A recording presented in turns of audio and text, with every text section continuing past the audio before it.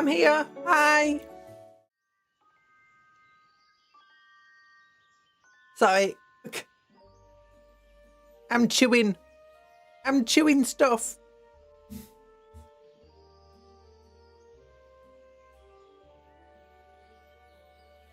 I got myself a quick fruit pastel and it was like, it's a very chewy fruit pastel.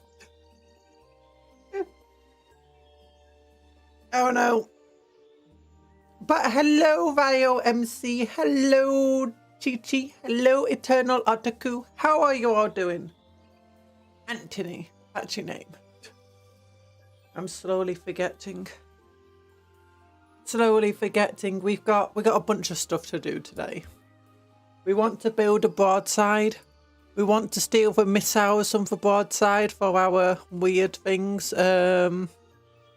Devilfish, that's what it's called, a devilfish. Because it's a fish that is literally Satan. And somehow it just looks like a Tau transport, you know?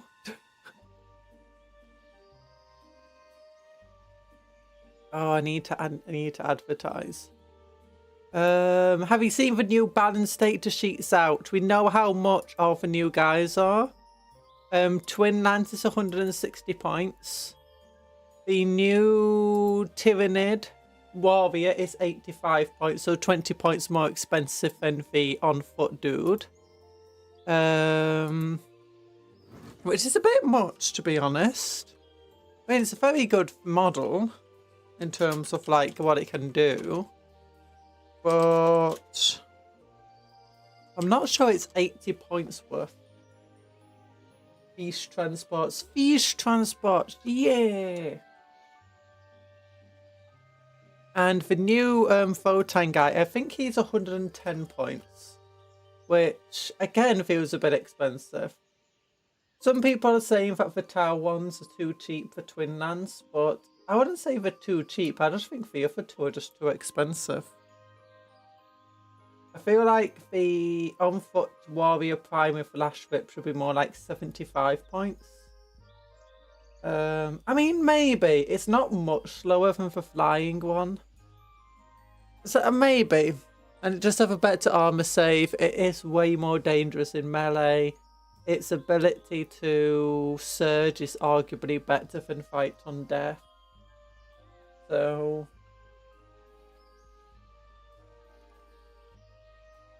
maybe. You know. We'll have a look at them just in a couple of moments. I'm just advertising the stream right now. Handcam thumbnail 217.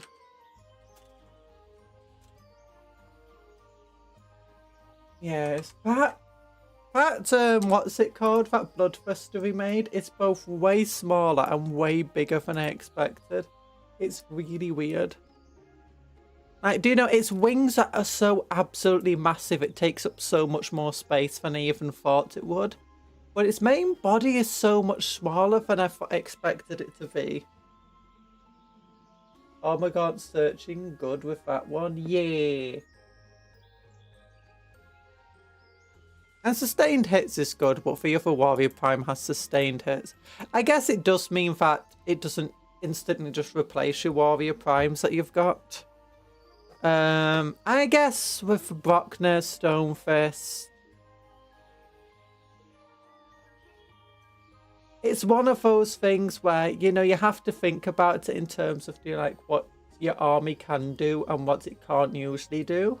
A character or a unit coming in that allows your army to do something it normally can't do should be more expensive when compared to something similar from another army, if their army can already do that thing.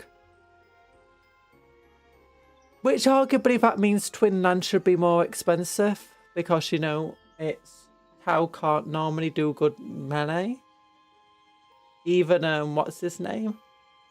That's me. Even Farsight's melee kind of sucks. Like, compared to other characters.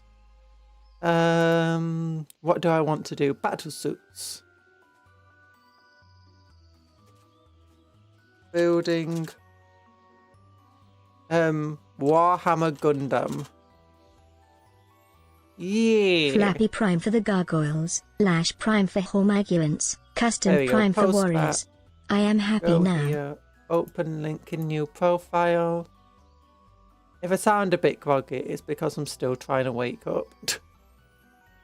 I had one of those mornings of where you wake up really early and then you decide, you know, you just set an alarm for 20 minutes and, you know, just get a little bit of extra sleep. I did that, except then it did not go well. I went up from, you know, being kind of awake and doing relatively well and deciding, you know what, I can get a bit of extra sleep, to, oh my gosh, I'm dying. I don't feel good. I'm tired. I need to sleep forever. Flappy Prime for the gargoyles. Oh, sorry, I not got my headphones on. So I didn't realise Cuptle was speaking. There you go. What did you say, Cuptle? Flappy Prime for gargoyles, Lash Prime for cormorants, Custom Prime for warriors. You are happy now. Yay! I mean, technically, the Custom Prime can go in any of them because I think it can be upgraded with wings. Oh, darn it, that's what I meant to get. I meant to get a tissue. Just give me a moment. I'll be.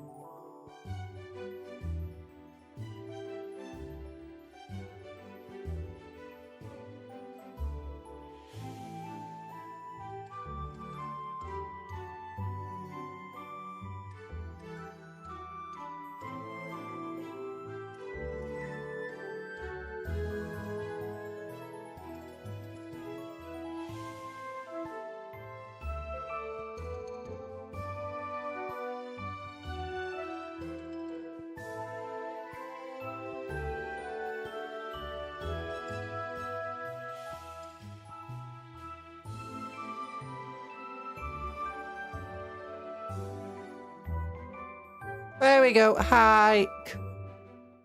Custom Prime is really, really good. Because it can be put into anything. You can give it wings. You can turn it into a Zoanthrope. You can turn it into a Lictor. You can turn it into a Ravner. It's basically, if you want a Warrior Prime that can go in any unit and contribute to that unit, the custom one is perfect. Like, that's how you do the custom rules. Looking at you, Space Means and Dark Eldon.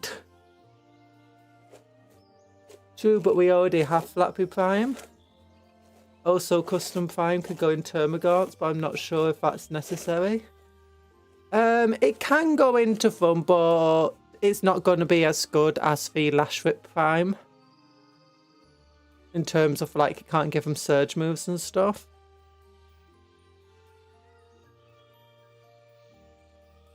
You can do other stuff, though.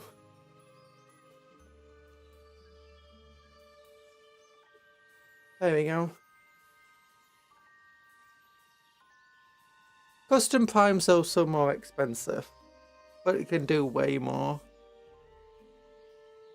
You can make it a shooty death cannon. You think Momagon gives them a buff instead?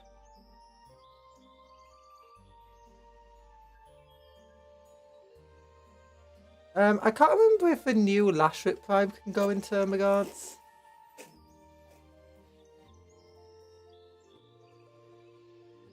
Oh gosh, my hair is a mess today. I'm brushing my hair. Brushing my hair. There we go. You can tell it's a morning and I've not been doing too good. Too well. There we go. There we go.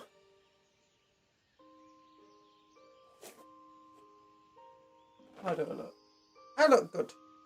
Yay.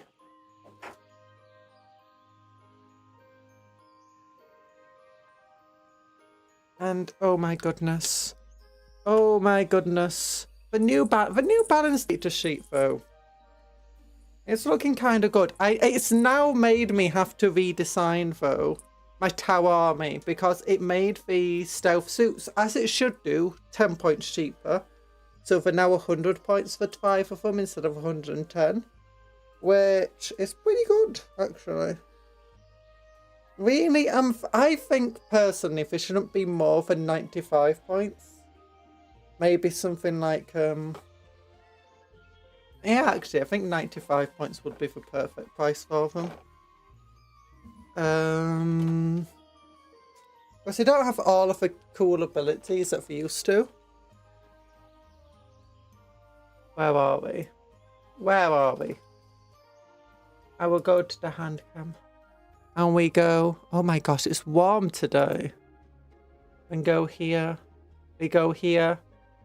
Balance state to slate. And here we go.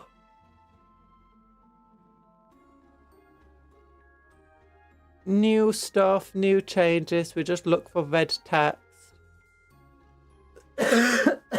Sorry.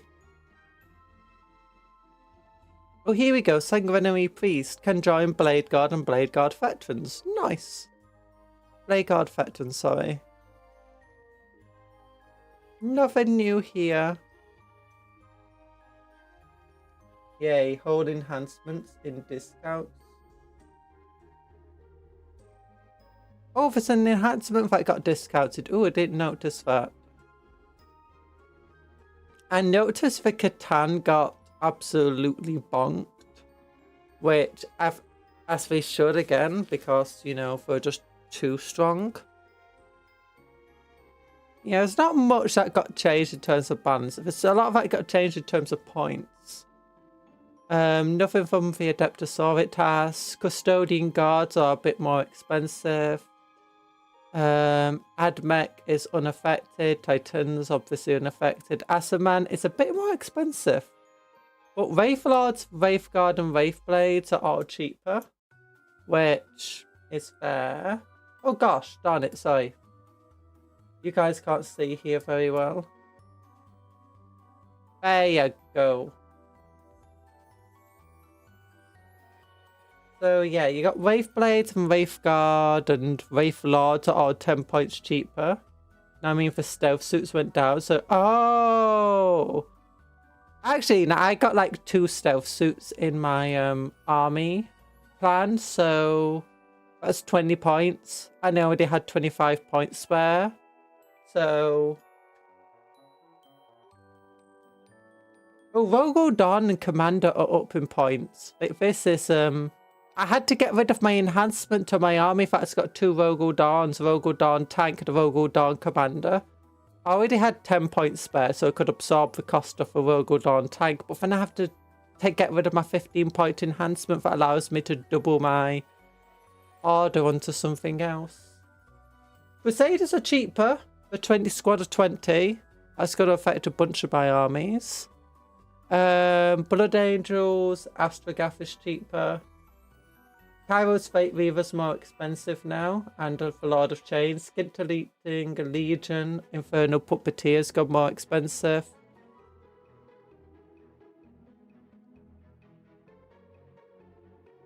Ooh, Weaponized Hatred for Chaos Space Marines in the new Renegade Warband's gone much cheaper. It was 60 points. Oh yeah, it was. I was like, how the heck is anyone going to justify using that?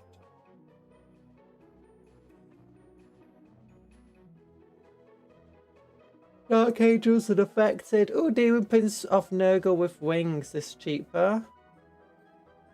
Drukari have cheaper Homunculi, cheaper Scourges, cheaper Rat. They're pretty cool actually. Your birds are so expensive again. They're not that much more expensive, are they? It's only 10 points difference. Yeah, it's only 10 points. Well, 15 points for a lot of change, actually. So, yeah. It's still significant, I guess. What what are we looking at? Ooh, Emperor's Children, they're cheaper in terms of Flawless Blades and Chaos Terminators. I think it's about time we got the Flawless Blades being a little bit cheaper. They are very good.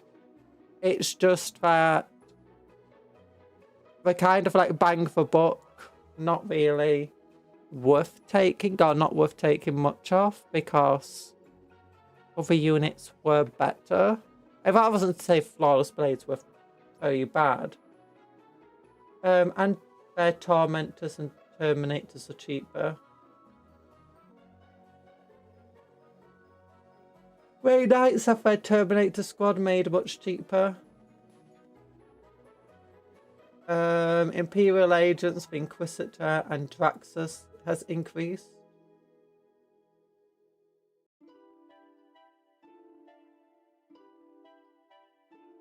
But not here.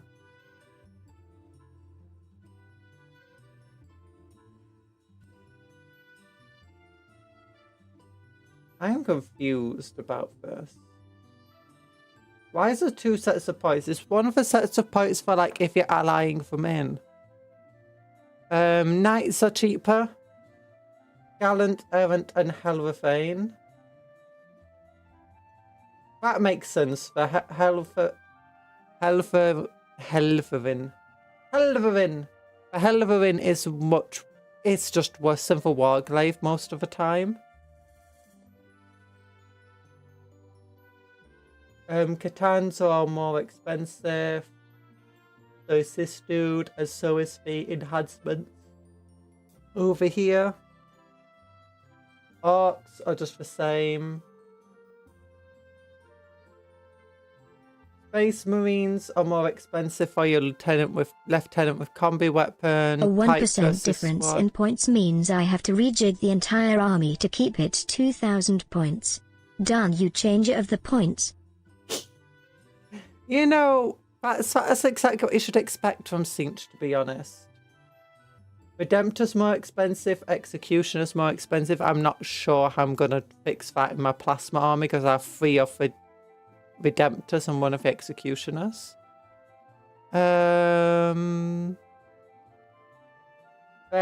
we should... The Space Wolves aren't different. Stealth Battlesuits are cheaper for Tau. But... Where's Twin Nans here? Twin Nans, 160 points. So it's the same as a Ghostkeel. Thousand Suns, again, have Kairos Fate Weaver, Lord of Change, increase in price. Wartrade is reduced in price for World Eaters. Oh wait, we completely missed Tyranids here. Yeah, where is it? The Tyranid Warrior Prime with Lash Whip, 85 points. The normal Tyranid Warrior Prime is 65 points. So it is fine. It's fine. I mean, it does hit a lot harder. It's not much slower, and it does have better abilities, and it does have a better armor save. So it makes sense. And where's Leagues of Photon? I forgot about them. Here we go. And I think it's this guy who's the new character.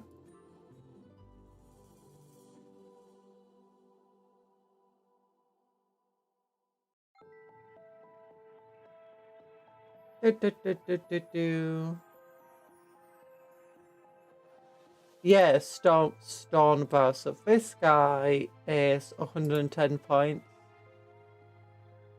He's pretty expensive, if I'm entirely honest. But he is toughness 6. He does get Fear No Pain 4+. He does give his unit sustained hits. He does have anti-vehicle, anti-monster 3+. He does have damage 4. So he really isn't bad.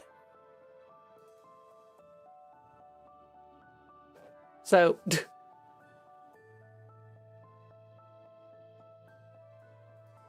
oh, let's get gloves on though.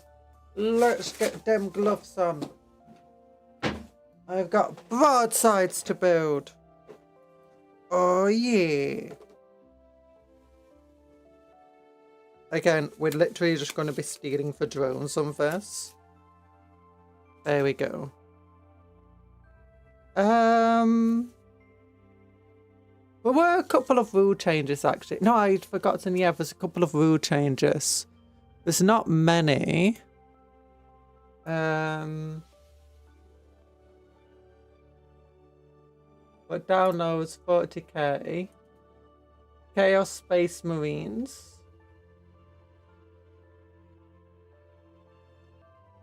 Here it is.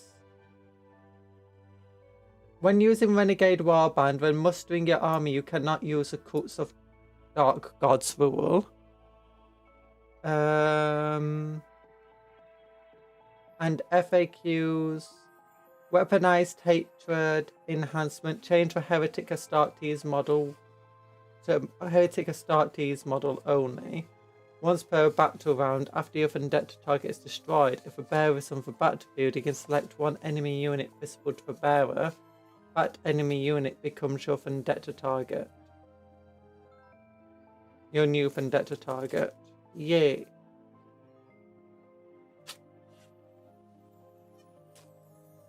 There we go. Getting gloves on. Oh, for it. FAQs and a vector update. What page is it on? 26.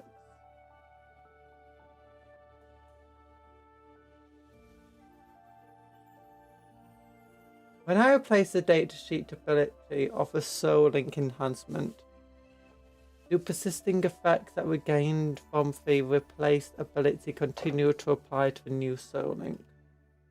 No. Okay, faction pack connect ones.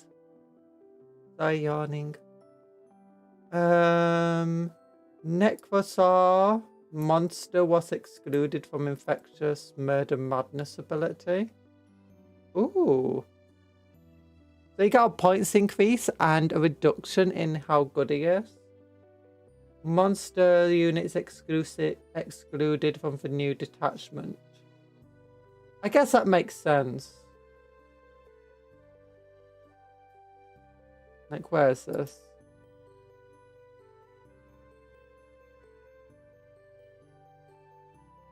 Wait, what does it want?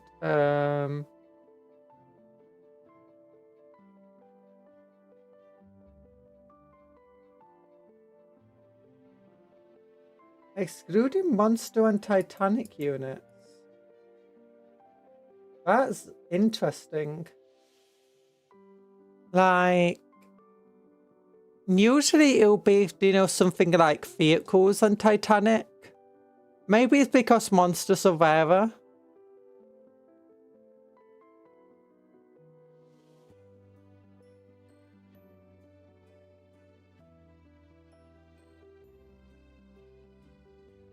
Oh no!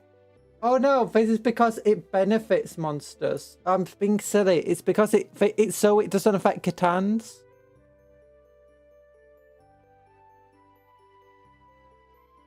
Helverines are down. Yeah, Helverines are down. Helverines, 5 points cheaper. 5 points. So if you got 3 in your army, that's 15 points. Oh, okay, so yeah, this is basically just to stop you affecting Kitans with all of his abilities.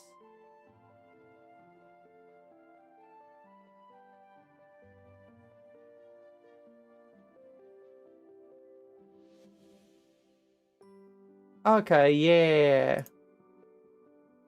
Faction pack Leagues of Photon. It's just got the Storm Browse there. Oh, and an Vector update. Brand fast, secure positions. End of your phase. Target 1 League of Photon transport from your army. Effect 1 League of Photon unit embarked within the transport can disembark. Okay, so it has to be at the end of a phase. That's fine. Faction pack Tyranids. Any changes here other than, yeah, just the new Tyranid Prime. Tau Empire. Just for nutrients.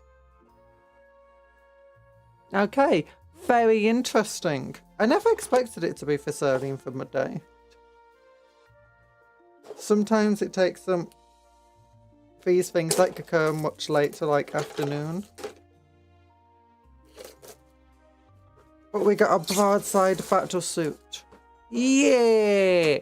Also, I've got the big old combat patrol box.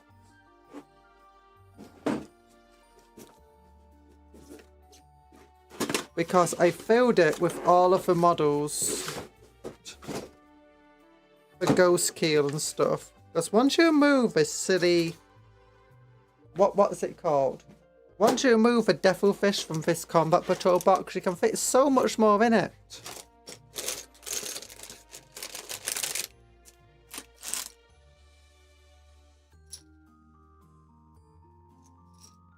Let's look here. Those are stealth suits.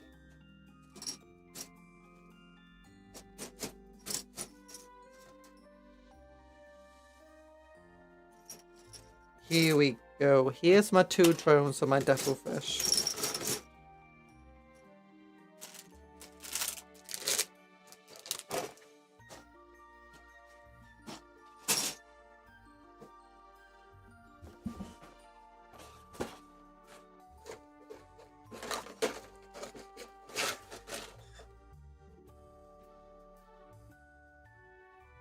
There we go. Lumin. Things over there. Luminac.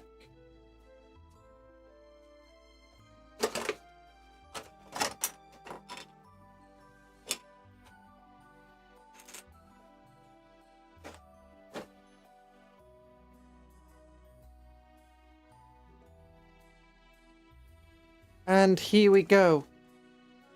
We need... There's the missiles. They are the...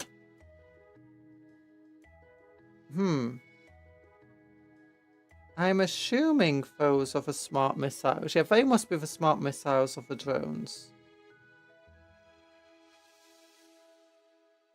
Let's check. The part number 66.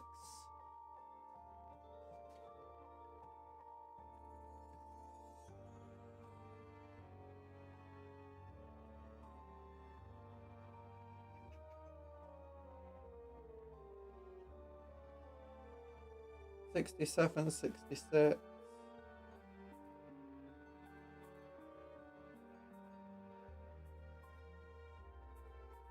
Yep. So we need to grab these things. Stealing for smart drones, missile drones, a devilfish. I'm putting SMS launchers on the broadside. I'm putting shields on the broadside so it gives it 2 extra runes. Because those 2 extra runes are actually massive. Like, it really pushes it into a place where certain guns can no longer one-shot it and other guns can no longer two-shot it. And that is huge. Like, it can potentially give you an extra turn of firing. Or at least force your opponent to have to divert extra forces to defeat it. And that is in both cases, that is just absolutely huge.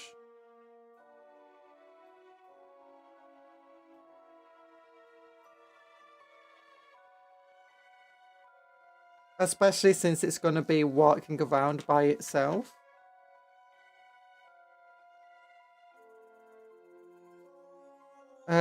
I'm going to be giving the broadside the heavy rifle because, I mean, it's got a giant rifle on it. I have to take the giant rifle.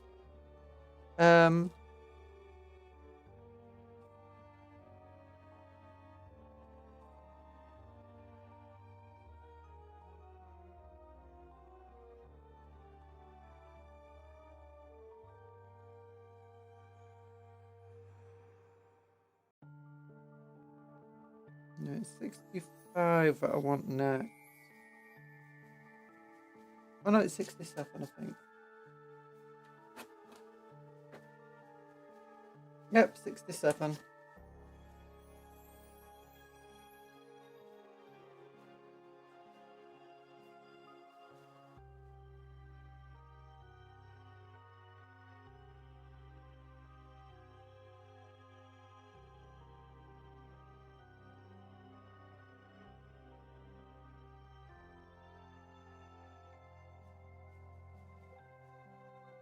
There we go.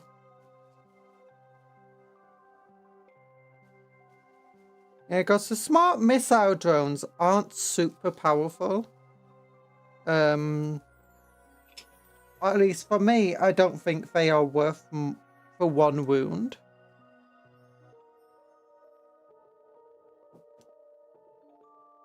Drones used to do a heroic Sad dive. noises. Drones used to do a heroic dive. That's a nasty looking las cannon you got. Would be a shame to waste it on a one wound model. You can kind of still see that in certain ways.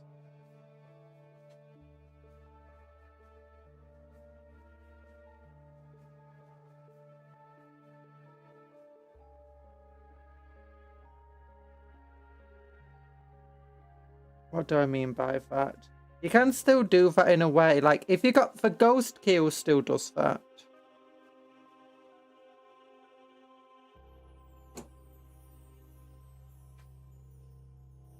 Which way do the drones go?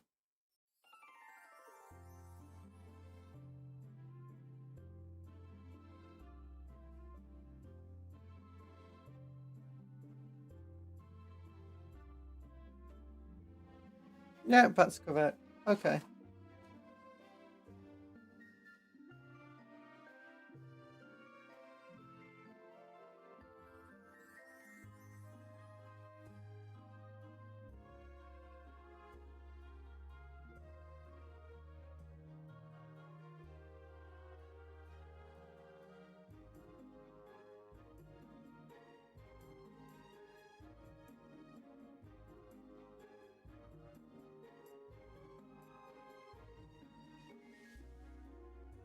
Wait, am I crazy?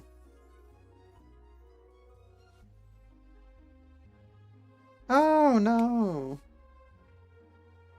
I was just looking at the drones. They have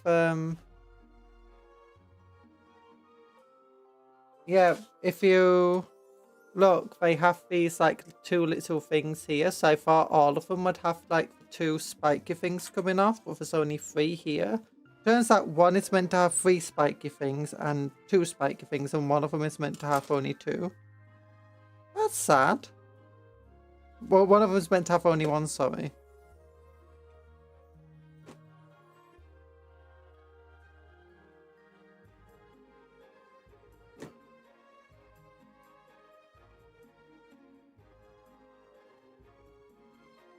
There you go. It used to be that the shooter could choose targets as well.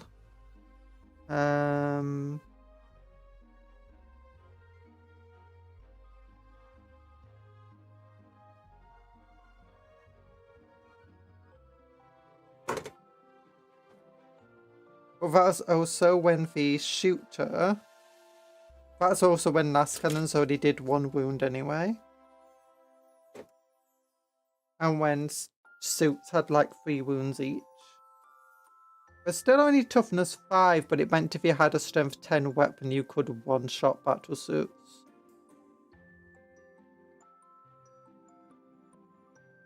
You fool.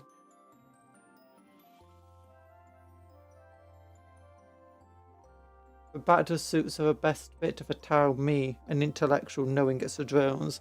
They've gotten rid of the tactical drone squads.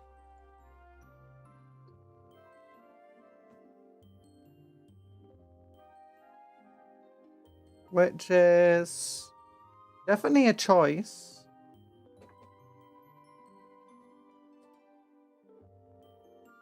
I mean, drones at the moment do just act more as tokens, so you don't have to buffer with flying stands all the time with them now.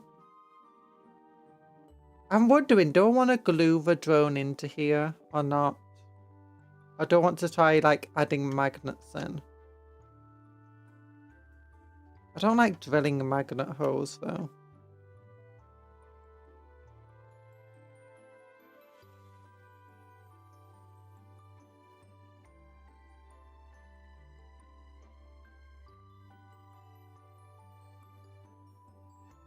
Do they still have a dustbin drone? They have a giant drone for the Pathfinders.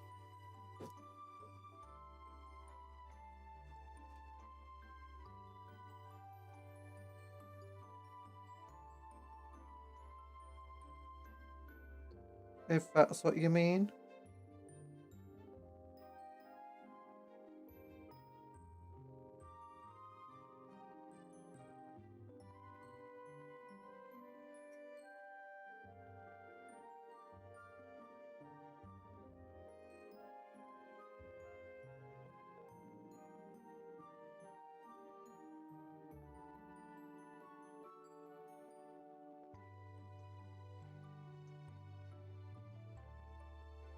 Yep.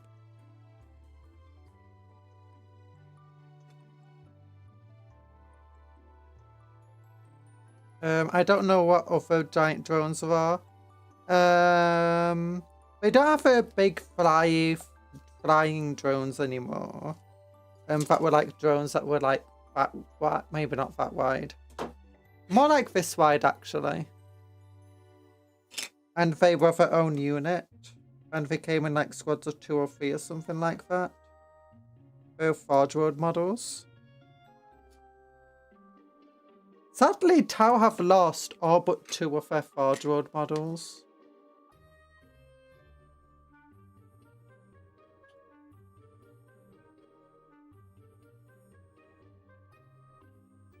And that is sad. Like, they had a couple of really cool Forge Road models. You still got the Tiger Shark. Manta is gone. That one is more understandable, being absolutely massive. But what's the other one that's gone? There's another one. Yeah, Groucho the dustbin drone. He sits with Pathfinders, pops out, scowls angrily at the enemy, fires off missiles, then closes to reload. Yeah. For one I'm gonna build for my Pathfinders is the one that gives some, is it infiltrate to scouts? And what else does he do for them? Oh yeah, gives it a burst cannon. Burst cannon is cool. The cool thing about drones is that they are extra firepower that stays around until your last model. And I do think that is really cool.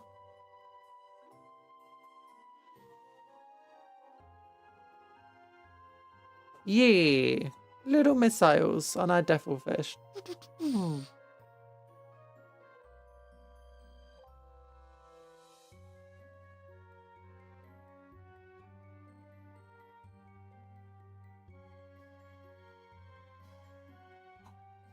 So,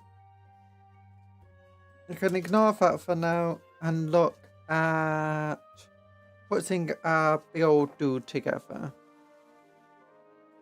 Piece 10, piece 14. Let's find piece 1 in here. That's 3, that's 2, that's 1. I'm assuming these are part of the leg. No, these 2 go together. That goes over it, that goes over it.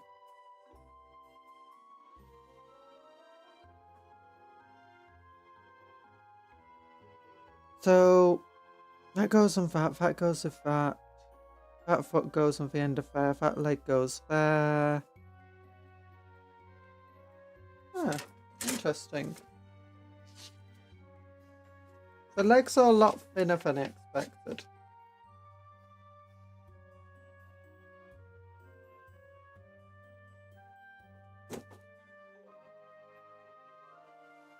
Yeah, and those little wings go on.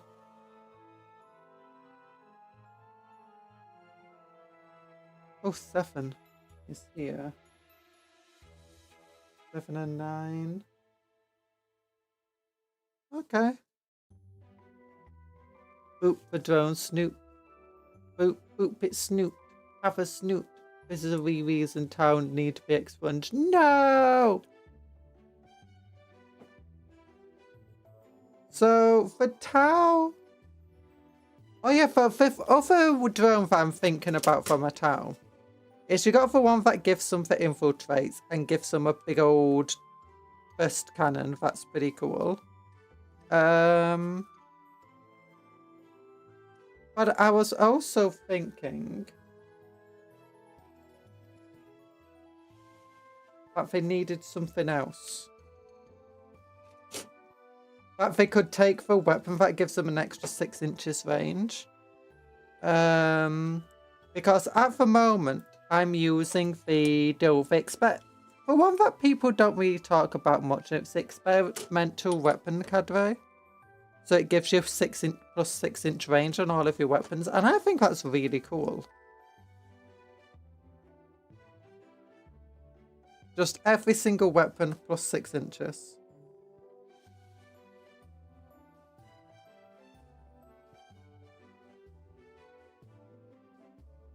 Because why not? But you can take a drone that gives your Pathfinders like plus 6 inches anyway. So you get plus 12 inches to their carbines, taking them from like a 20-inch weapon to a 32-inch weapon or something like that.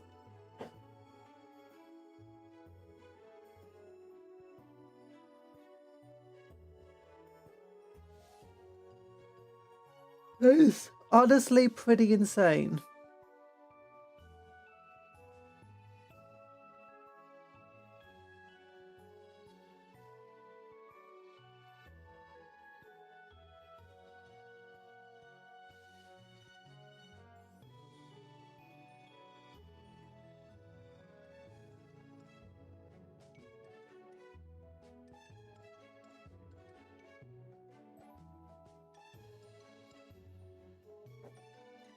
But then it's also like infiltrate and burst cannon.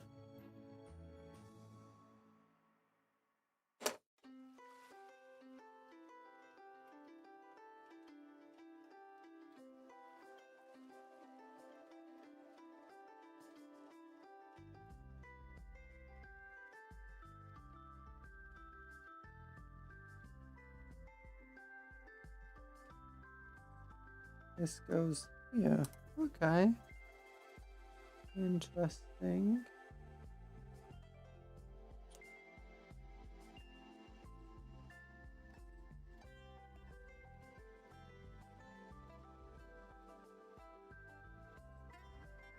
No, that doesn't go there.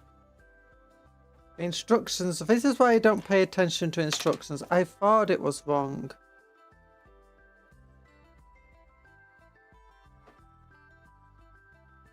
Wait, never mind. It's fine. Yeah, no, never mind. Yeah, that is right, apparently. It goes like this. There you go. Oh, and then it prods into the foot like that. How are we doing? We're doing okay. We built some drones.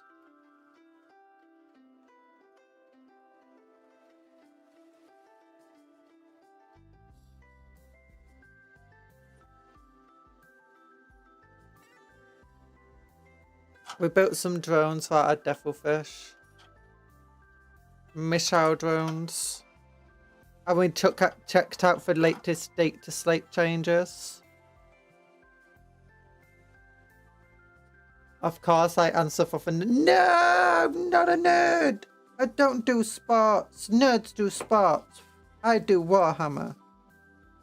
That's like what the jocks and the cool girls do. Wait, do we got for nerds, for jocks? What's like the term for cool girls? Like I know you got cliques. I know in American films as well, it's like they're always the cheerleaders.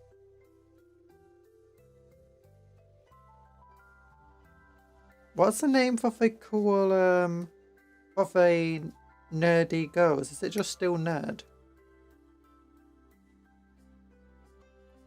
That's a very un-American thing.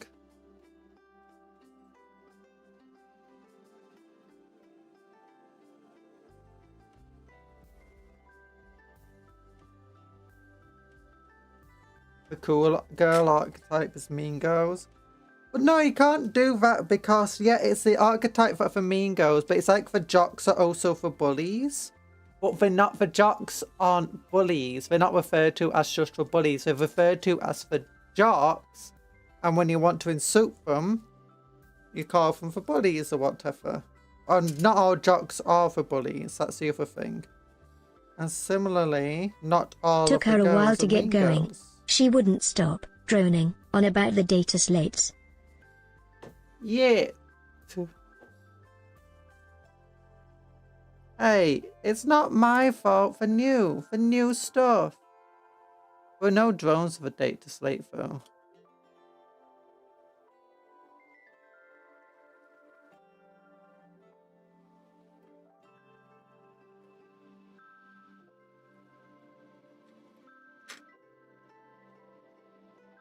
They are cool because they are mean, not because they're bullies? No, I don't think so. Mean means bullies.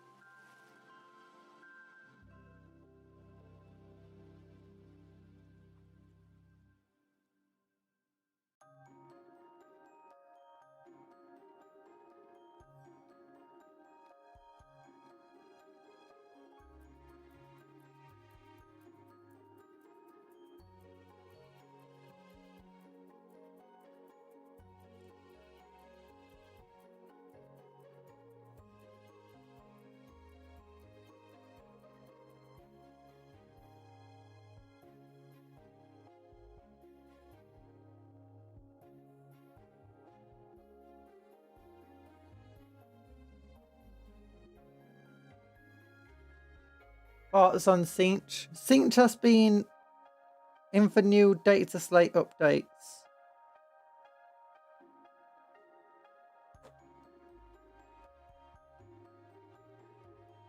Where they got beaten up pretty badly. Lord of Change is up 15 points. Kairos up by 10. It's incredibly fun. I was talking to you. There's a bit of a delay. Send her milk cartons with little explosives in them. All of them mess. None of the proximity. Bet she doesn't know we are here. What? So focused. I'm talking to you guys. But there is a bit of a delay sometimes and it can vary depending.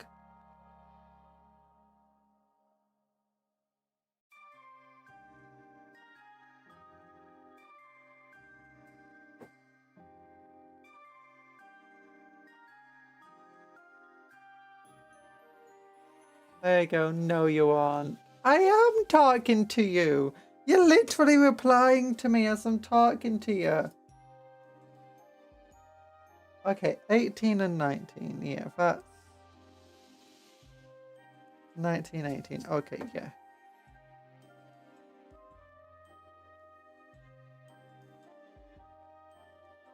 Yeet. Hi, Sandwich Man. Dodge. Dodge. Ow.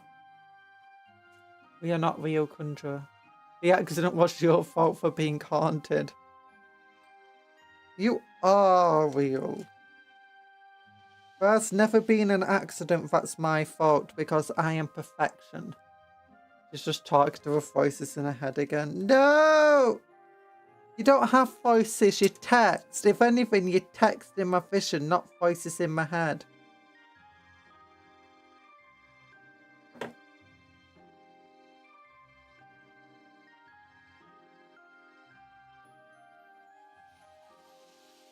And I don't think very well in language.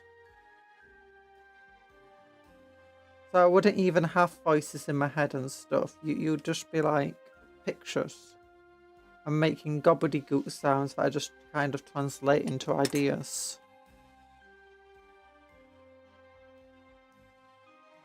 Do you even have autism?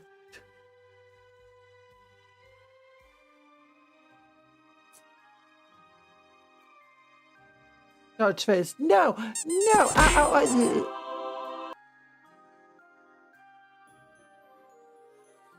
Angel cupcake.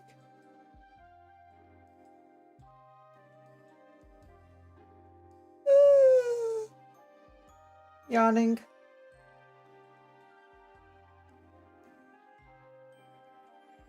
Cola! I was not meant to just meant That's not me just being mean. You missed the top half of the message. You didn't attribute different voices to each of us when feeding our messages. No, of course not. I don't have that style of autism. Instead, the only voice you have is the one that I speak aloud. Actually, no, I got two voices. Like my thinking in my head, if I'm trying to think like in speech. I can sometimes do it well, but sometimes I struggle and I have to speak it out loud or like under my breath.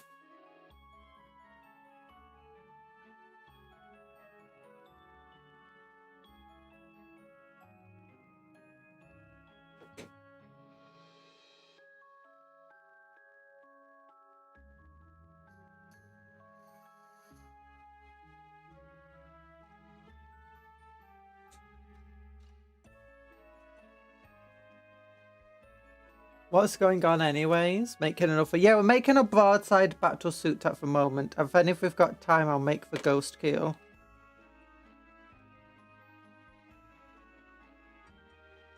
You got your autism from Temu? No, it's actually quite an autistic trait not to use language in your thought process. It's one of the reasons why I struggle to learn languages as well. Because I don't really get it in my thought process very well. Like, not my most active thoughts. I can think in numbers pretty well. And I can think in, like, video games and, like, information.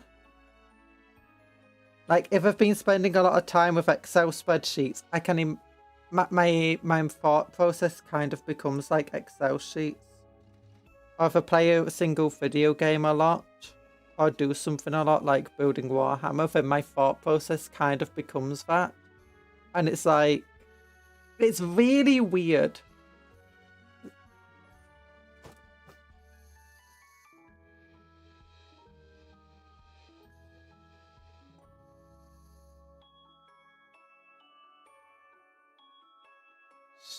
Excel sheets immersion, yep.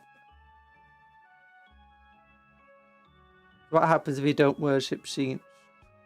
Sinch, worthless. Oh, I've got a bit of something on my glove there. There you go.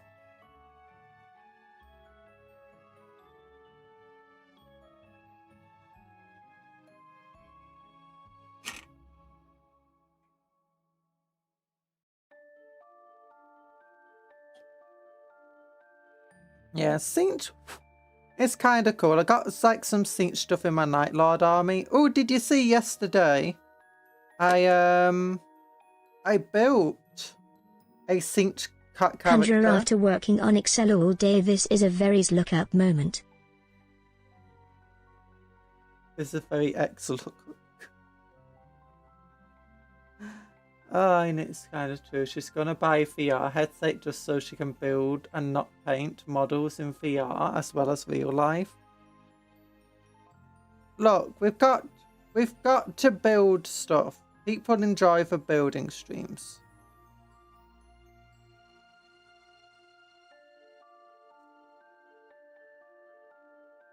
I could probably do this like, ha-ha!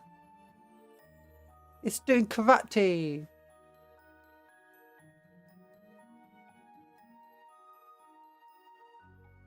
Welcome to fighting. The fastest lightning.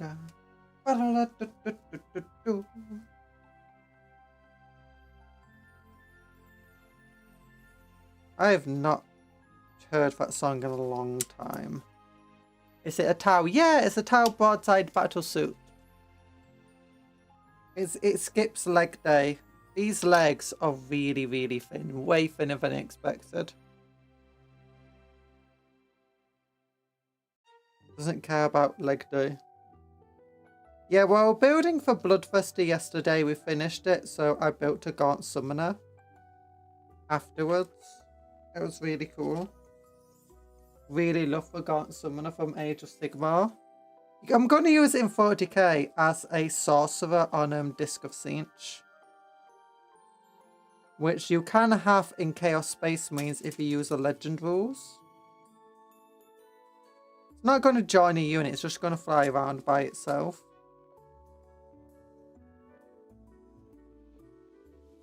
just doing stuff.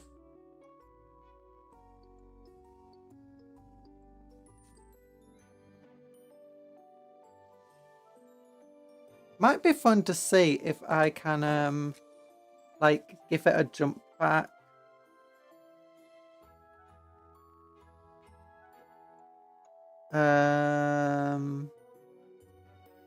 Or bike.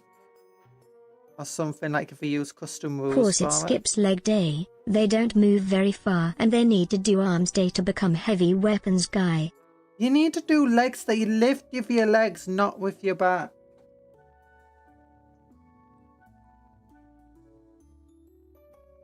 Also, they're not heavy weapons guy, they don't have giant burst cannons. If they had giant burst cannons...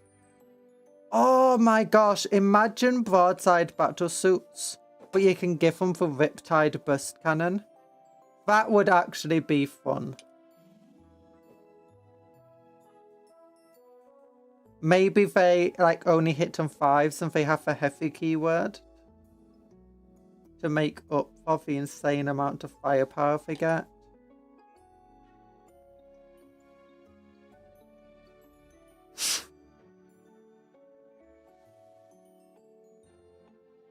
Remember, women love cake. So do those squats, you maggots. What? Would love to be a corrupt politician. No, don't be a corrupt one. Be a good one. Who wants to sell Warhammer to the people. You know? That's what the people want. People want Warhammer. Become a politician. Help the people get their one and only desire.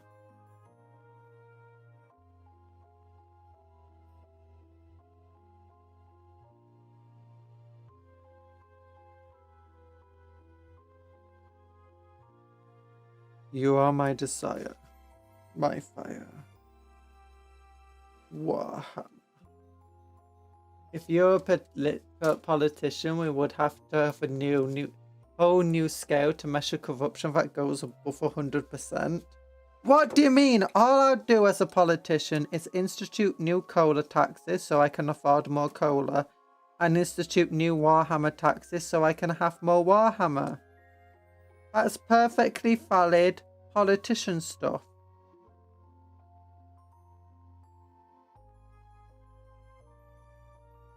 And if you guys want, you can also have some Warhammer and some cola. In fact, I've added a new law saying buying Warhammer and cola is now mandatory.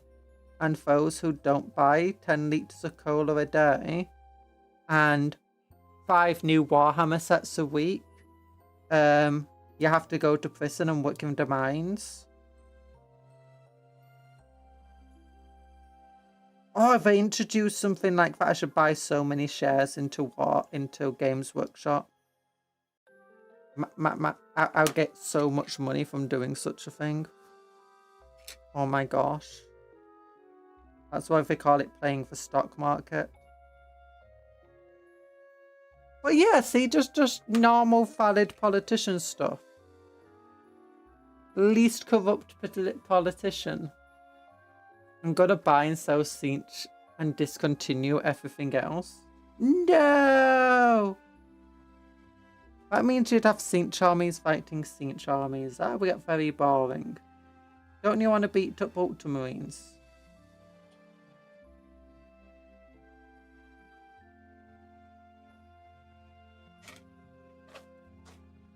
What if I prefer Pepsi?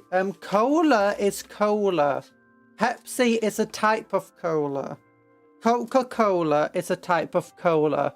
Pepsi is cola. I didn't say Coke, I said cola. You know, you go into the gulag. For not realizing that Pepsi is a brand of cola. Cola is not a company, it's a type of drink.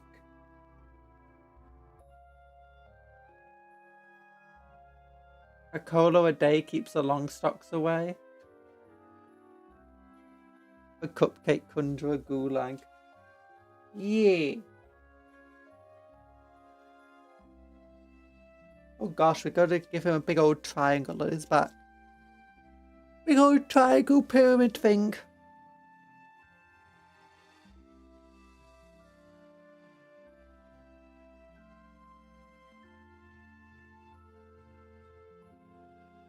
I remember when I was a kid and I went to America and I like asked for a cola and the waitress was like, we don't have cola, is Pepsi okay? And I'm like, Pepsi is cola?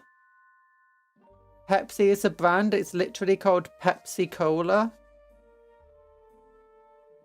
It's American companies, how do you not know this? Cola was invented in America as far as I'm aware. Taste-wise, I prefer Pepsi. If I have Pepsi and Coke as my choice, I'd pick Pepsi. I wouldn't, because Pepsi's turned evil in Britain. They use artificial sweetness and they make me very ill. As a waitress, I would have gotten your order wrong on purpose. Do you think she survived for more than 5 more seconds after I explained that and she didn't understand it? Also, when we went to America, they had something called the vegetable of the day. And when we asked them what's the vegetable of the day, they asked us what's the vegetable. And we're like, a vegetable? It's on your menu, vegetable of the day. It's like, why do you even have a vegetable of the day? Why do we order vegetables separate from everything else? Like, it says it gives us a meal, but there's no veg included in the meal, except, well, I mean, carbohydrates. Potato. Potato.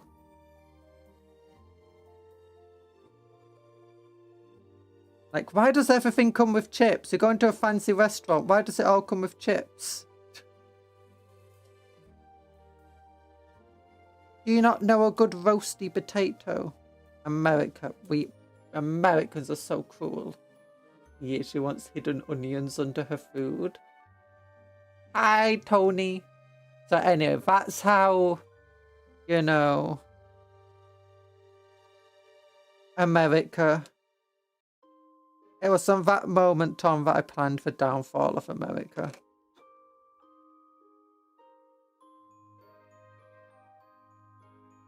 It was so terrible, so mean. You don't know the difference between cola and Coca-Cola. Oh, no, I didn't go that angry. I was like a little kid. I was just confused. Like, what? What?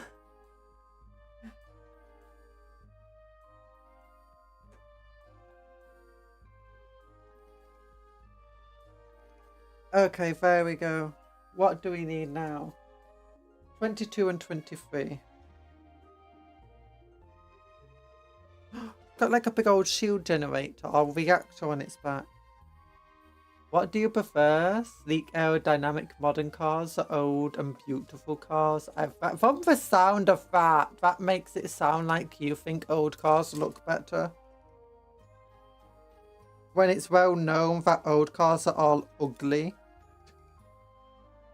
I don't know, because you have to realize, especially like as an American, your ideal for an old car looks like and what a modern car looks like is very different from mine as a European / Brit.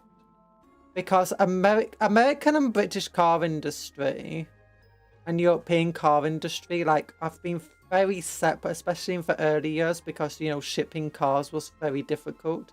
In fact, one of the things, like, American car manufacturers did sell American cars in Britain, but they sold them they were made and designed in Britain for ones that were sold in Britain for a very long time. There's definitely a bit of nostalgia in some of the old cars, I guess, like, in a way. I mean, not that I will get that nostalgia. There's like a uniqueness to old cars. But I think, I don't know, like, I don't know what you mean, because you got like sports cars which look very different from your like just your basic sedan, and you got rally cars which look very different from like F1 cars, which look very different from NASCARs, which look very different from these, you know, stylish $2 million or pounds or whatever sports car from Lamborghini and Ferrari. And then you've got like your hatchbacks and your stuff, and you got your smart cars and your Mini Coopers and your modern Mini Coopers. And you got lots of different styles of cars, and they're all very different. And you got, and the same goes like if you go into a pasture, you got for different styles. So, and not like all modern cars have that sleek aerodynamic look.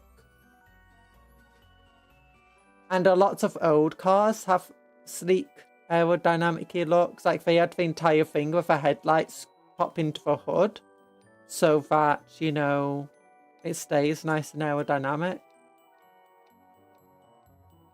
You're not even from the US. Oh, you're not from the US. But either way, it's like it changes massively. And then you've also got the cars that like popped up in Germany and Italy. And it depends what you mean by old. Like, do you mean 60s and 70s? Or do you mean like the 20s or 40s? Like 40s cars have a very nice design to them. And like, do you know those early ideas and motorized stuff? Pop-up headlights need a resurgence. No, they don't. Those pop-up headlights broke a lot. You cannot stop her. Congratulations on becoming American. You are American now. Don't worry about it. Everyone. But it's the same. And then you got like the ones in like the ones that are popping up in like the early cars that are popping up in China and Japan and stuff. And then you had like the increasing of like shipping and abilities, and the massive expansion of like the Japanese line of cars, which drastically changed it all. Like the face of the automobile industry on a global scale. So I don't know. It's hard to say.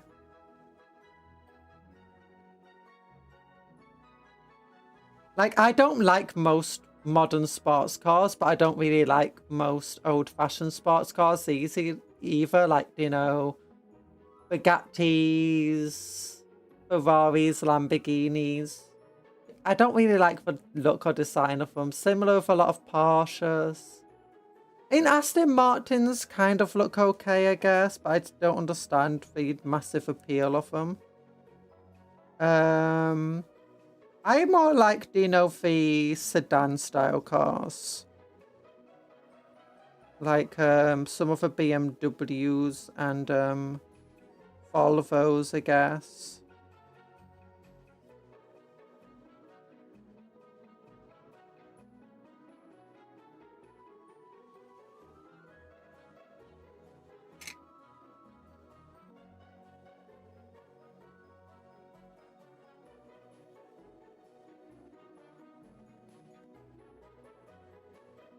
So yeah. And usually, I don't think they look great. I don't really understand. Like, the old Aston Martin that Dino was famous from the Bond films, I think it looks ugly as all heckers. But then you see, like, some of them from the later Bond filmy stuff, and it's like, oh, they don't look too bad. Okay, that's how it goes on.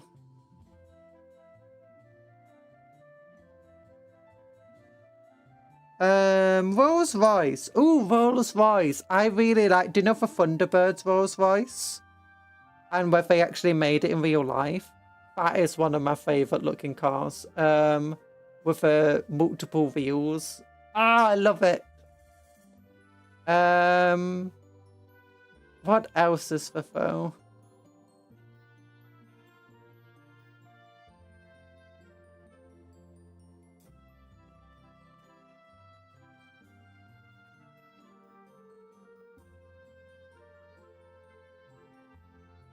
Yeah, I genuinely prefer, you know, the boxy sort of 4-door, well, not 4-door, 5-door maybe.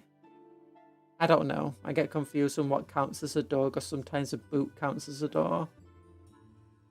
Conjure will never say something looks good unless it's a Warhammer and she's about to buy it. Well, for pink Rolls Royce, I did have a model for. I actually had like that from Thunderbirds. I didn't even like Thunderbirds that much, but I liked what's the name? What was she called? Moneypenny or something? I don't know. But yeah, she had a big old Rolls Royce. I had a model of that, and you glue it together and stuff. Yeah.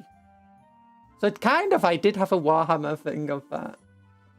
And I do know that there was a Warhammer car, like, because I remember reading lore, and I was like, wait a minute.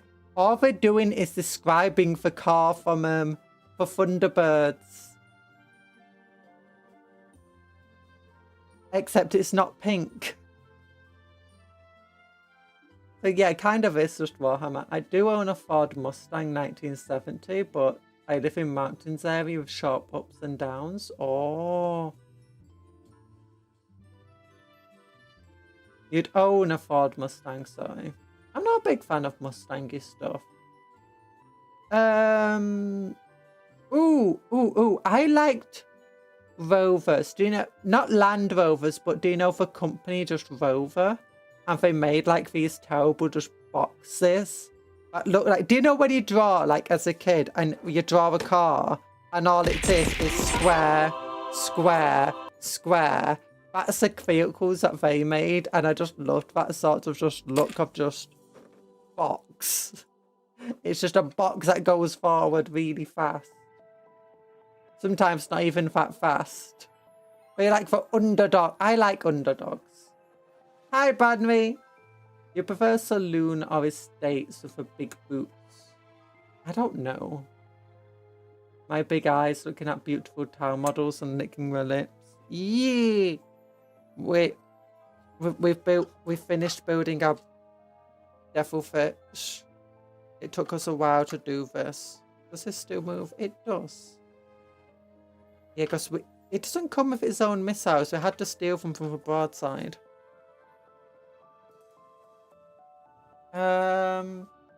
16 and 17, that's what I need.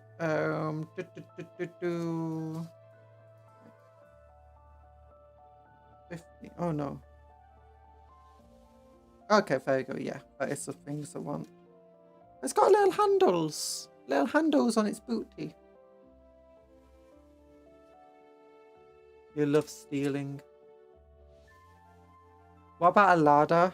Oh, ladders suck.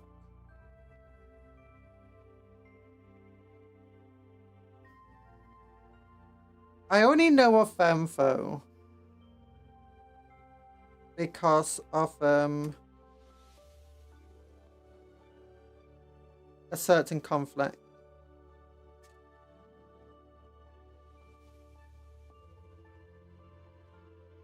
Oh, you know what is a great vehicle? Toyota pickup.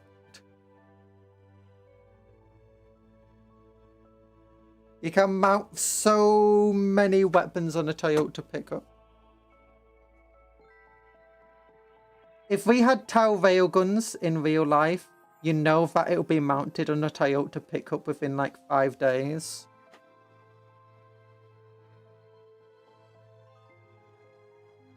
And by A, I mean like every. So this goes like that. This goes like that. Yeah. And if you say otherwise, you go to hell before you die. Oh, what's that hybrid that like everyone kind of hated, but now it's like actually a popular car?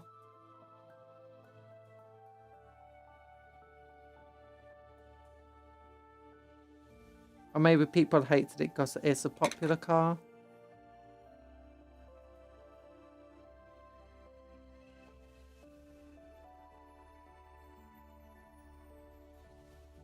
Or is it just a straight up electric? I can't remember.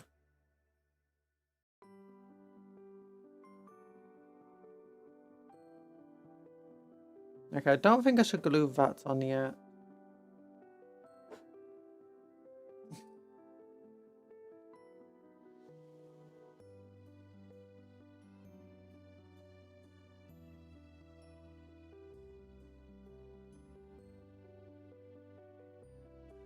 Toyota Hilux if a weapon guaranteed by Toyota will last longer than the weapon. I mean, it's pretty true.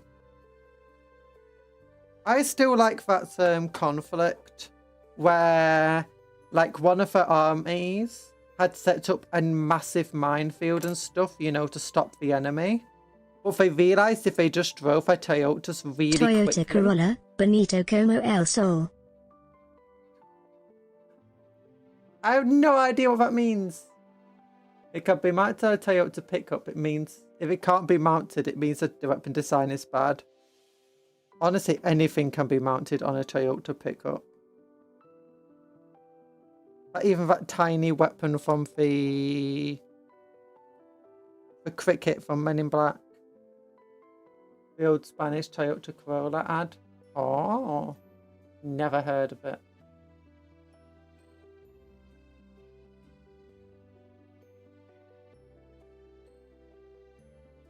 Just realised that non-combat vehicle has possibly been in more wars than any other non-combat vehicle. I mean, once you start modifying a vehicle for combat, it becomes a combat vehicle.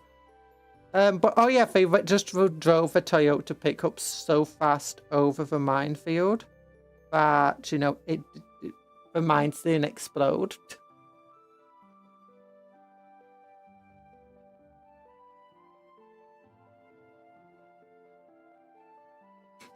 This is what is above your house. Mountain! Or giant rock, sorry. Look, I do live under a rock. I don't... The rest of the world turns and moves and I don't pay attention to it. Oh gosh. The way this, looks like I just read instructions here. Like I'm actually having to build an actual weapon or something. So many bits.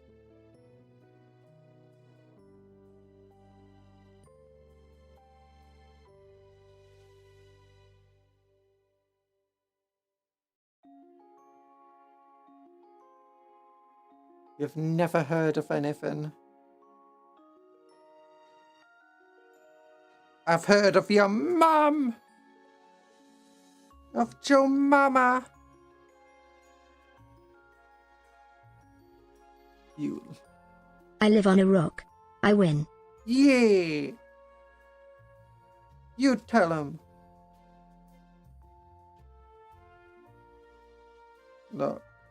Living under a rock is a really nice thing. Really nice thing to live under a rock. Live under a rock. Oh yeah, yeah, yeah. I never realised that this is actually a twin-linked weapon. That's why it gets 2 shots. It's not rapid firing, it's just 2 barrels.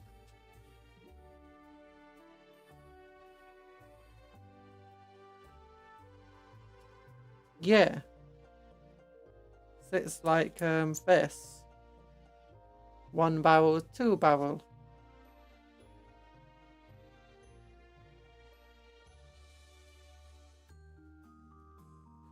I know people like the missile broadside, but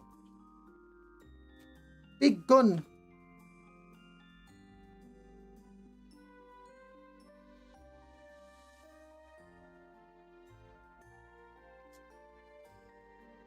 It's still hilarious. Imagine the amount of free advertisement Toyota had while their vehicles are used in combat. I mean, they don't care about the advertisement.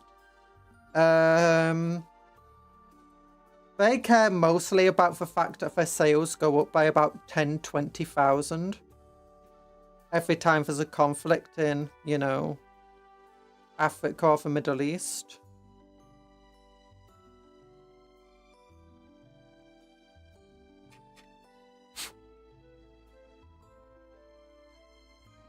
Some might even say that they help stoke some of those conflicts now.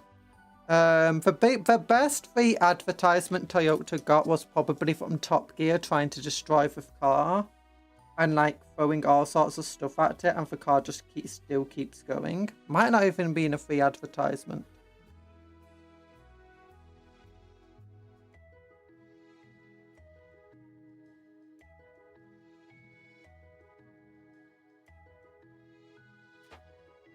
But by gosh, it was a very good advertisement for them. People were calling, what's this? There was a guy in the USA that sold his car with his plumbing company number on it. With the understanding that the buyer would remove it, months later the car was used by resistance fighters in Afghan. Oh no. People were calling because his number was still on it, getting a lot of hate calls in a language he doesn't understand. Yeah.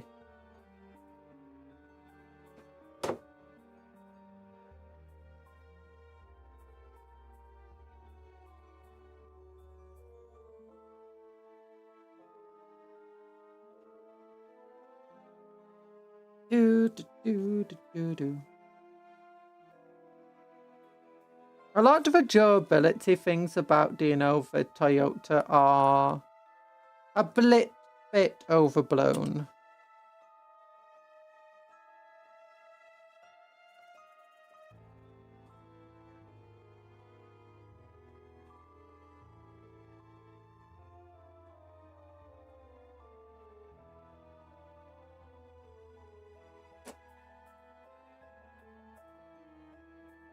Or at least at the very least ignore that actually quite a lot of cars would, survive quite well.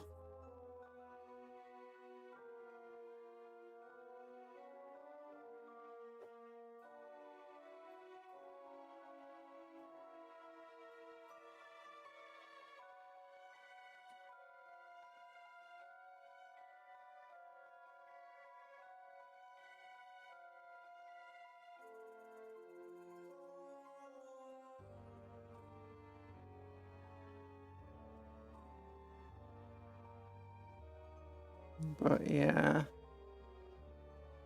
This is how Kundra got 5k subs actually. No! 33. That actually has caused quite a lot of concern though for various, governments and companies and stuff. Of trying to keep a track of how these vehicles move and what's actually happening to them.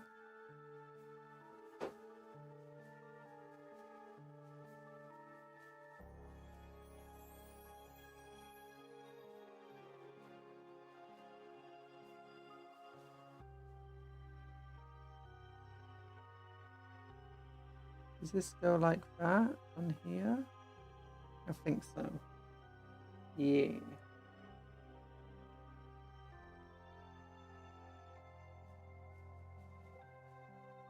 There you go.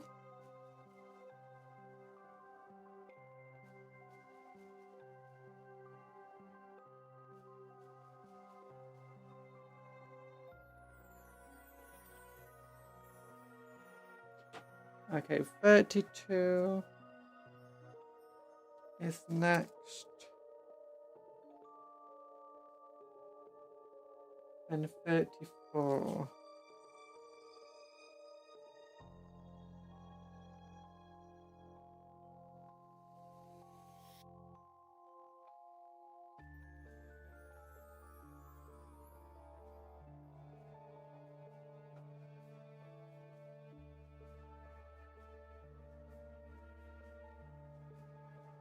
It goes like that.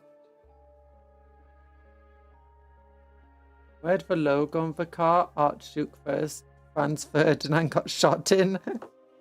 No, I don't think that's true.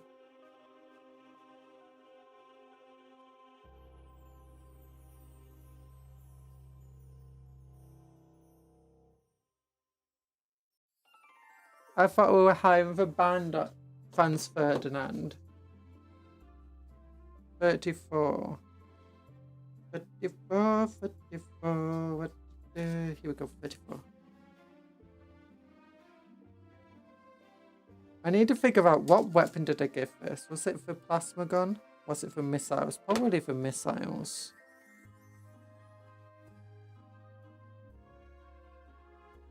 There we go. Other history books, they had to remove a logo, but at the time it was a great investment. YouTube wasn't even around back then, Talan.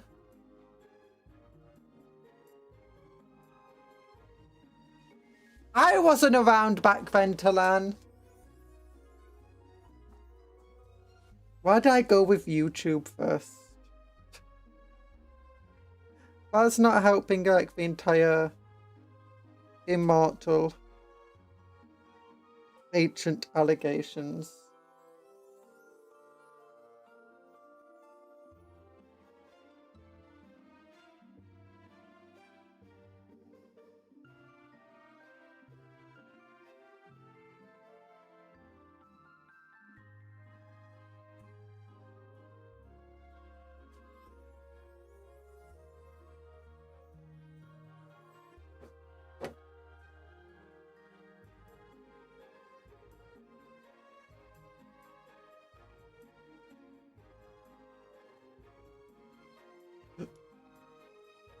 It didn't say subscribe to Cupcake Conjurer, it just said buy more cola.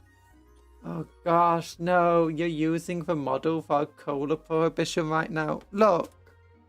Look. Look. Just because I was in the cola prohibition in an alternate world does not mean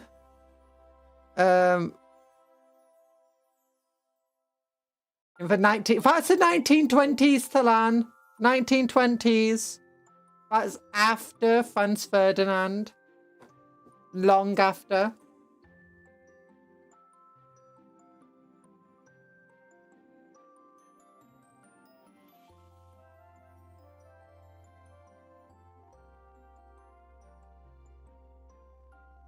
$35.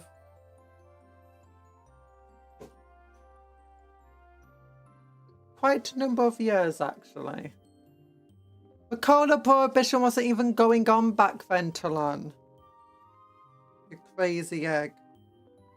Cola prohibition was the 1920s. And they've had to stop it.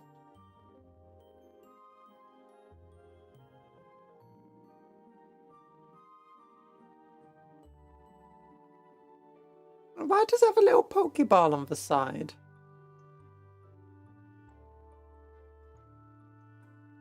That's a hi, TA.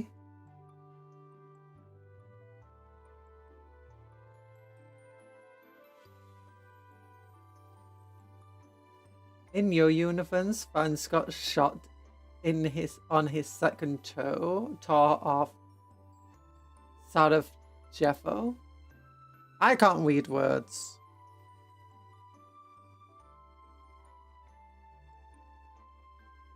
Oh, that's meant to be part of its arm or something.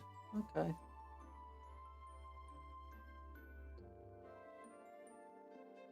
Or it glues onto that. Like this, apparently.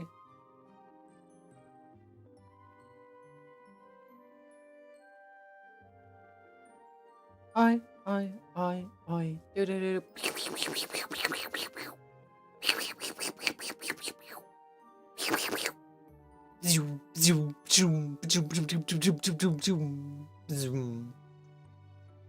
If I knew history and could read, I can't read.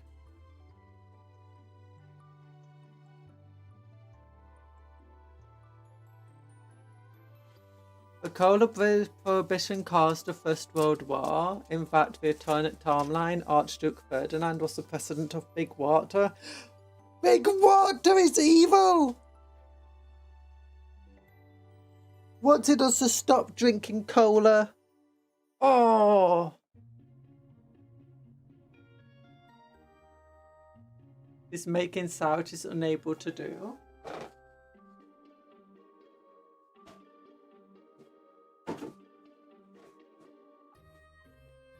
Pew! Bow, bow, bow!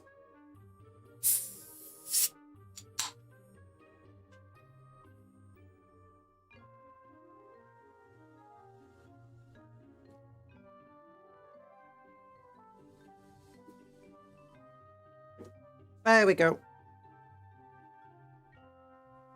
Yeah, no mention of illicit substances. I'm having some cola. 26, 27. Is that what I want? Yes, I do want 26 and 27. That's the other arm. I do forget with battle suits and stuff, because they are basically just fully robotic outside of the main compartment where the Tau warrior stays. They don't have to worry about things like limbs and stuff, so they can just make it as robotic as they want it a lot.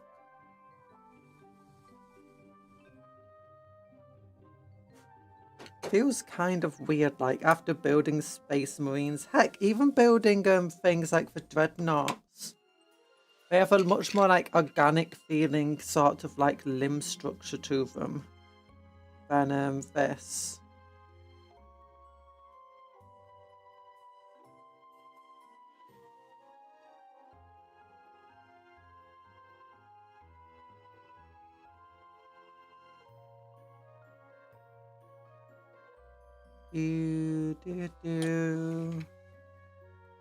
It's just talking about what cola used to be made from, and kind of arguably still is, depending on where you live.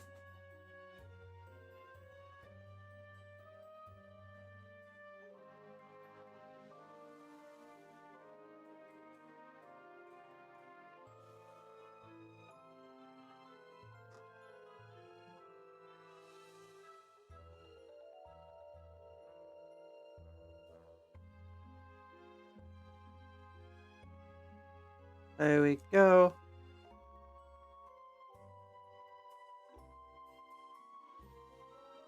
Bam, bam. There we go. Okay. We got a big old boom boom. Talk softly and carry a big stick. Do you think battlesuit pilots, like for broadsuit pilots, talk very softly? I mean, it'd be kind of cool, wouldn't it? To have, like, very soft talking battlesuit pilot who's just like, hello, my friend. You wish that enemy to be removed from existence? Certainly.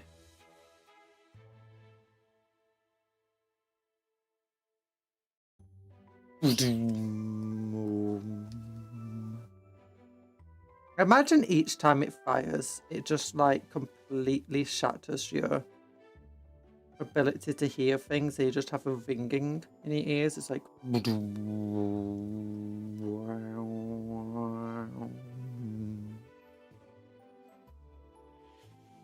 in the Dawn of Wars, yeah, they have a deep gravelly voice. Oh, that's not speaking softly. Speaking softly will be having a more effeminate voice, I guess.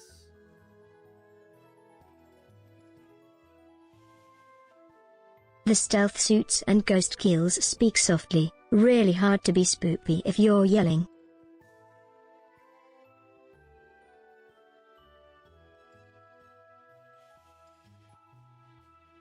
Realize this leg is not very well done here. There we go, yeah, that's correct.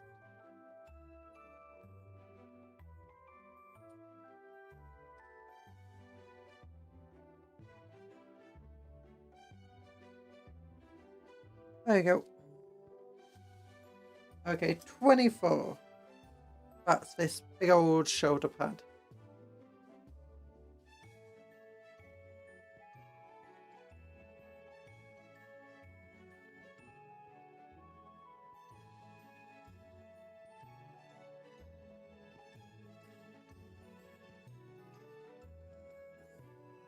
Da da da da da da da.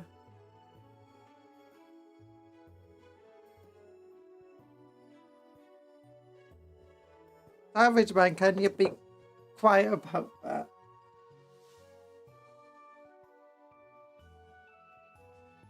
There we go.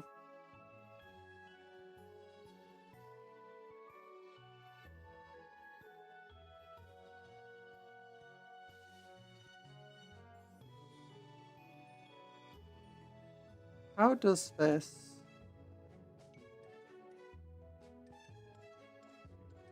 Would it be like that?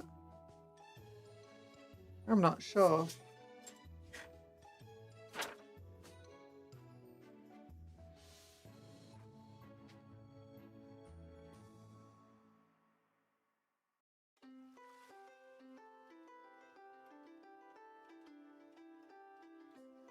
Okay, no, it's definitely lower down on fit arm.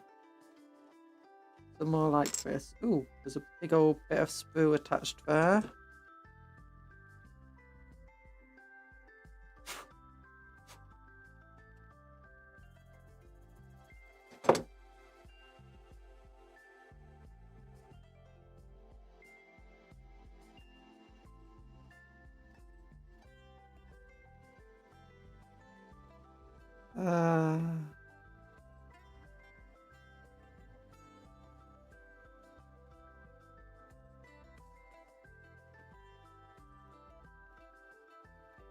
Savage man, can you stop saying stuff that will get me banned on YouTube?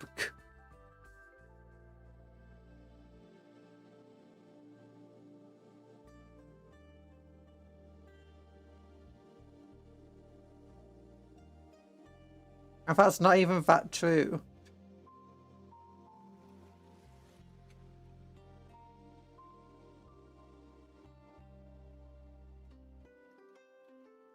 There we go.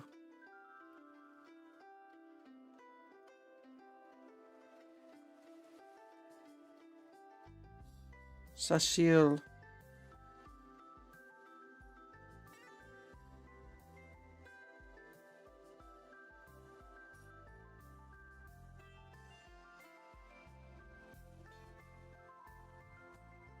Do, do, do, do, do, do.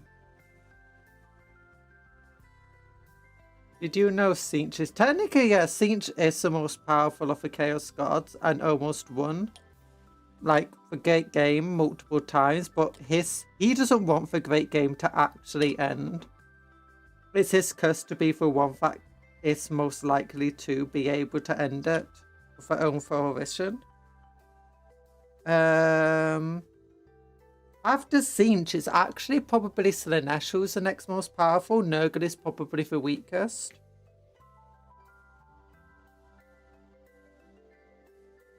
Nurgle's kind of the weakest since just how many factions can overcome disease quite easily. Even the Imperium is quite good at fighting disease. Even Nurgle diseases. The Imperium has cured multiple massive plagues that Nurgle has made. In the world of fantasy, Nurgle is a bit stronger. But generally, people don't have the best ability to control themselves and, stop themselves doing stuff to excess.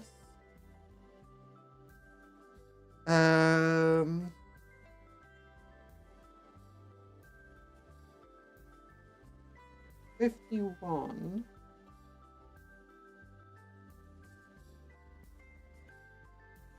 Okay, there's two different heads. After that, we've got like all of the wars and stuff all of the time. Okay, I like 52 here. 86, 81, 82.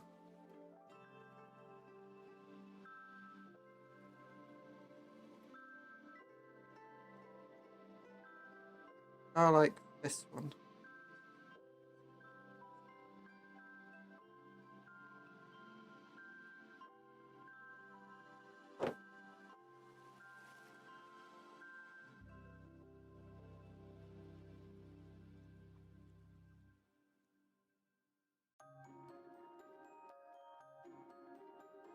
Oh, no, that's the wrong one.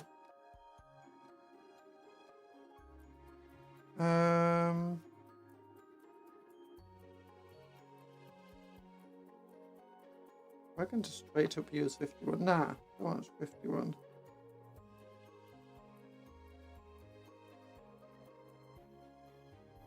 There we go.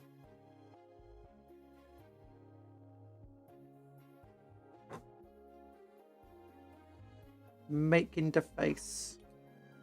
Making my way downtown. Nurgle's just there for vibes. Kind of. Khan gets empowered by all the fighting going on in the 40k universe. And because it's a 40k universe, there's a lot of it.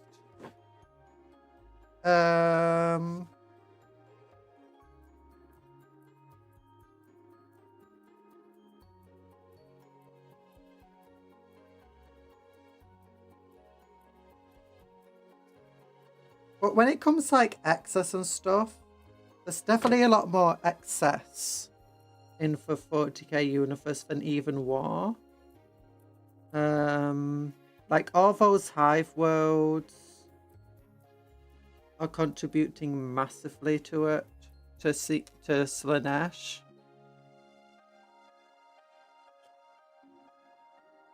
And Slaanesh is the youngest god, but also like one of the strongest. It is in a weaker state at the moment because the other gods teamed up to beat up Slaanesh.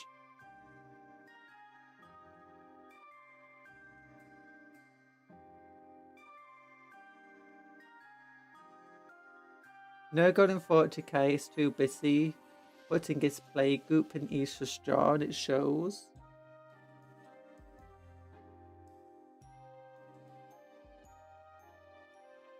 Nurgle is the only one that you can really reliably combat, if I'm entirely honest. Tzeentch gets powered up by change and knowledge seeking. And Psychus, and you can't really stop Psychus existing. Change is inevitable and people are always seeking knowledge. You just can't stop that. The Imperium can try, it can't stop it. The War, you can't really just stop War. If you, like, especially in the 40k universe, if you stop fighting, you don't survive any longer. So it's either fight and empower Khorne, or don't fight and honestly, Khorne is still getting empowered. When you can't make peace with those around you, Khorne is just going to keep getting stronger. But Khorne can be combated if they do find more peace accords and stuff. Like if humanity, Eldar, Tau, Kroot and stuff, like start working together better. Khorne can get significantly weaker quite quickly, especially since the Orcs don't directly empower Khorne, and neither do the Tyranids.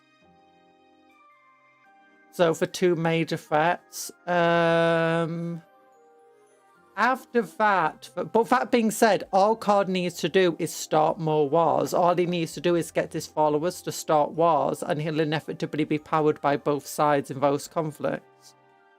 Slaanesh, on the other hand, is like people taking stuff to excess, eating too much food, drinking too much, getting too involved in their hobby, playing the video games too much. But it's not just that, it's like things of like the Imperium is just all about excess. If you've not got excess of you know, rich people and nobles taking stuff to excess, or poor people trying to like find the answer to their troubles in the bottom of a bottle, ignoring that you've got excess of pain, excess of suffering because of how the Imperium is.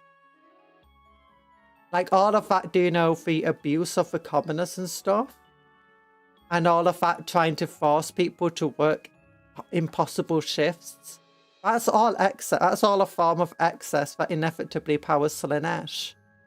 And it's very difficult to stop this. All you'd ever be able to do to stop it is if you could turn everyone into some sort of Tibetan monk. From Batman. Tzeentch also feeds off ambition too, so good luck with that. Nurgle, on the other hand, he mostly survives on plague, pestilence, for a few other things like, you know, decay. But those are all things that even the Imperium is very good at combating. It's like one of the reasons hive worlds don't suffer so much death. Like hive worlds suffer a lot of death and stuff, but the reason they don't suffer so much death that their populations start decreasing quicker than they go up, is the Imperium is very good at handling disease. So the main thing that they need to handle is making sure people are fed and get water. So yeah, occasionally get a disease running rampant, but the fact is somehow they just keep on top of it. The Nurgle creates some new plague that, you know, affects a few planets, and then but it quickly gets stopped. In fact, the Imperium has made viruses and stuff that are still deadlier than anything Nurgle's ever made. I do find that kind of hilarious. Like Nurgle creates a disease. That being said, Nurgle doesn't want the diseases necessarily to be deadly. He wants it to cause suffering. He doesn't want to kill you straight up with a disease. He wants you to suffer so much that you will pray for any cure for that disease or any salvation from it. The Imperium, when they make viruses, they make a virus that just makes everybody die very, very quickly. But yeah, Imperial virus bombs are incredibly effective. In fact, I think they've used them on, plague worlds before, and it's killed the plague off on the planet and like all the disease. So yeah, the Imperium is surprisingly good at stuff like that. Obviously the Eldor are also incredibly good at fighting that sort of stuff, and the Tower are incredibly good at fighting that sort of stuff. I mean, you do still get quite a lot of it, but again, it's nowhere near as bad as you'd expect, and every single new plague that pops up, a cure or vaccine is not far behind it. Unfortunately, it's more that he's linked to entropy. As the universe gets older, he gets more powerful. Oh, I never knew that one. That helps him. That helps him. I know the thing about decay is like every single, like Nurgle in theory gets like empowered by like agri worlds, or at least badly managed agri worlds, because it's a bit like today. We produce a hell of a lot of food, but a good percentage of that food, like a very large percentage, decays. And no amount of what's it called, making sure you eat all your food and you don't let anything go off, no amount of that actually helps, because most of food waste is not actually caused from household waste. Most food waste comes from food that never got sold in the first place. And the same goes for agri worlds. The Imperium logistics is even worse than modern logistics, so you can imagine that agri worlds produce a lot of food. A lot of that food will decay, go off and rot before it gets anywhere, and all of that empowers Nurgle.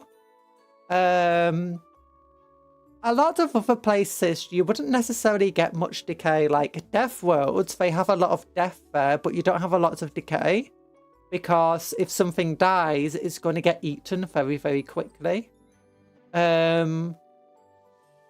Hive worlds do have quite a bit of decay, but not as much as you'd expect, because while there's a lot of death, they are quite efficient in picking up all of the bodies and making sure those bodies get put to use. Usually, they turn them into compost, effectively.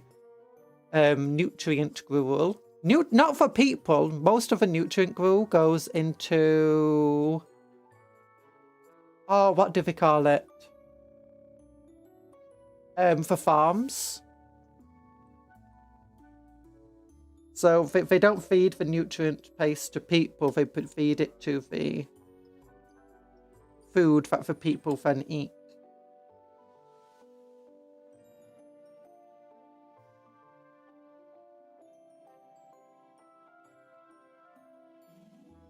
Oh.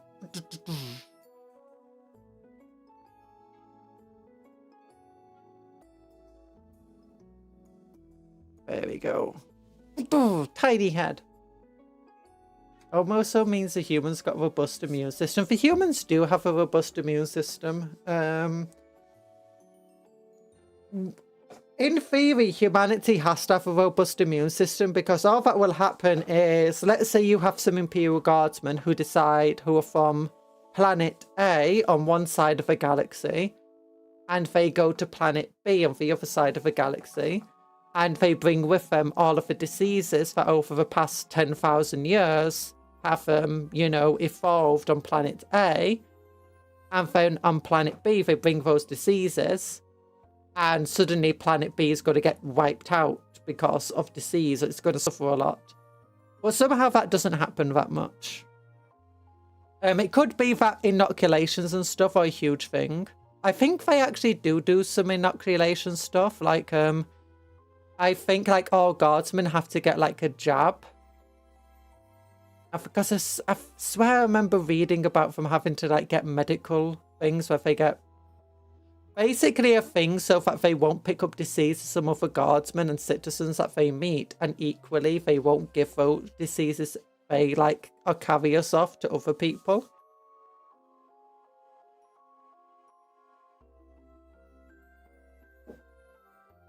So yeah. Oh, that's one thing I need to do. Well, I remember. New recruit. Need to go to there. New recruit. I wonder if the Maelstrom rules are gonna arrive on new recruit. Tau.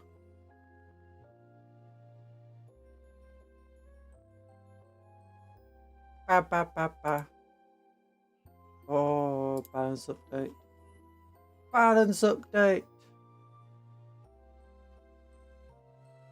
Oh, yeah, where are we? Broadside Battlesuit.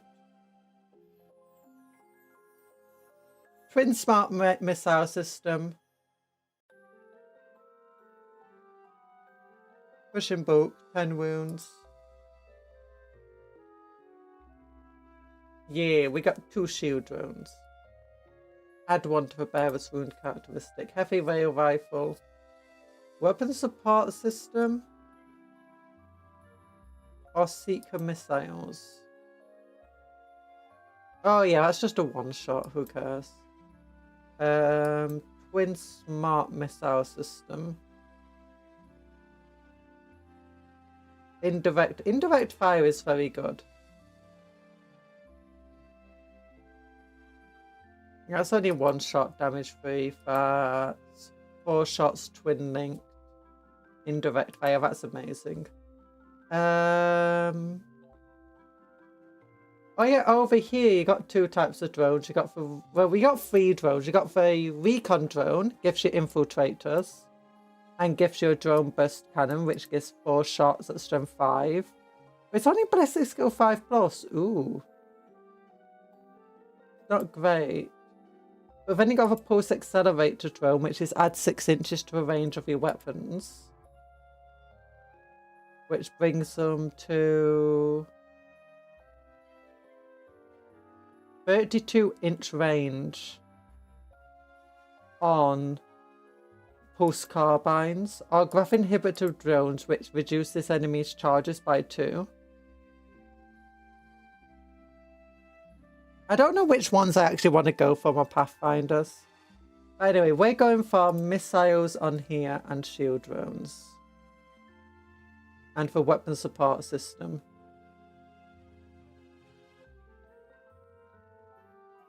Rocks! Hi, Pontus! Depends if a hive road, really. Not at all. Extremely efficient.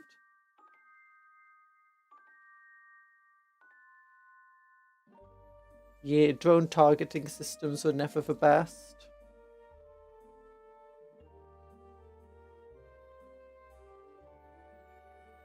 I think to some extent,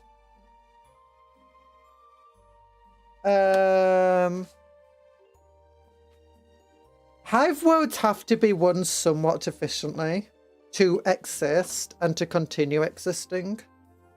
Because otherwise they make no logical... I mean, it's 40k if they don't make logical sense, to be honest.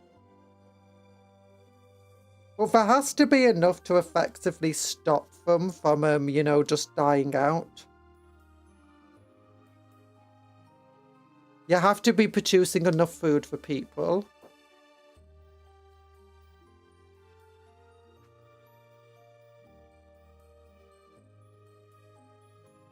$70 and...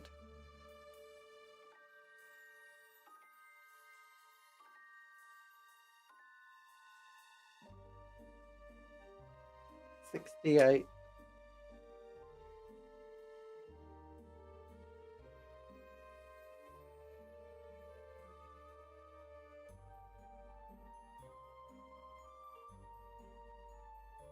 Yeah, give him for smart missile that I would give to him, but we're instead going for the more accurate shooting. To my devilfish.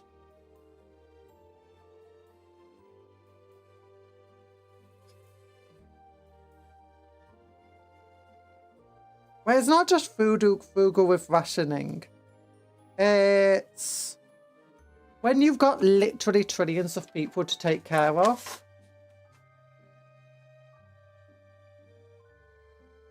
Even a difference of 1% can mean, like, with like just resources and stuff, can result in incredible amount of death.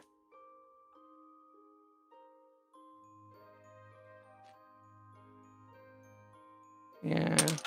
Oh gosh, I forgot. Drones aren't glued in. Yeah, we got one smart missile system on this dude.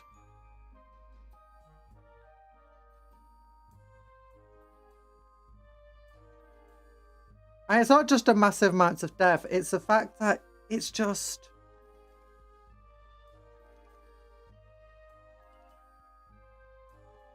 Honestly, I don't even know.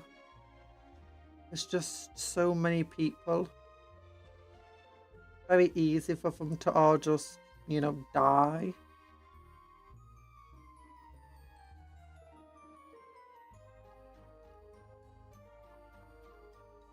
All it would take is just one bad disease to go around.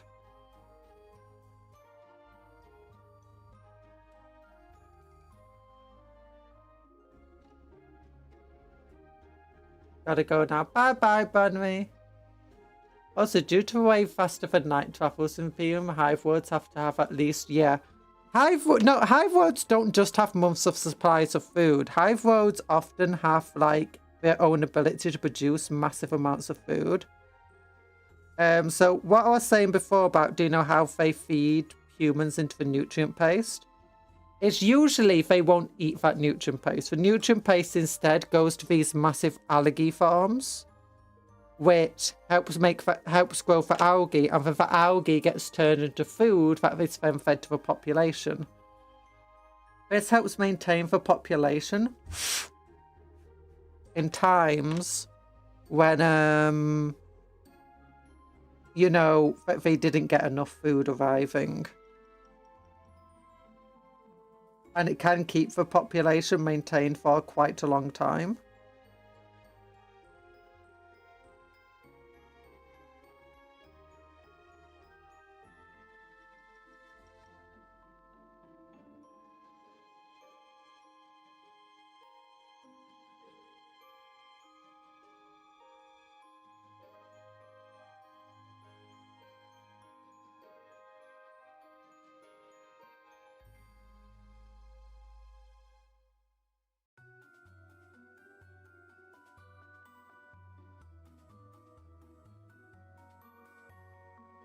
There you go. Not the noble upstairs care about poor people. Concepts like rationing. Actually, if you do look into the stuff, the rich people also don't know the taste. Plenty of hive worlds apparently the rich people don't know the taste of fresh water or clean water. They also have to ration. That's just how bad things get there. Well, that's when it starts getting very grim derp, and it doesn't make a lot of logical sense. Because at these points, you're going to have issues of... You won't be able to maintain the population you've got. Look at the two different smart missiles there. So it's got the modern, bigger... Which one do you think's the more modern missile? In reality, this is a more modern missile because, you know, it came in a later pack. But this missile is like the modern one. It's big. It's got more details on it. But this one's just as good, but it's smaller. It's more compact.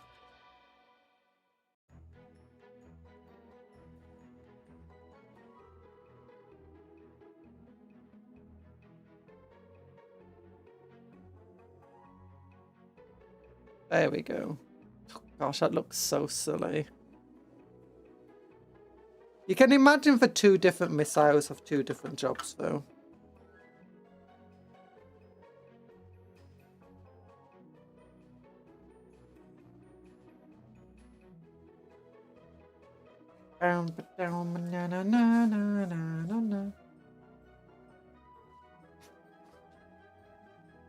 Okay, so I need 47 and then a bunch of missile stuff.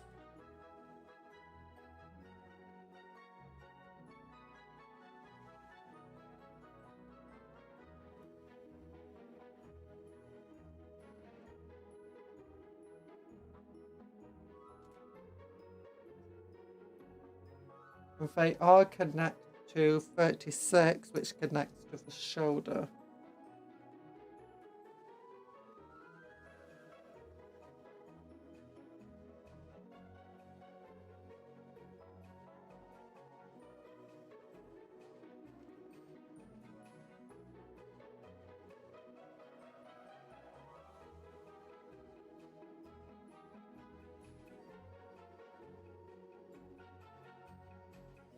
There you go. There we go. So, we need a knife. I just need to just carefully cut through. There's not many mode lines on this thing. There's a couple, but I don't really mind the minor mode lines. I kind of think it adds a little bit of extra character to them.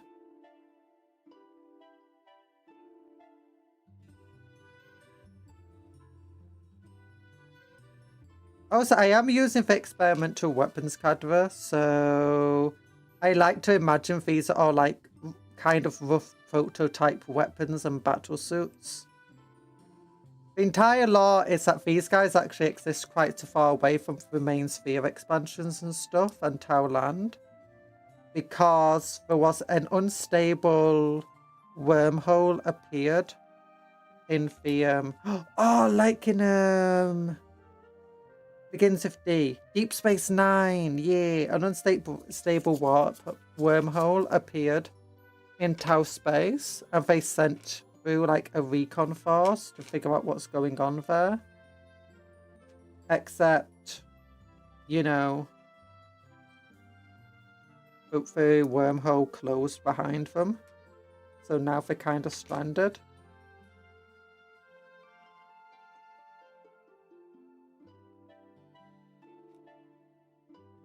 Which I think would be cool. Hi, Finn's Falcador. I'm not a banana.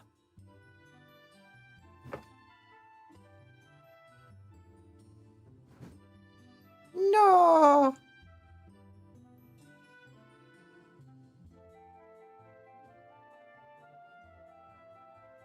There we go. Glue.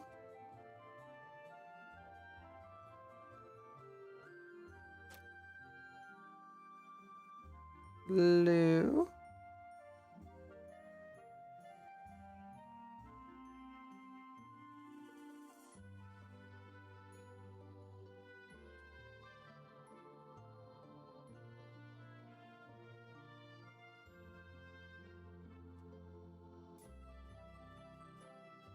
Is experimental weapons cadre actually any good or bad?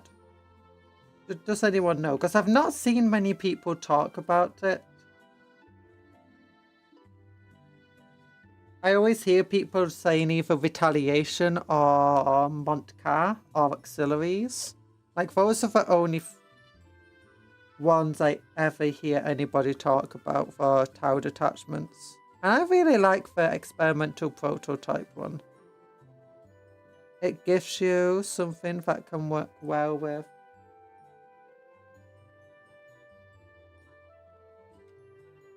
Question 5 on what car would make you tremble in I'm never, none. I don't care about cars enough. I know a lot about various cars and stuff.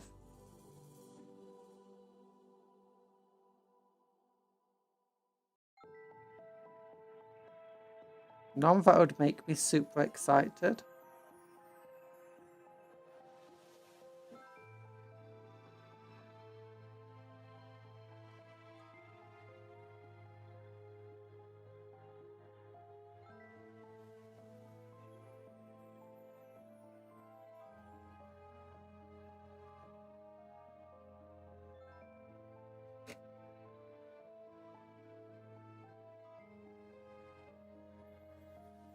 do they?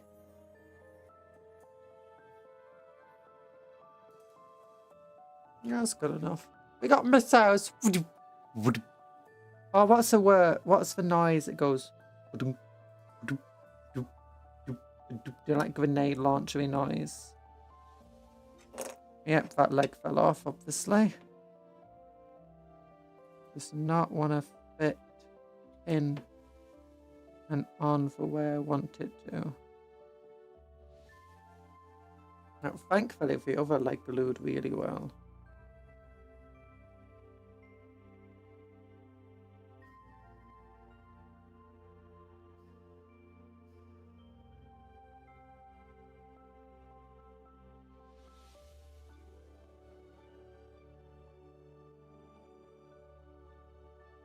There we go.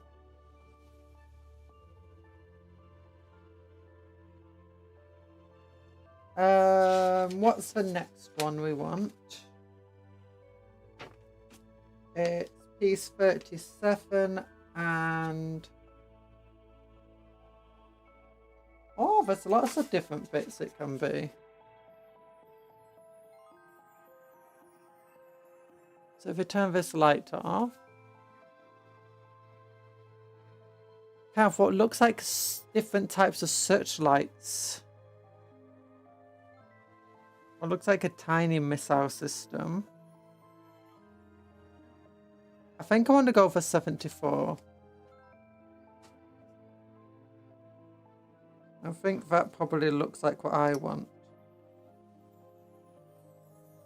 Maybe. Hard to know, it doesn't actually tell me what each thing does. 74 kind of looks like some sort of targeting array.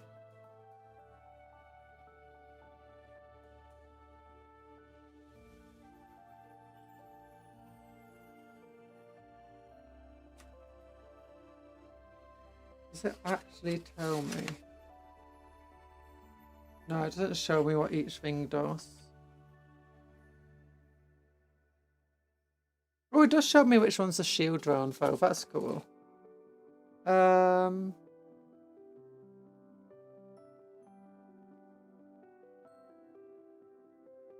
But yeah, this goes here like that.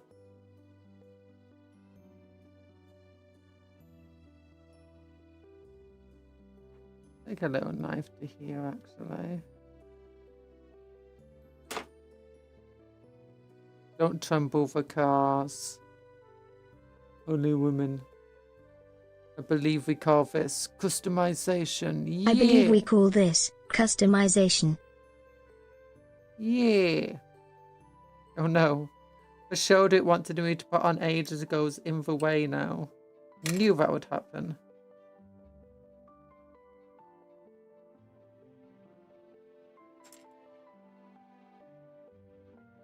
Oh my gosh, the entire thing is not going too well here.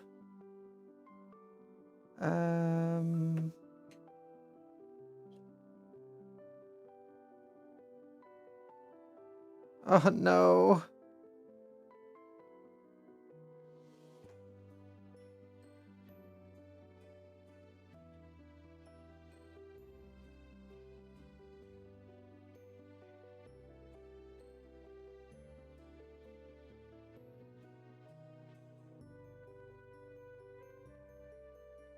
Why couldn't they make the bottom of a fleet flat so that they had better connection with the base?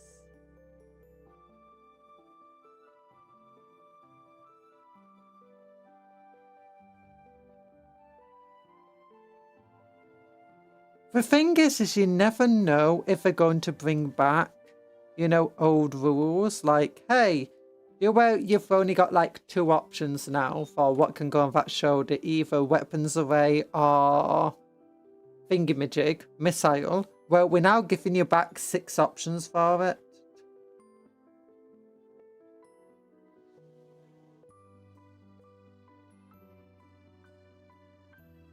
Okay, let's be careful and just let it dry over here.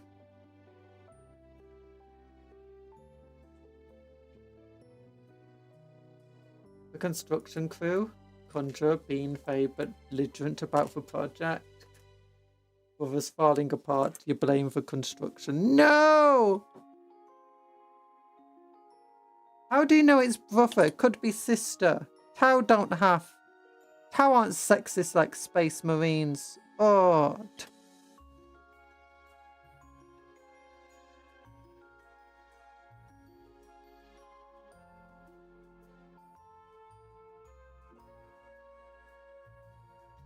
Okay, so this is the shield drone part.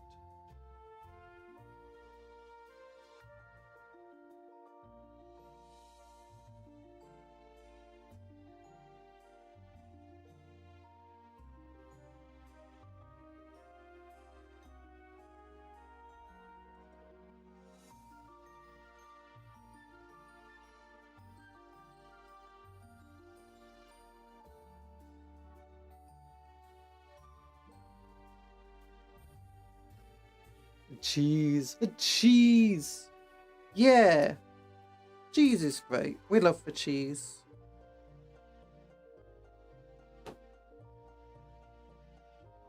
There we go. Shield drones. Do do do do. We got shield drones. No no no no no. Everyone loves shield drone time. Everyone loves. Oh wait, why was I putting glue in that? Oops. I don't want to glue it to the stand. Actually, do I want to glue it to the stand? I could do.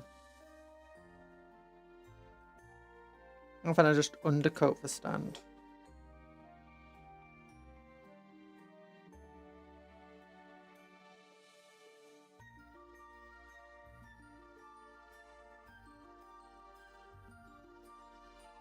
You're a big fan of Yu-Gi-Oh? Kind of. Bye-bye, Longstocks. Thanks for coming in. Hope you have a good rest of your day.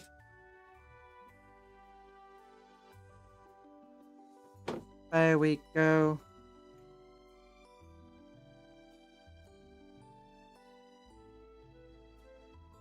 You love 5Ds and Arc 5s? 5Ds is fun. Arc 5s is also fun. Do you see the new Genesis format finally hit live and last turn is back again? She's as much a fan of Yu-Gi-Oh as she is the housing market.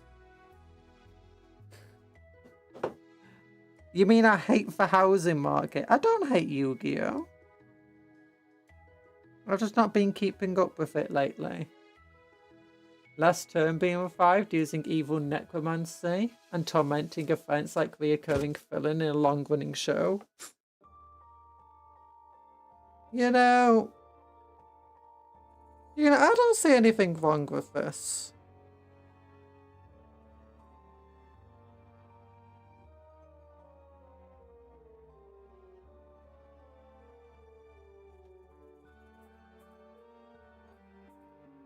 Thankfully, we've got the shield drone that couldn't even be used on the Devilfish. Because only one shield drone is included with this kit. So in the end, both borrowed from one another.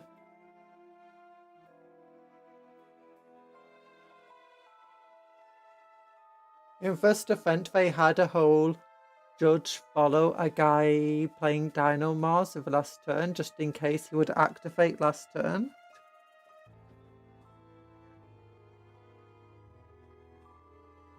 Oh gosh. If last turn is back again, why does the judge need to follow the guy with the last turn?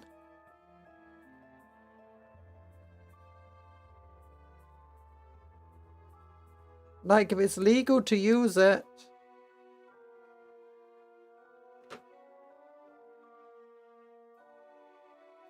Oh, guy assigned to you like you're a cannibal released into community service.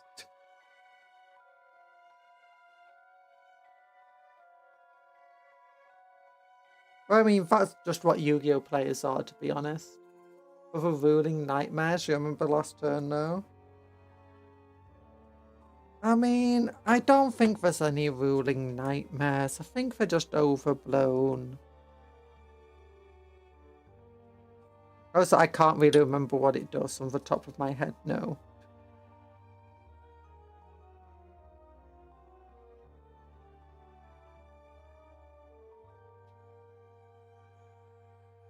Shield drones! Do do do no no no no no no no no. Chibi used it. Chibi!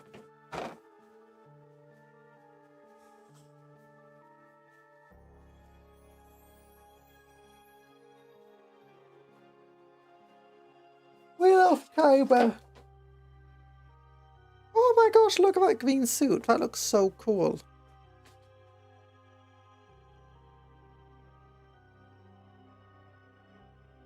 Okay, here is a Battlesuit.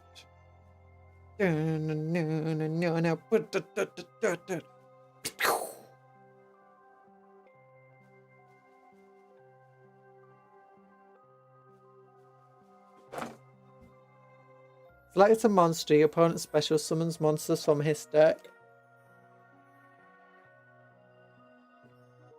Very battle, the player with a standing monster wins. Oh, that one. I was wondering if it's the one that, like, you know, resurrected, like, everything that died in the last turn. I've only got another one that basically says you've got one more turn. Or something like that. Or do you know, X number of, if it's on the field for X number of turns, the game ends.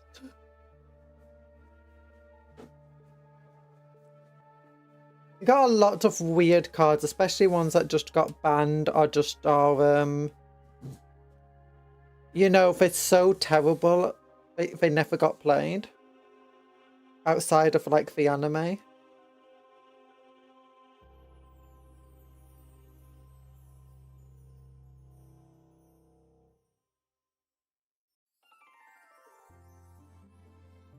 Genesis works on a 100-point system. Some cards cost points to have in your deck. Last turn costed 90 points.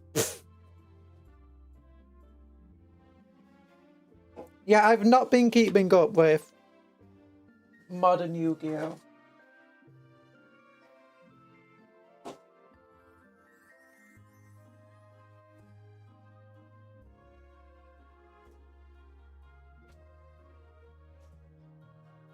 Ghostkeel!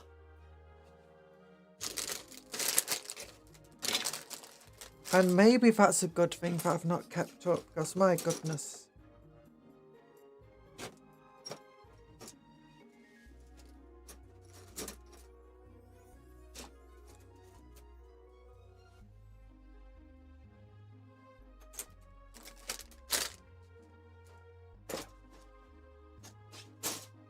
There we go.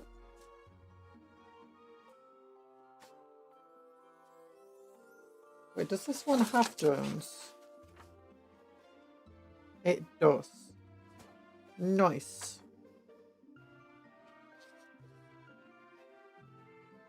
Okay, 68 and 60, 58 and 61, 56. Oh my goodness, this is crazy.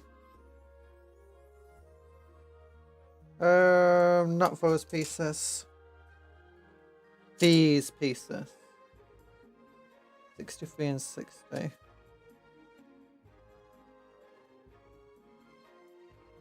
Let's do.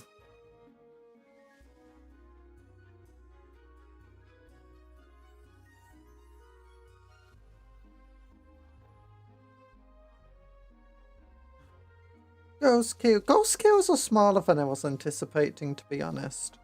Hey, look at Can that you face. do a silly and force the enemy to deck out? I would make that deck. Would it work? Maybe 20% of the time, but that 20% would be funny. There are decks that literally do that.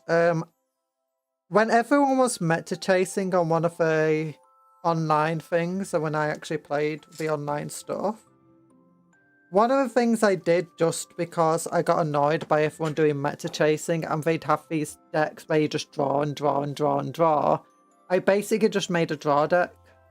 And all it does is basically force your opponent to draw more. And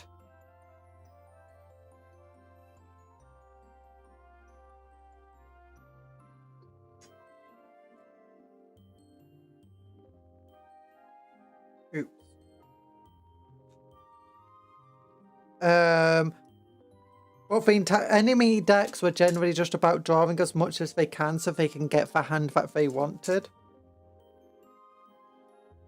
So just taking advantage of that and forcing your opponent to effectively draw into their own defeat was quite funny. And it was really reliable if the opponent was just doing cookie cutter meta chasing decks.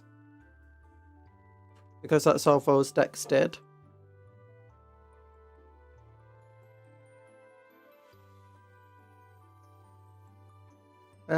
Yeah, there have been a number of archetypes that have focused around like forcing your opponent to draw out. The issue with these decks, at least for old ones, I think the newer ones are better, is that you face an issue of a lot of the cards that force your opponent to draw also force you to draw. So that way you want to go in with a larger deck. But the larger your deck, the less likely you are to get the good cards that are going to help force your opponent to deck out.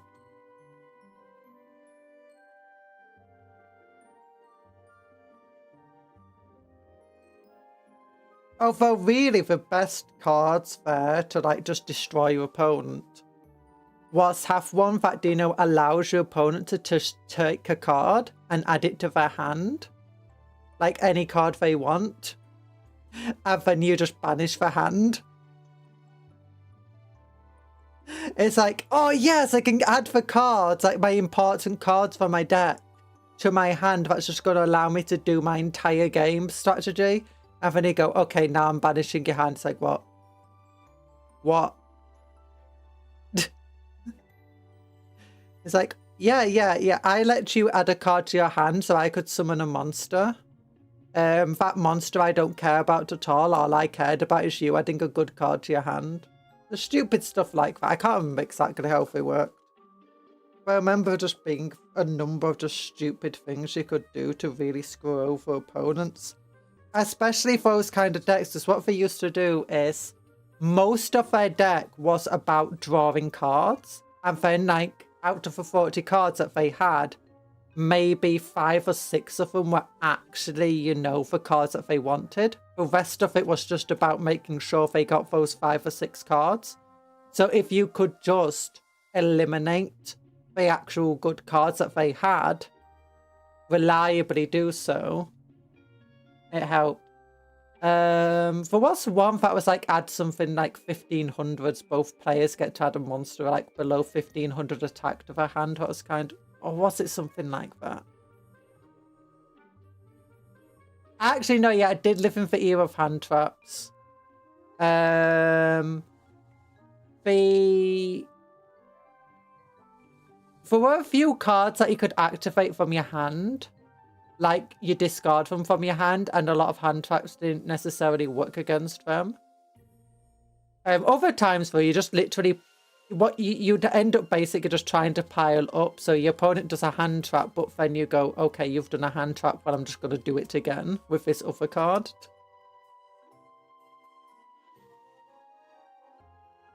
Lock and draw bird. Not back then when I was playing. I didn't play online for a very long time, and it wasn't updated to have all of the cards in it.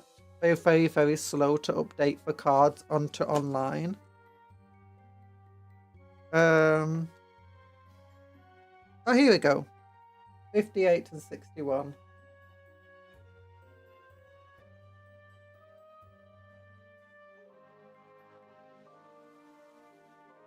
Once people were adding more and more hand traps to the deck, those kind of things where you can allow your opponent to add a card, people with any sort of sense would just add a hand trap to the hand rather than the card they actually need.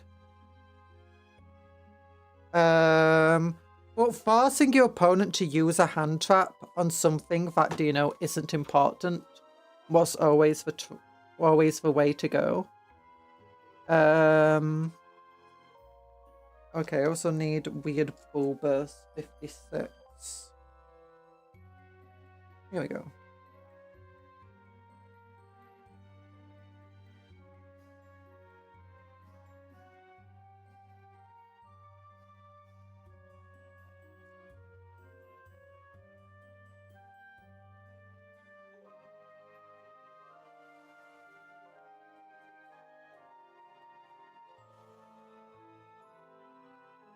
Okay, wrong side.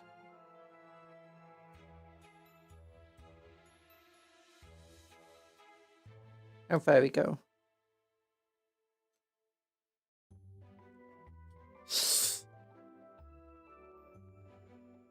Round piece wants to roll off the desk.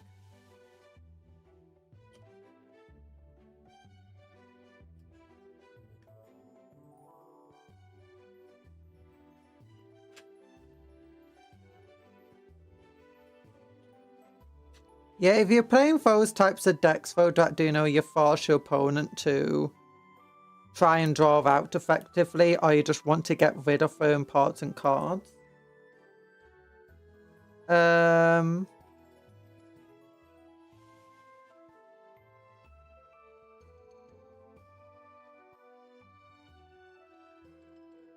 Those ones you generally just used multiple cards that could do the same thing.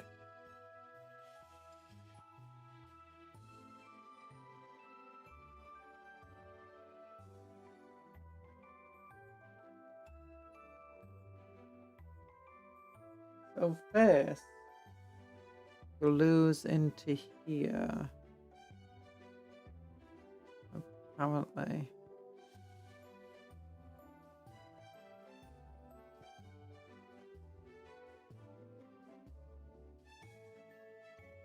Like that. Okay, like that.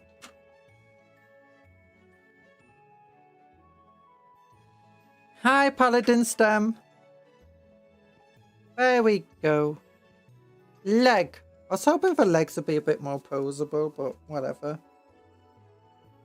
It probably can be posable if I'm willing to do a bit more cutting and snipping of them. But this is the first one, Ghostkeel I'm ever making. Maybe the second Ghostkeel will do a bit more hit bashy stuff with.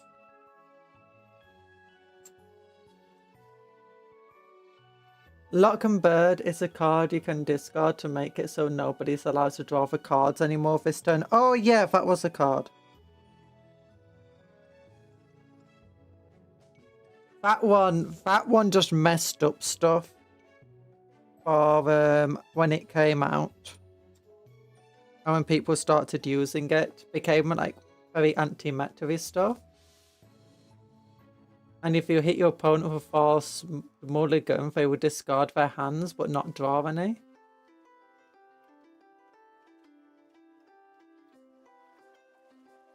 Oh, it just forces them to discard.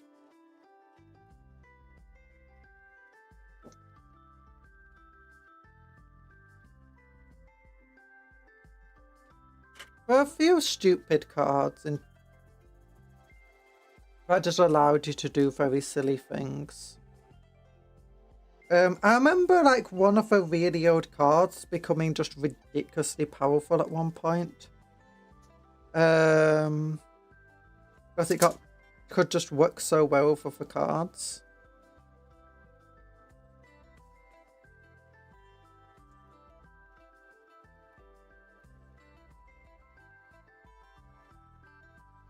I ended up disliking the era of hand traps a bit though. Oh yeah, those cards that allow you to add cards of a certain value to your hand.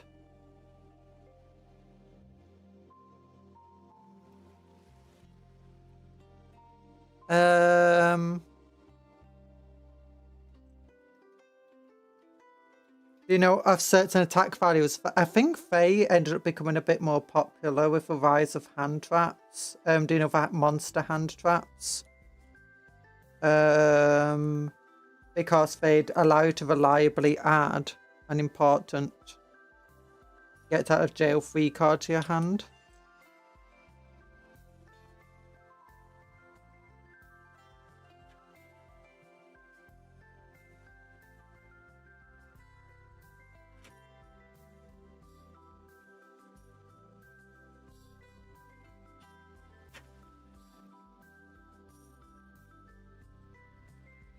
Okay, so 64, 55.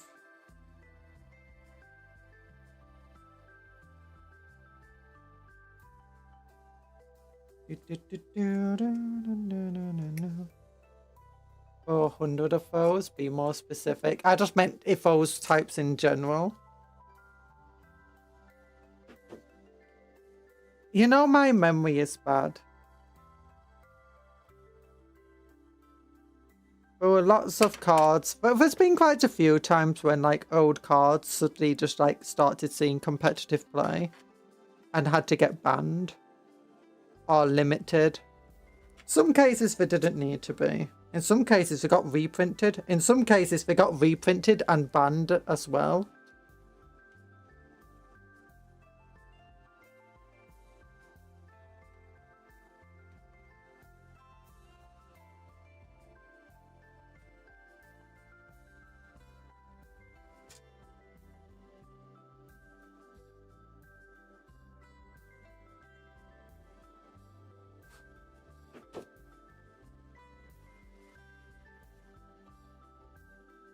There we go.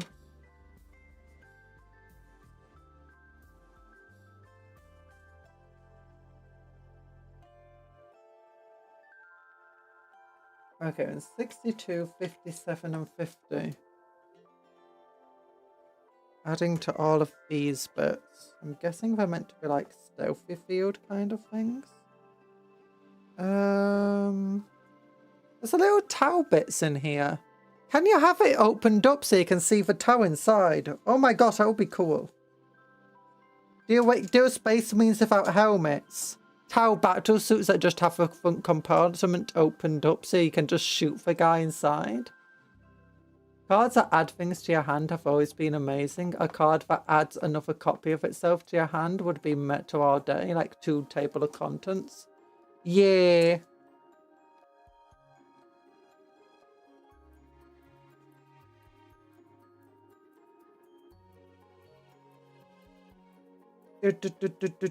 Do. 62.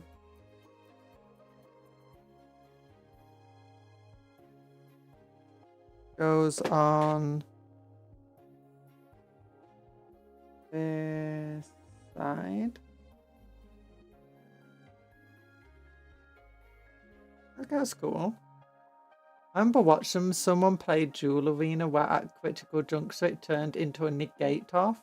After like 10 negates, he was finally not able to get his combo off. Oh, yeah.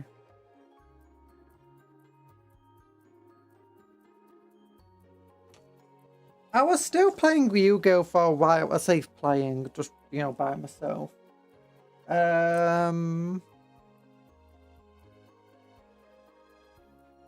50.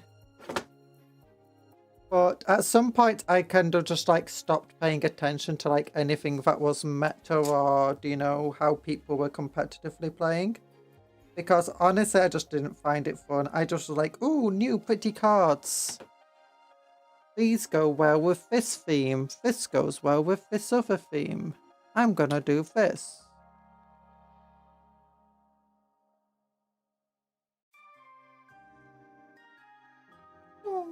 And then 57.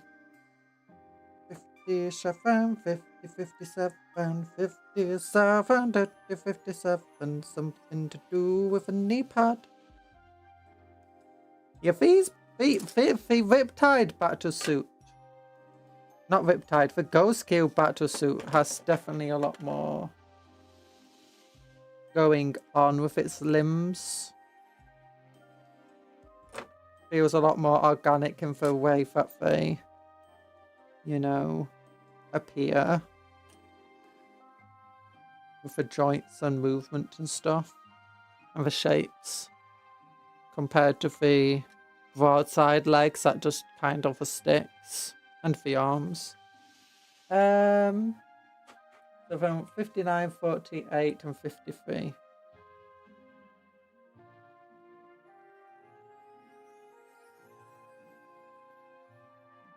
Ash Blossom, I don't even play the card. It gives me PTSD. I liked those cards.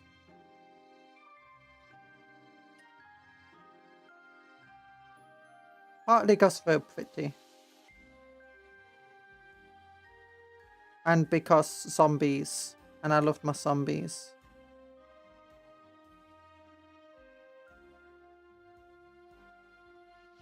Unfortunately, the way the blooming sprue attaches to these pieces, putting little divots out of it, attaches there. It's annoying.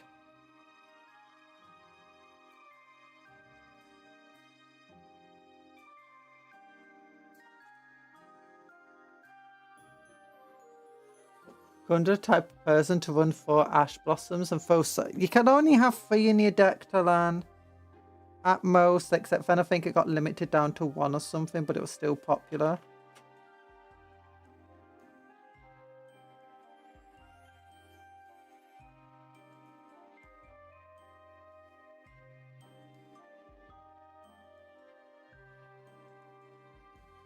Yeah, maybe they got the numbers wrong. Maybe this goes here. Yeah, it does.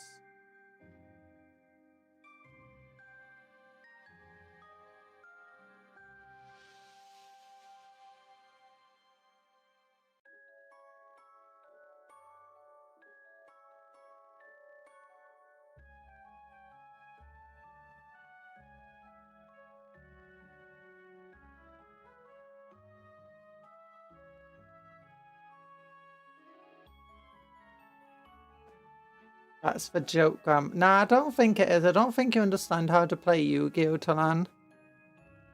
You can only have up to 3 cards in a deck unless it's limited, in which it's 1, semi-limited, in which it's 2, or it's forbidden, in which case you can't have any. You silly Billy.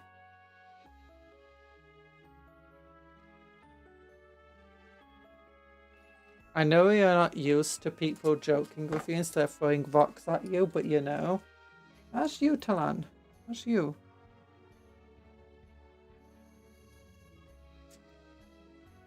$13 and $15. What's these 2 pieces? Which we like very much. Oh, you should like the stream. There we go. Look, I heard the like button likes running 10 ash blossoms in its deck. And its only other card it uses is just Pot of Greed, and it says Pot of Greed can draw 3. And if you argue with it, it will just flip the table and then call the judge and tell them that you flipped the table. And then you get banned and they automatically go through to the next round.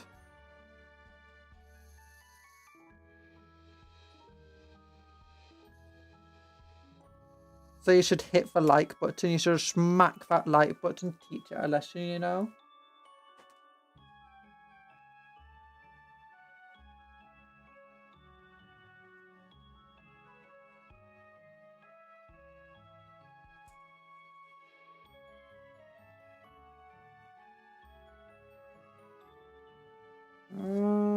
Where's piece 14?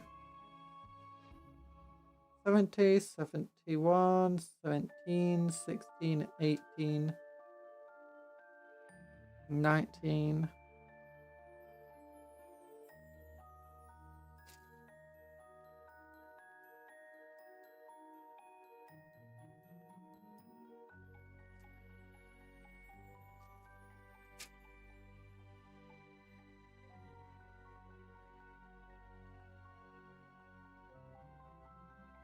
Now I want 14. 14, 14, 14. 86. 31. Oh, there it is. The Ash Blossom my mum Talan just had a core memory unlocked where he lost his greatest haul copper to an Ash Blossom. I know he... The Ash Blossom my mother! The Ash Blossom my mother! The Ash Blossom Joe Mama. That's so sad.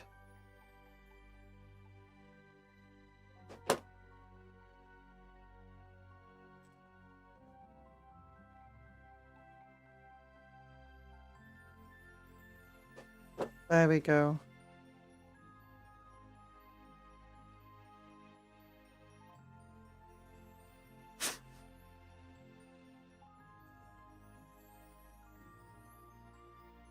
Okay, I got a little bit of Vu still here. It doesn't want to go away. So let's try this. Now. A bit better.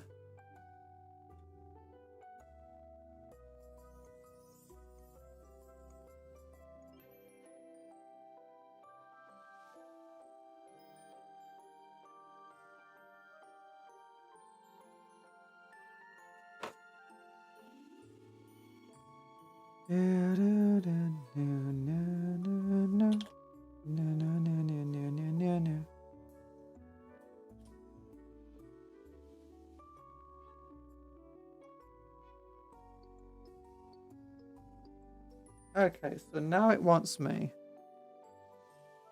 to glue in these specifically for legs here.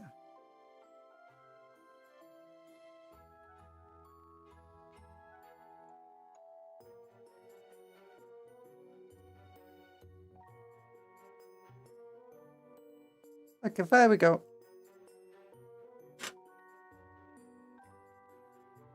Ba ba ba ba.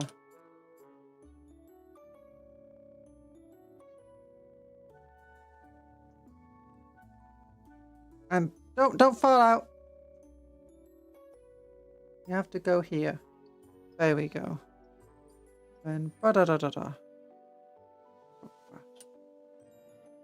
You have to go hither. Oh, lugs! Look at them thick thighs.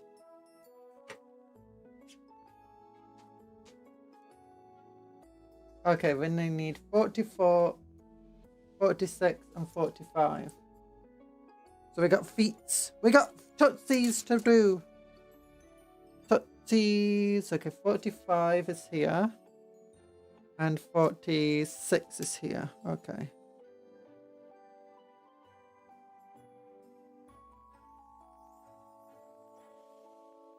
And 44 is here. Look at those big old toes. You know, there's one thing that I found weird about Tau design of feet. Is how the heck do Tau not fall over all of the time? Like, look at this guy's feet. Where his heel should be, instead it's just a big old gap. There's no support at the back of his foot. But the way he stands a bit like a human in terms of, you know, support. You'd think that I'd have a much more, you know, bent sort. Do you know, like how you see the demons walking, where they got like that arched back with the legs arched, like legs are like that, the body is kind of like that as well, or like that. Like, oh. You'd expect that, so the rate up the center of balance is directly over the feet.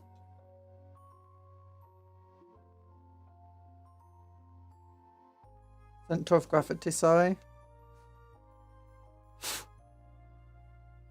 Capcom is currently confused as to how horse works. Horses work because they've got 4 legs.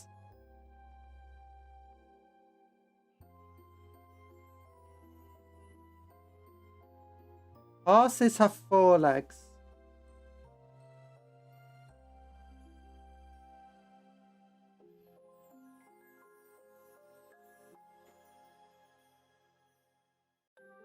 And that's how they keep the center of balance.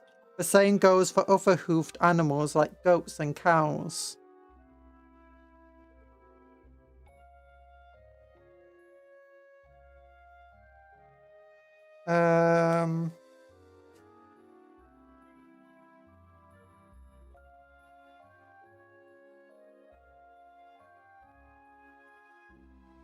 A 2-legged animal with hooves is most likely to actually have, as I said, a more hunched posture with their legs bent, which helps them control their center of gravity much better and its placement above the hooves.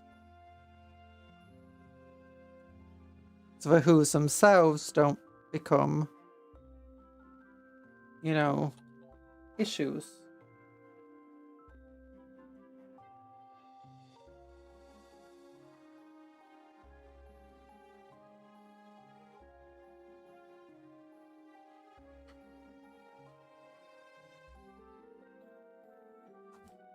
On top of this, horses do have a bit of a heel to their hoof.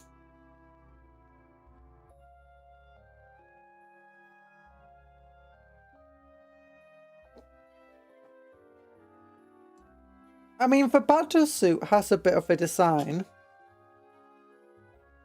Okay, it just fell off. But it's got, as you can see, this rear support on it. And that makes sense. And you'd expect like a rear support to the same thing. In fact, if you look at like cats and stuff and how their paws work, you'll notice that they have a rear toe bean. And that rear toe bean is designed specifically to maintain their posture.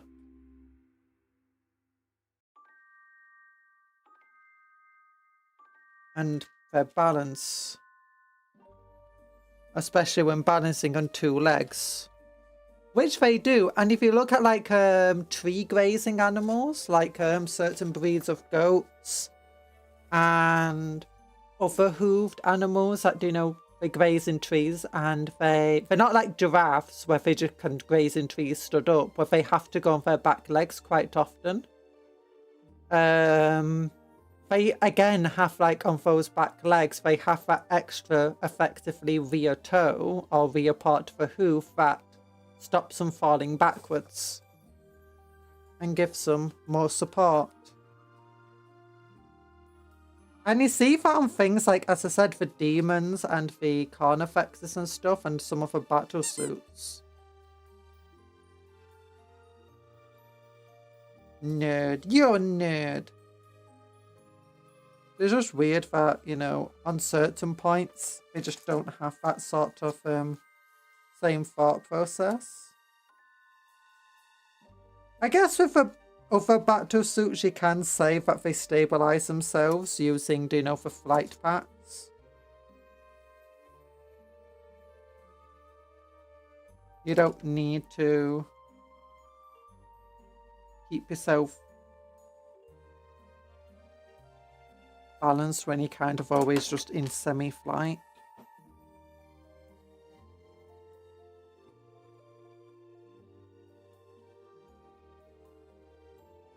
I wonder if the modern Tau models have, rear toe beams.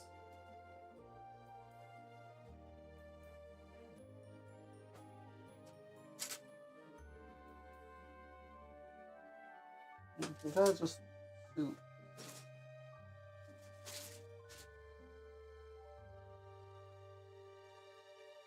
Okay, this model is newer. And no, he doesn't. Oh, they do actually, kind of. Looking at his leg, you can see those little lumps on the back there, which makes it look like rear, this part of the foot, is actually a heel, rather than just an ankle, and it can go down flat if needs be.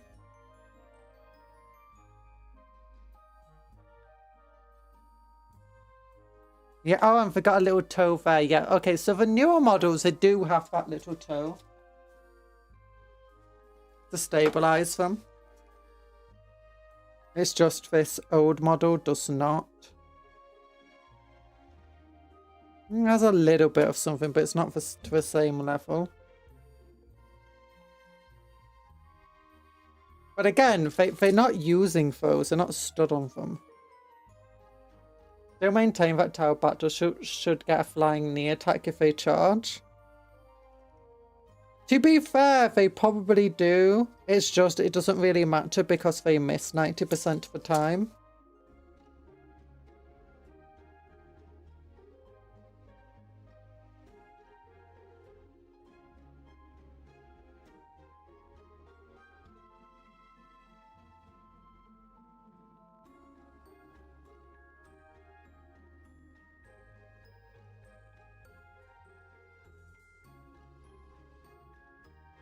Tau are not very good at hitting something close to them.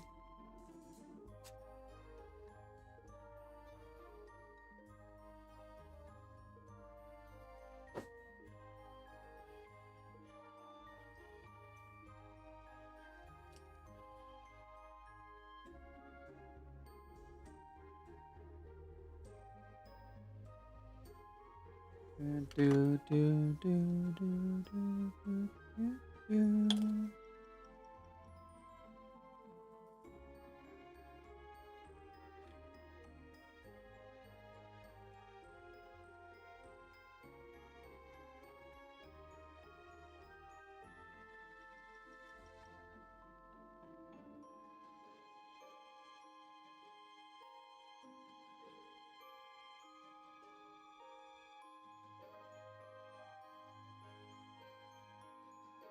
How feet are weirdly complex.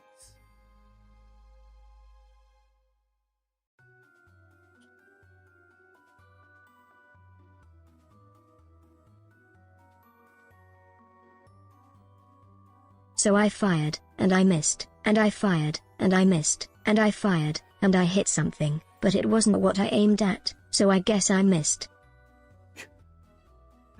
It was kind of true, except it's less fire and more like the tripod. Like, Tau Battlesuits do hurt if they can hit you.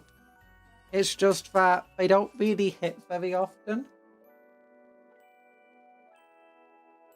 And when they do hit, it's likely not going to be a full-on strike. It's probably going to be a glancing blow. Because even if you stand still, they're probably going to have a hard time hitting you. They absolutely suck at that type of stuff. Oh yeah, they do. They got the little person inside the battlesuit.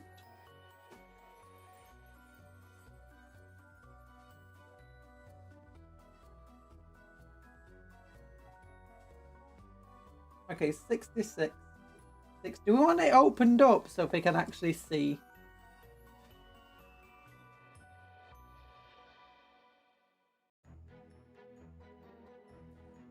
Here we go.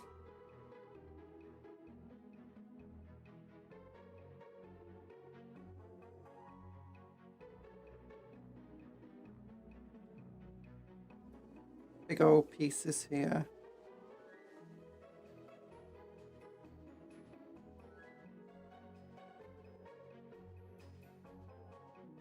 Who do you think will win? These two battlesuits, being the Ghostkeel and the Broadside, or the Demon Prince from yesterday?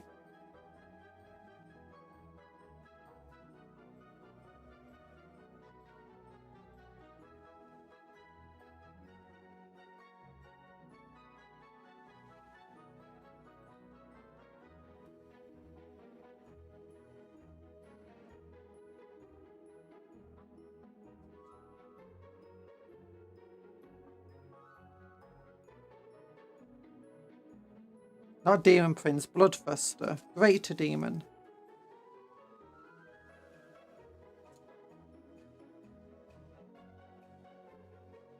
I also found out, do you know for 10 dudes I created for 10, 11. The 11 jump pack dudes, they could quite easily defeat for Bloodthirster in melee. And reliably. Bloodthirsters are not very tough. Especially to mortal wounds.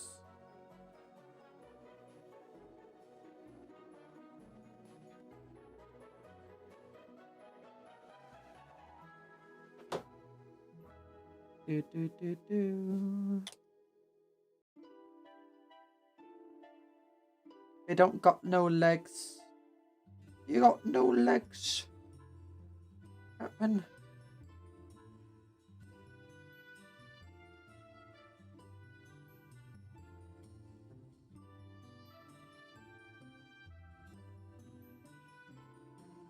Do, do, do, do.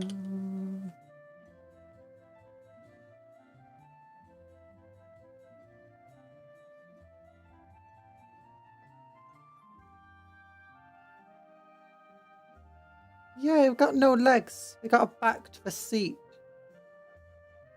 Is this what it costs? It's like, what? I finally get to pilot a battlesuit. What did it cost you? My legs. And they call the Imperium barbaric for using dreadnoughts. You take a purposely good pilot and you just cut off the legs to fit them inside your little combat suit. At least we wait for our dudes to get hurt first. Oh.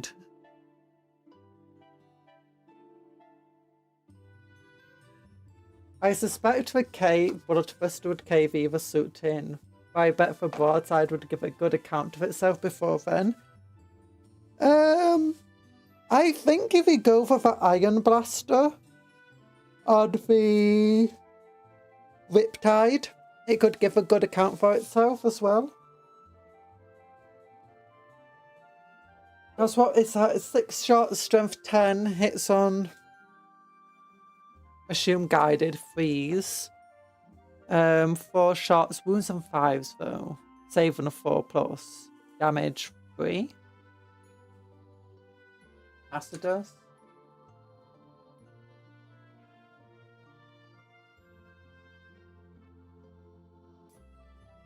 Okay, apparently I don't glue half of this. Oh, because it's meant to be able to open up. Okay.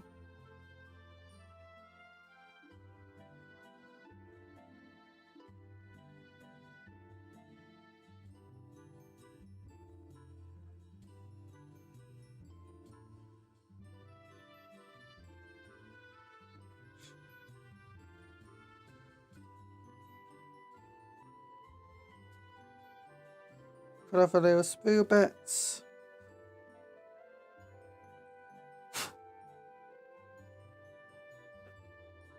So now I want to get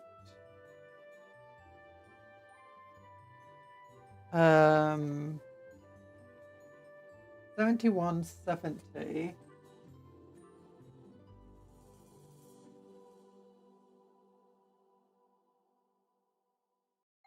And 86.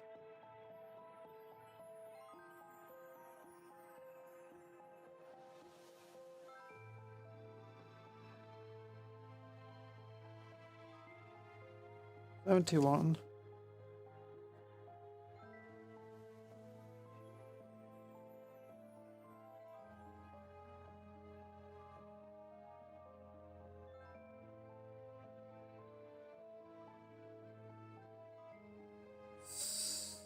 $70. I need to find 86 now.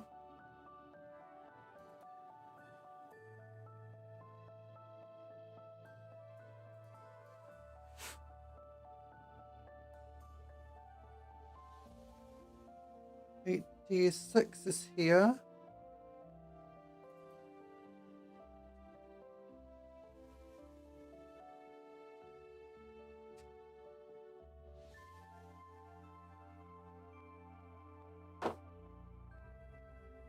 Because how does this go in? It wants this side facing outwards, so these two bits go together. This goes in here like that, but doesn't want gluing. We put glue up here, we put glue down here. We put the two together.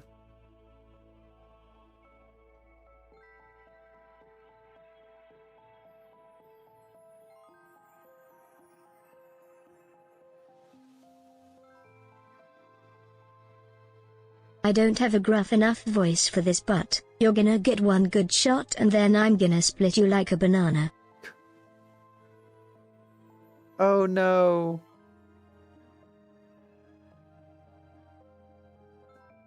No. Yeah, the Ghostkeel was actually no. The Ghostkeel, it's only against ranged attacks that it can like reduce an attack to damage 0.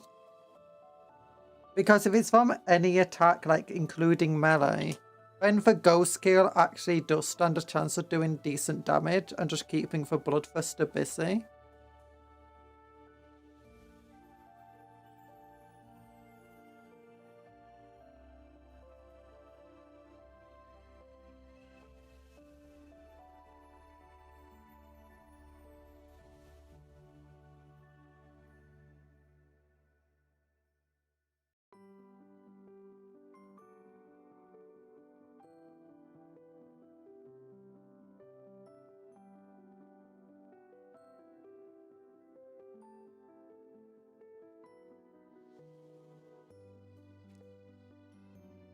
You're going to get one good shot. And then I'll split you in two. Like a banana. I'm gonna split you like a banana. On a Tuesday morning, it's true. Split you like a banana. Okay, what do I want next here? 88 and 87 form some weird bulbous thing.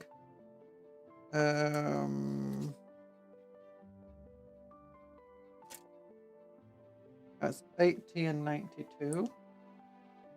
88 and 90. Ooh, what does it? Oh, there it is.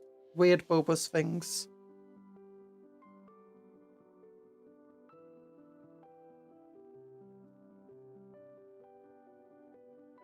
Hi, Nano Fate.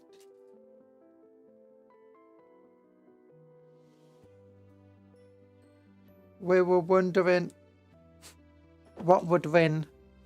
These two guys or Bloodthirster that we built yesterday.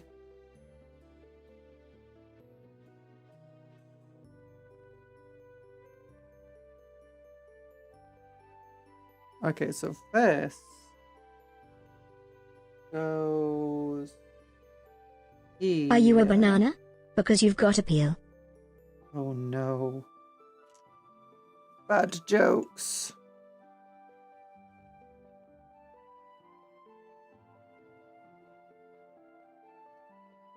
So we're going to appeal your case before the Supreme Court. Like, why are you saying that? I'm not a banana. Yeah. We know you're not a banana. It's like, are you sure you know I'm not a banana? Yeah, we know you're not a banana. We are going to appeal your case. Because it sounds like you think I'm a banana. No, we know you're not a banana. I don't even know why you'd think I'm a banana. Oh my gosh, that Tau does not have much space. No wonder they had to cut off the legs. Bonk.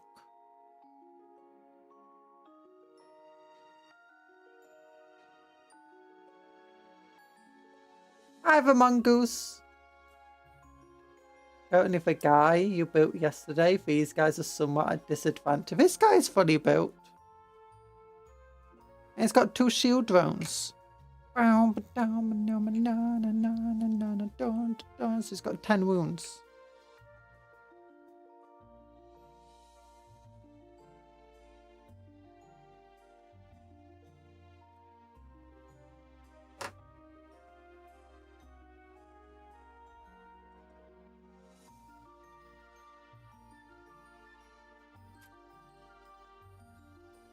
The issue is, it's a bit too loose, this connection.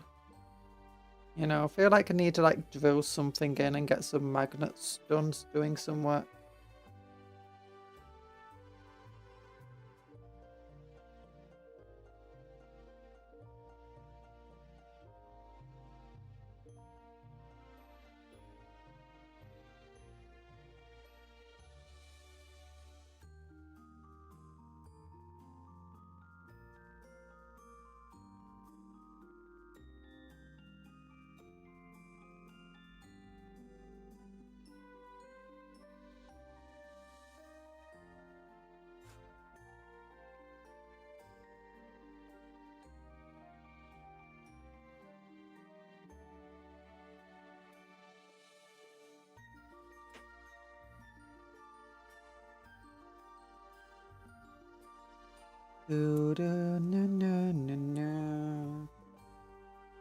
Okay, we need 93 and 81 to glue into the sides. And okay. That's not those two. Want some weird round tubey bits.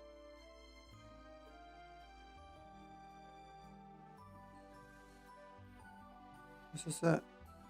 81, 93. It is it.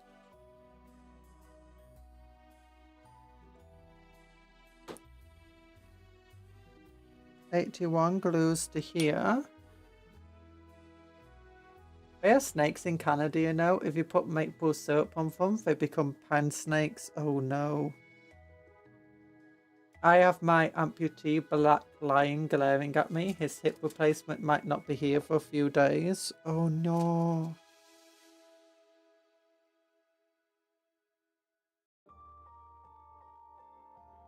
Ba, ba, ba, ba, da, ba, da. Ba, da, na, na, na, na, na.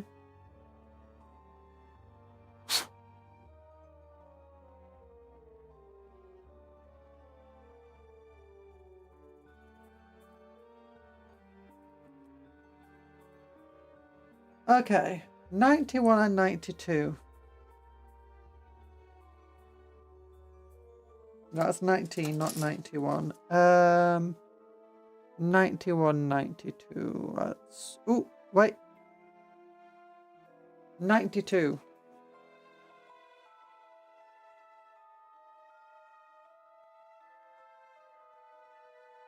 Okay, 91 is going to be a flat piece.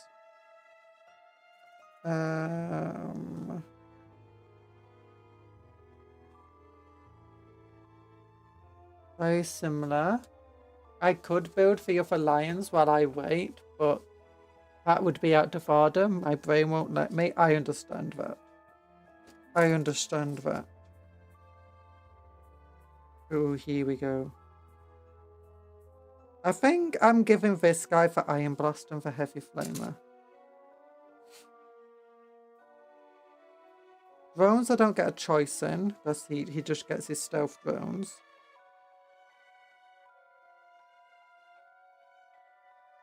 Ghostkeel has to be one of the biggest distraction corn effects this Tau has. In terms of just how effective it is. Big scary model that has lone operative, stealth, and can remove 2 of your attempts to destroy it. Has a gun big enough to be able to destroy tanks or take out squads of Terminators.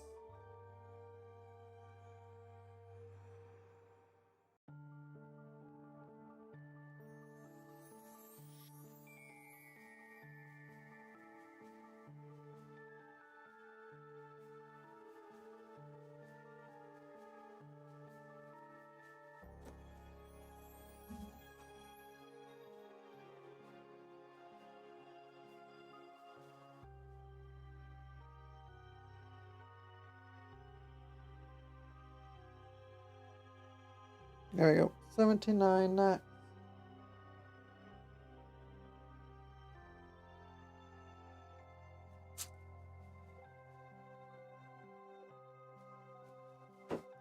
What do you think this part is? Do you think it's like a stealth field generator or what?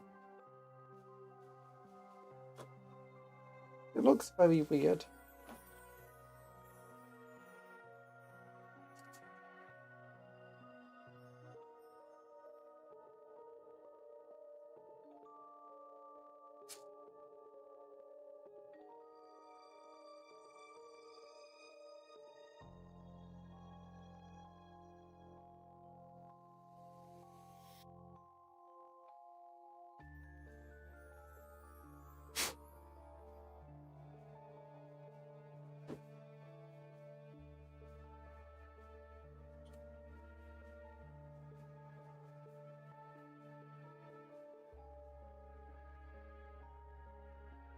There we go.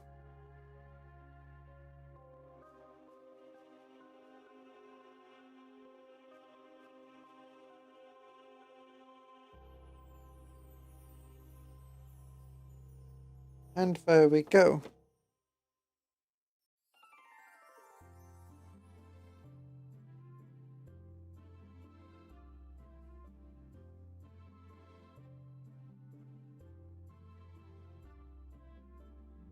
And what do we want? We want 68, 69, 76, 73, and 72. Looks like it's got some sort of foghorn just there. Yeah, that's not for stealth drone. It needs a foghorn. Yeah, for stealth drone. For stealth suit. That's what it was missing. Knew it needed something. You can't exactly be going stealthy without your big old foghorn, can you? Because it's a big old mech. I've watched enough Michael Bay films to know that giant mechs always make foghorn sounds. And so do giant monsters. They just come out when it's like...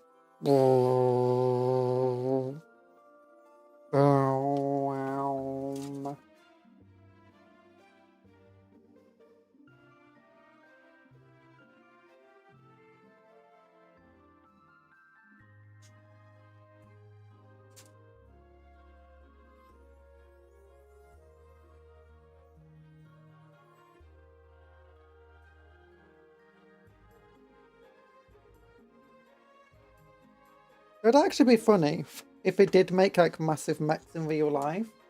And they did put foghorns on them to like warn people.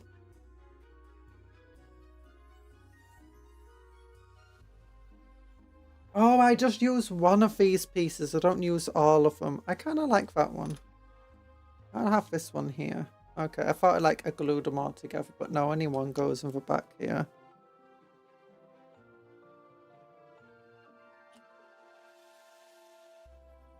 Yeah, this thing is a bit too flappy chappy there. Don't like it.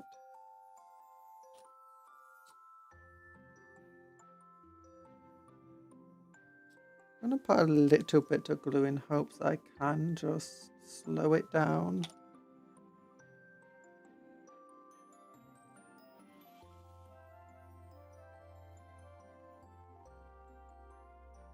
There we go.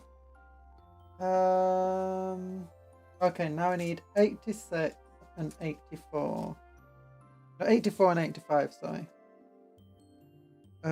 So big old things. Here we go. It's like a little jet on its back.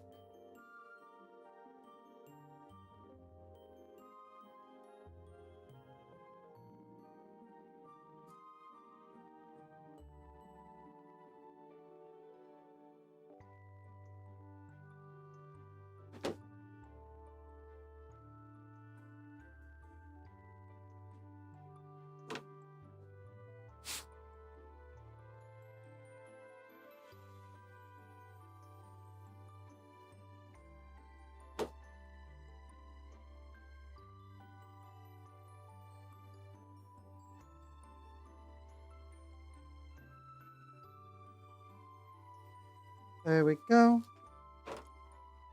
And big old gear thing.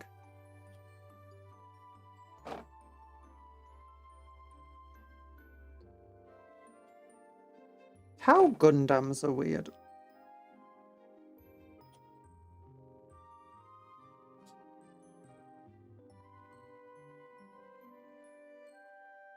Not exactly a Gundam. Not exactly not a Gundam. Okay, so I think it goes this direction and it goes directly under here. It seems like it can be at any angle I want. So I want it at... I like it sticking out, to be honest.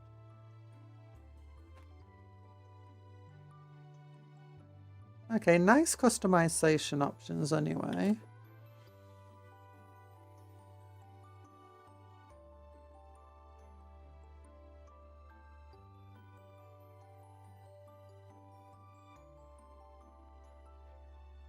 Let's not go all the way out. Let's go like that. That's fun. Then what do we want next? Ooh, this is... Okay, so 83, 82. We got like weird plates now. Oh, it's these things. 83, 82.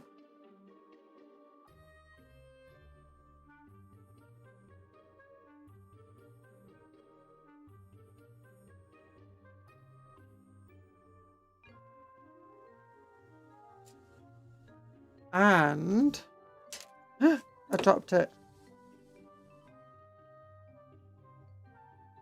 Oh gosh, this does... Oh, it's because it goes this way. Ah, it makes more sense. Putting it on backwards. The wrong side. I've started writing a story code for Goat Detective. And it's...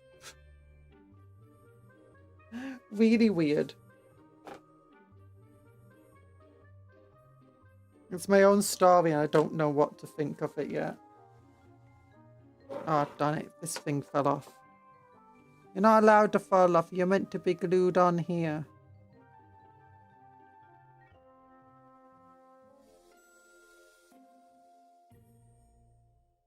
Okay, how does this attach then? It says it attaches like this, but it's... That gap is way too small for that lump. Again, maybe it's like meant to be able to just go at different angles around here. Let's go for the wider angle, I guess. That might be fun.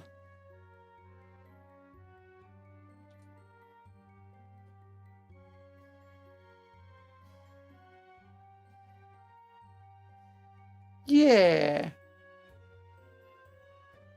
Big old jet power!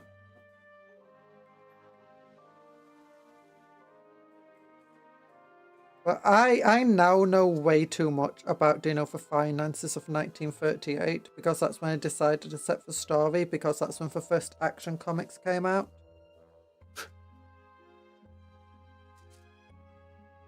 And it's just like, American economy of 1930. The average person earned about $1,139. The average household had around $2,000 to its name. And 20% of their earnings would be spent on things like rent and housing expenses, or well, house maintenance, stuff like that. And the other were about 30% would be spent on food.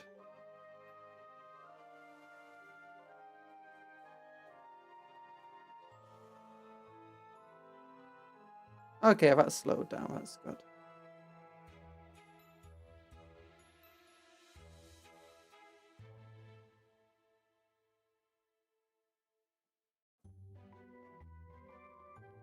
$97 and $98 is next. What does 97 and 98 look like? Got 99 and 96. That's not it. Looks similar though. 97, 98. Nothing. 97, 98. Is it? Oh, it is.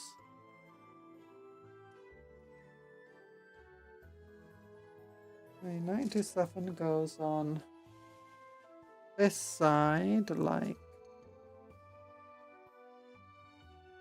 this here.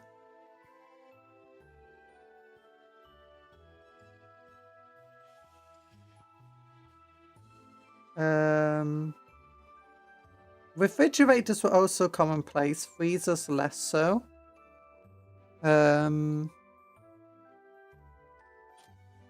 Schooling, like especially younger schooling, so below the age of 8, had started to get funding. And had a few big schools, including quite a lot of smaller schools and nurseries and stuff, and kindergartens popping up.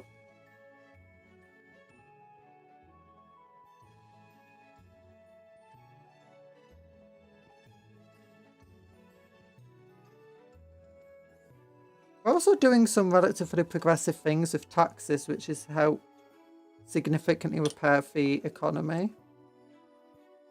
One of the big things was actually like kind of reducing taxes for your average person and increasing the amount of support people gained and the amount of education and stuff. And we're still trying to get out of the Great Depression at that point.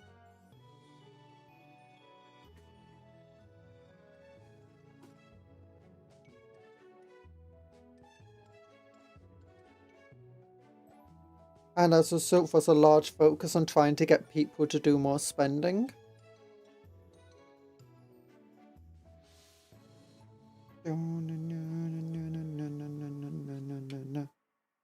Yeah.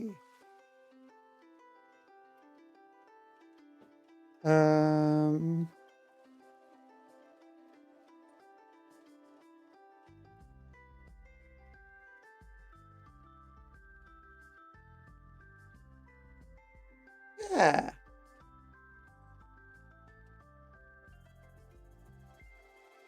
How much bigger is a Ghostkeel? I need to get some stuff for like reference sizes. I expected the Ghostkeel and Riptide to be about knight size, but they do seem a bit smaller than knights. Especially for Ghostkeel. Okay, so we want these 25, 23, 24, 26, 27, 21, 22. Okay, that's a lot of 20s. Oh, we want this one. This cool little triangular shape.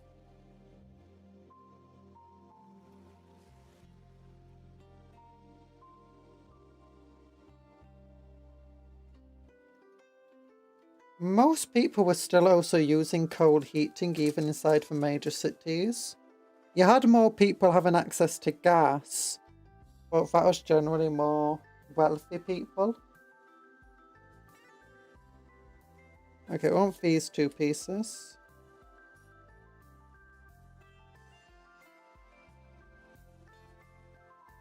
Or people in newer builds.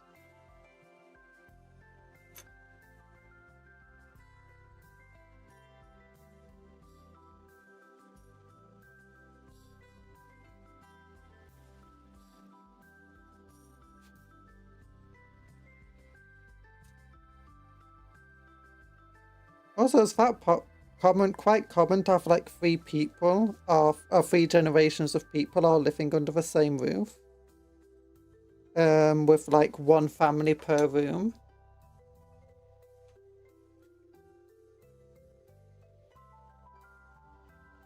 Okay, 25. Oh, it's this one. Yeah, 25. I need 23. Where's 23? I've not seen anything that looks like it could be 23 at the moment. Like this, but doubled.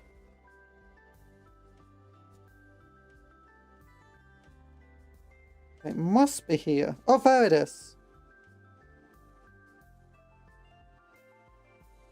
So we want 20. We'll stick this together, then we can get 21 and 22.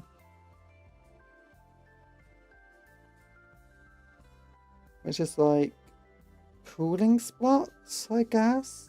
We're making that iron cannon goes. At first I wanted to give him the fusion cannon. But between the broadside, the fact that I'm going to be building fusion. Oh, what do they call them? Star scythes, sun scythes, something like that.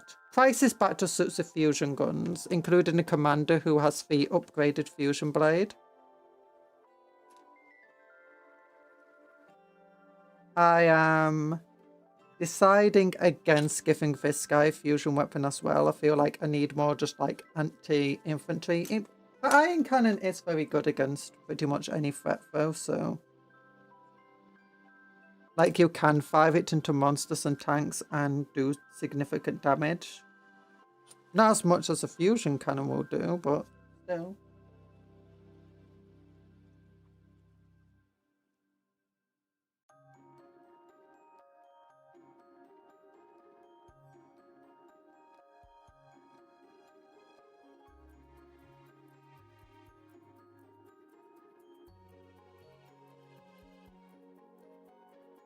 Okay, so this goes on like that.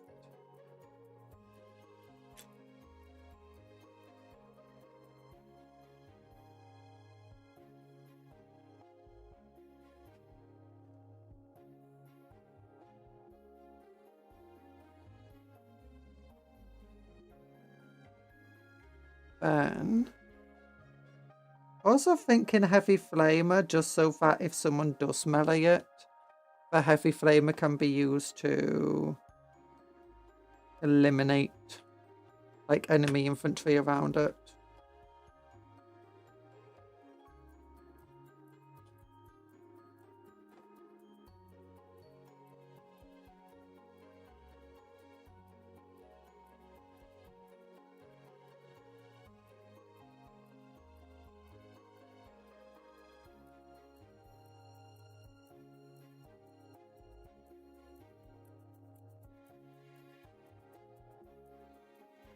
Oh, so this is like a mini plasma gun, as in like a mini gun that fires plasma. Like this spins around, going do do do do do.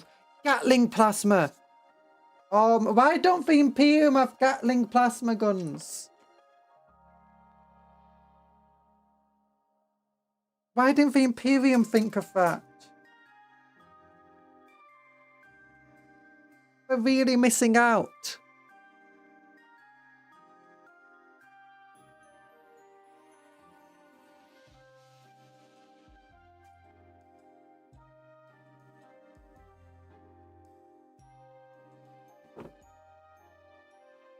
Hi, Denizen of Missouri, what do you miss? We've built this dude with a giant, big old cannon. And we gave this guy the missile drones of a broadside and a new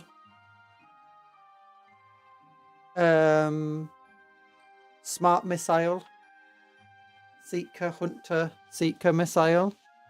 I've also got 2 shield drones here. And we've built this thing so far. I also just realised this is a Gatling plasma. And I'm now disappointed in the Imperium for never inventing a Gatling plasma gun. The Tau have just, you know... The Tau have proven that they really are the better faction.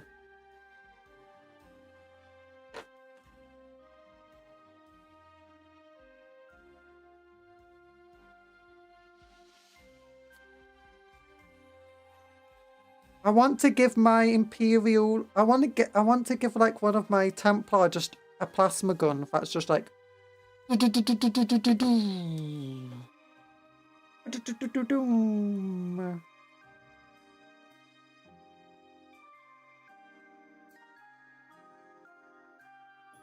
Okay, there we go.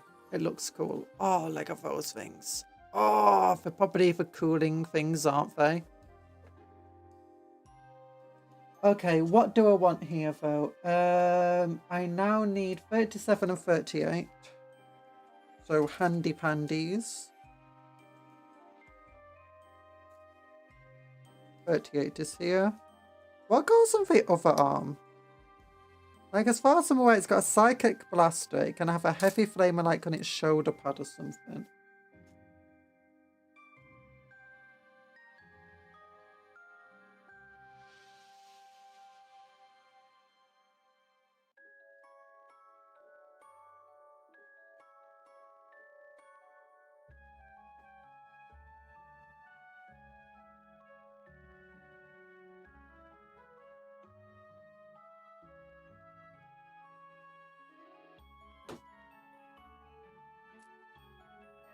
I kind of want a Ghostkeel now with 2 cyclic plasma guns, 1 on each arm. Or ion cannons. Ghostkeel. Yeah, that's it. Ghostkeel.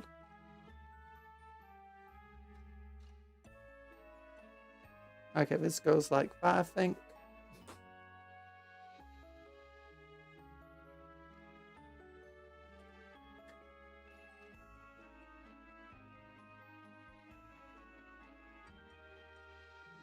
And 39.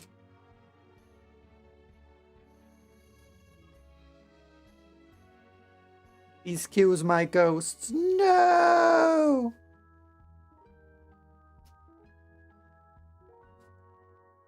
Don't kill the ghosts. Don't make them keel over. 39. No idea what colours I'm going to do. I was thinking maybe we'll go right. Maybe we'll go with a desert colour. Maybe we'll go with camo colours.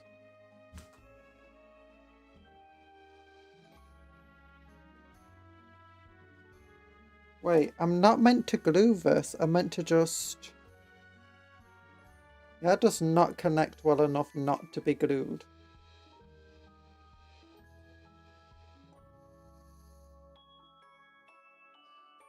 Dun, dun, dun.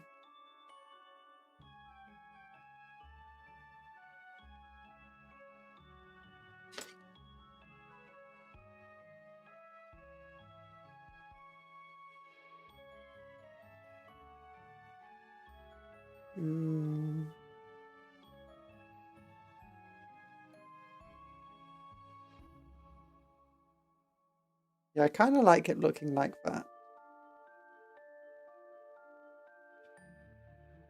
Where it's like cooling off its weapon.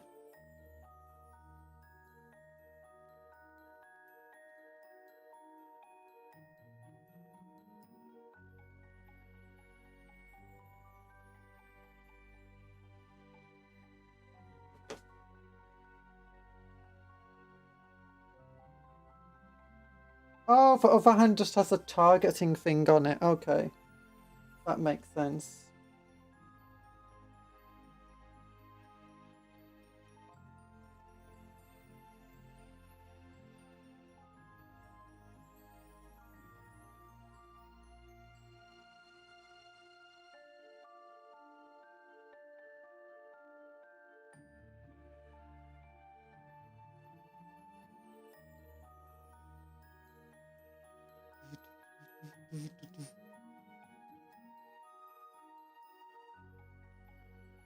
Actually, you know what?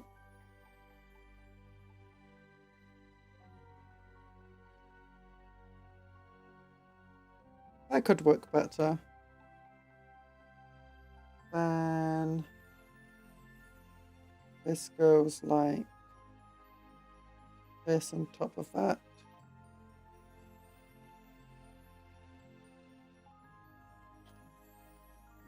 Oh, Flammen Waffen. It waffens a Flammen. The Ghostkeel. It kills the ghosts. Dun, dun, dun, dun, dun. Okay. So for the next thing, we need 34, no, 36 and 35.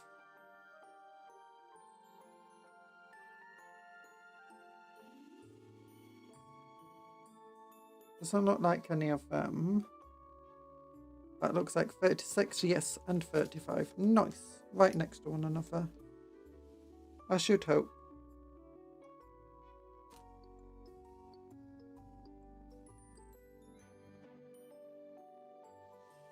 It's not a small model at all, this.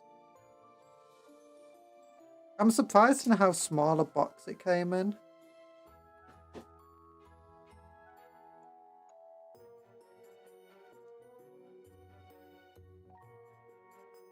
I guess it's made up of lots of small parts. 34, 31, 28. 34 is on the same spool, but the others are not.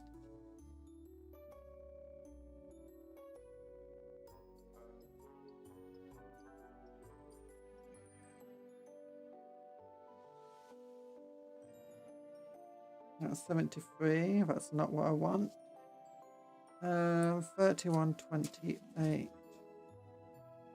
So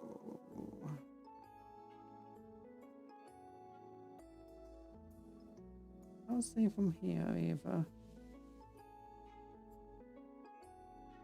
Maybe it was on the same spool, but I don't think so. No, definitely not. Okay. 73, 72, 96.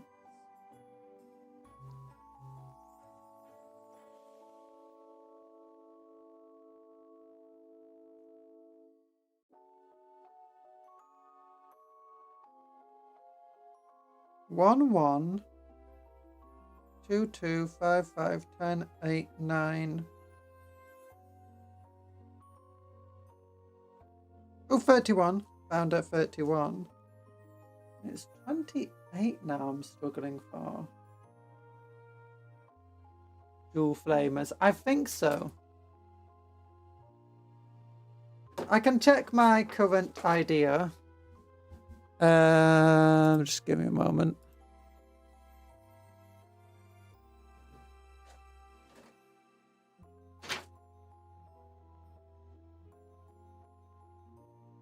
There we go. New recruit. New recruit.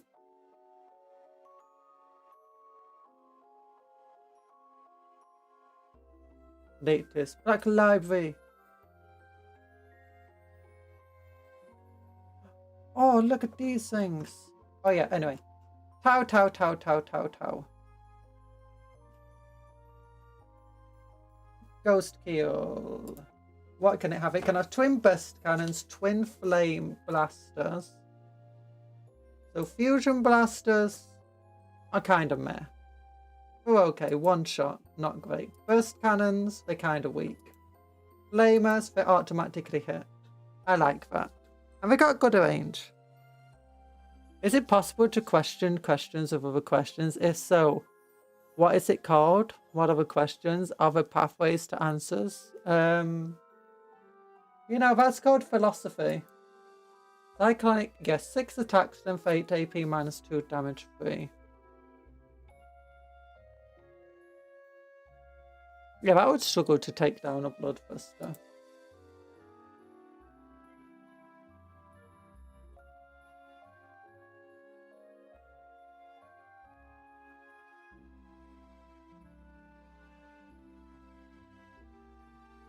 Nah, I'm thinking Twin Flamers. Oh yeah, when does the new Black Library app go up? Oh, I forgot about that. Oh yeah, I'm also looking for piece 28.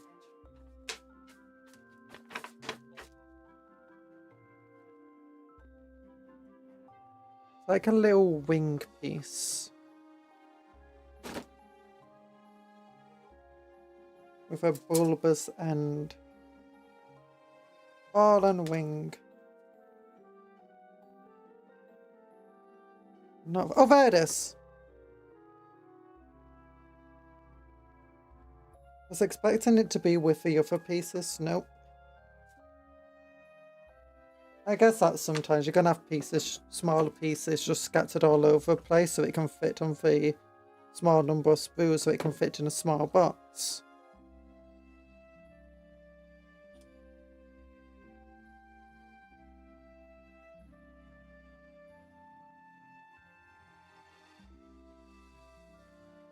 There we go. Okay, this goes underneath, just there it looks like.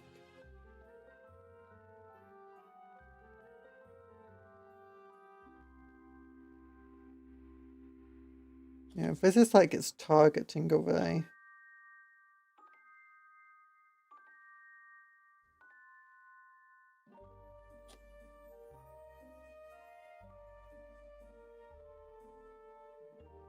There we go. And then we get... Okay, I don't even need to look up for piece parts. These 2 bits.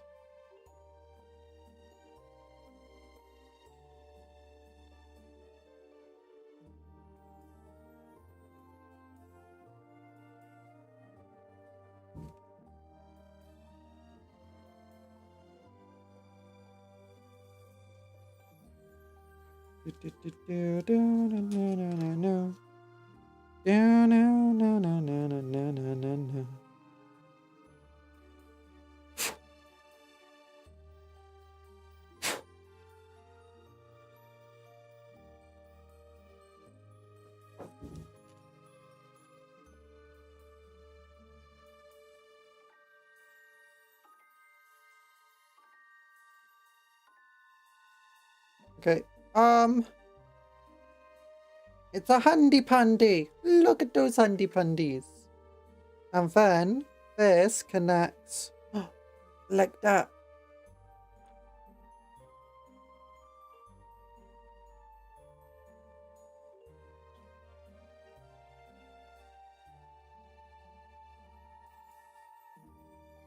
It's really weird that the targeting array is outside the suit. Like, you got all this mass and no room for the targeting array. You have the room on it for smaller suits like this. Although I guess maybe it's built, yeah, it's built into the gun. Why can't they just build it onto the gun here so it can have a second different weapon? Maybe then it's just too heavy and generating too much heat and it can't go stealth mode.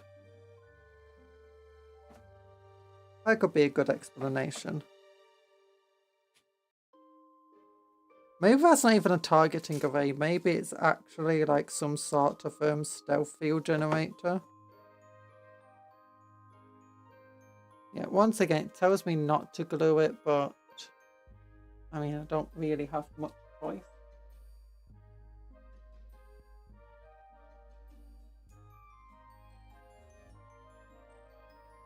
Unless it gives me something that can hold it in place.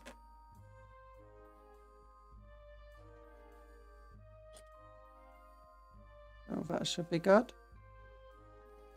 And then bam bam bam badum badum bam badum badum da da da.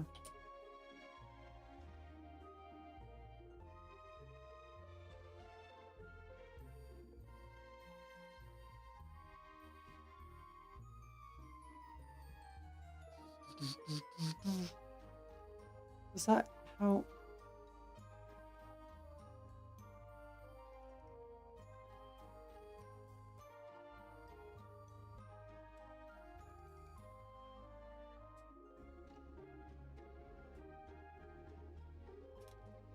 No.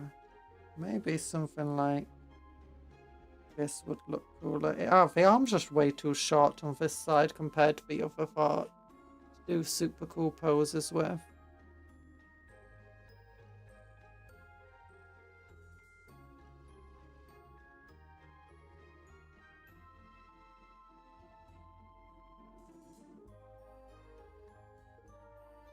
There we go.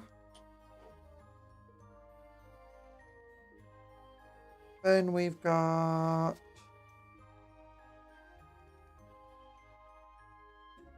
this here.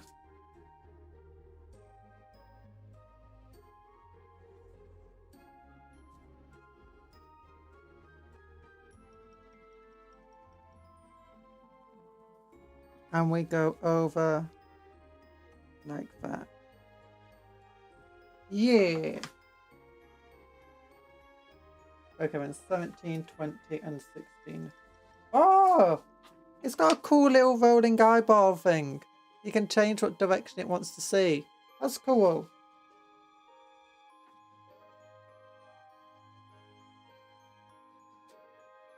Okay, finally. Oh, there's two different styles of head. Okay, which one looks cooler?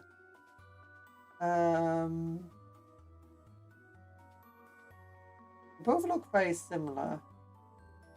I'm gonna say 19 and 18 looks cooler. The second head option.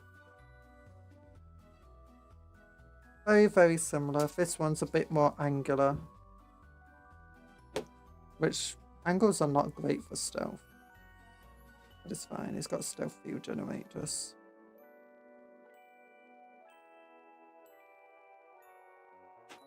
The other hilarious thing in Star Trek, they've got, you know, the stealth cloak technology, which makes like the vehicles invisible, the other spaceships.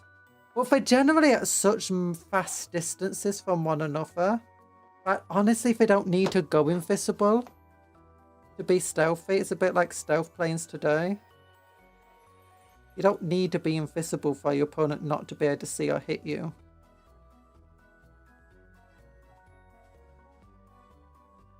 Especially when you're so far away from them. Hi, Mississippi Gonzo! We're getting the head. The head.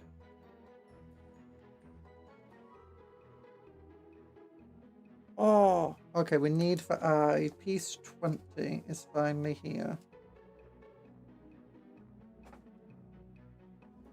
Oh my gosh, it's actually 2 piece 20s. Yeah, there's 2 eyes, so I could actually build both head and just mix and match it how I want. That's cool, I guess.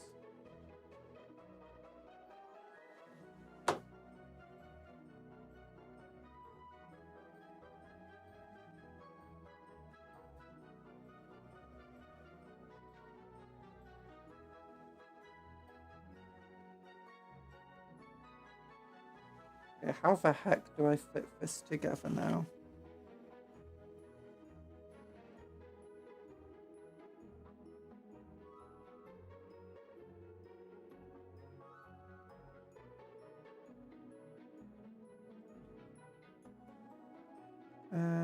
I want that eye facing that direction. So something like this should do it.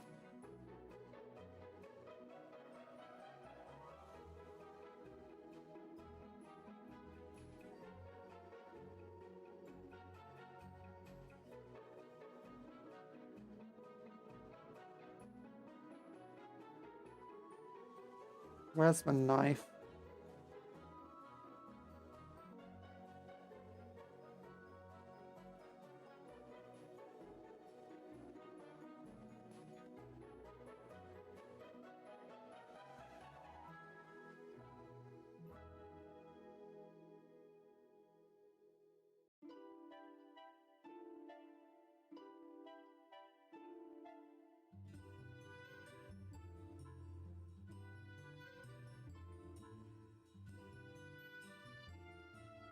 That doesn't look how I've got it here. Maybe it's meant to sit further back. How? Maybe it's upside down. Maybe that's my issue.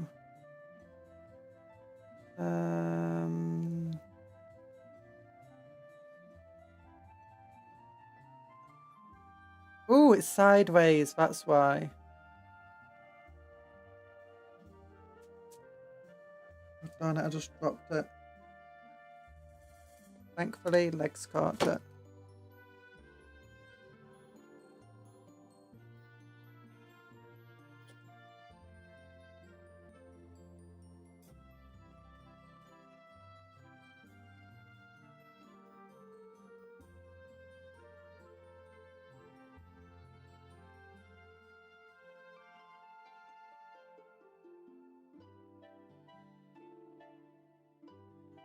And that's upside down again.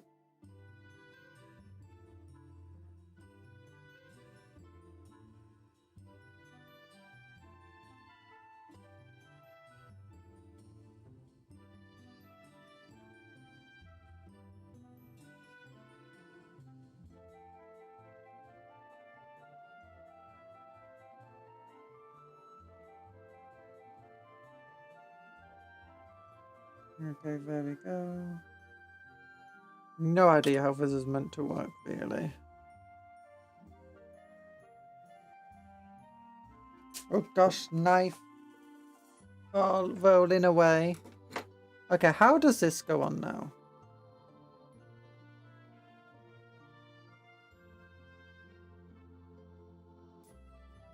Goes onto this thing somehow.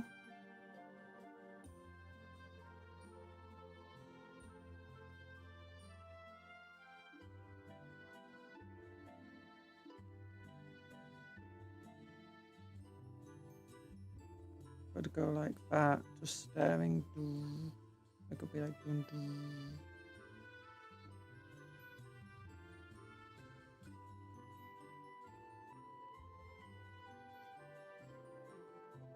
Yeah.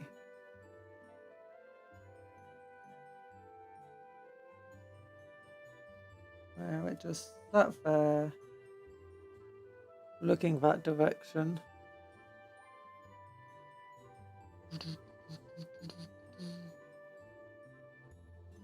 And you lift it up. A little Tau warrior inside.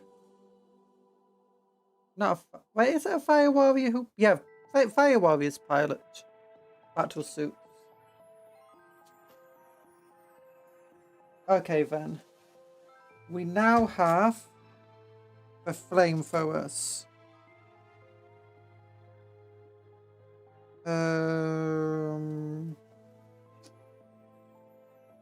Oh wait, I was like, how come like all of these guns, like they come in 2 pieces, the flamethrowers just come in 1 section? You're gonna go to sleep? Oh, so?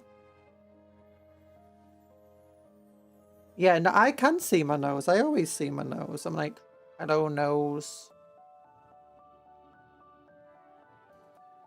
I got a big old nose.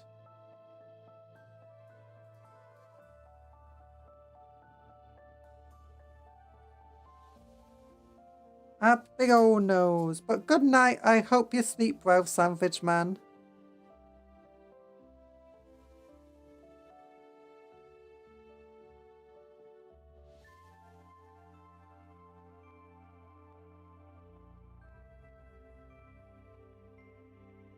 Fire Warriors are just for warrior cast, so it's all Fire Warriors. Yeah. I have seen like text where it's like pilots of stuff being water cast or air cast, and then but people have been like, no, the writer got the law wrong here. But that being said, you can always make the excuse that they were shorts and soldiers and stuff, so they are having to use, you know, pilots.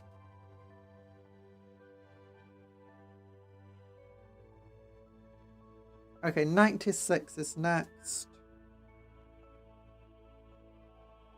And 99.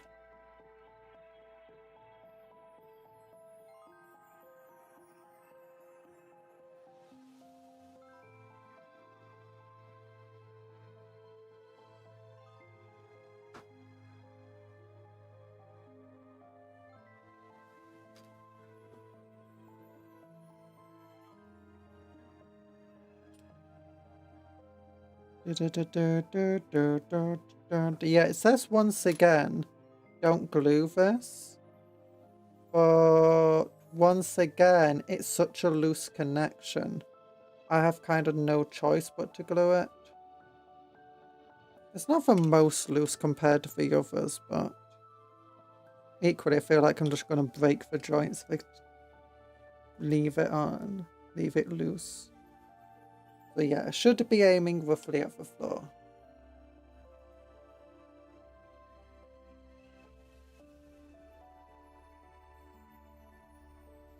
And then is it just for drones after that?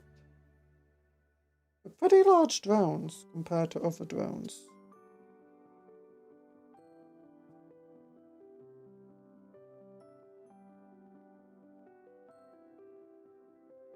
Once again, 2 drones that can just eat the damage for the soup.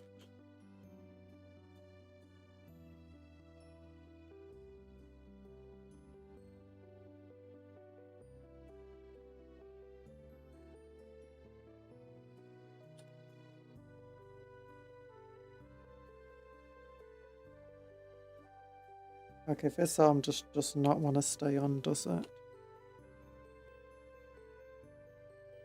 Yeah, it's not the best joint, just tap in. Big old hole there that's only holding on by the rim.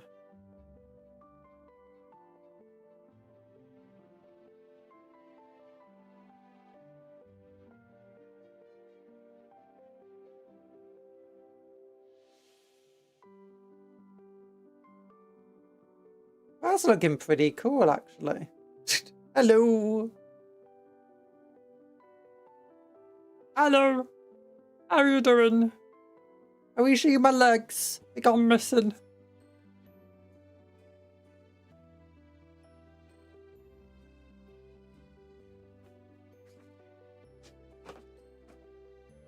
Okay, for drones, use P6, 7, 3, 4, 2, 5, and 1. Oh my goodness, the drones are actually pretty complex models.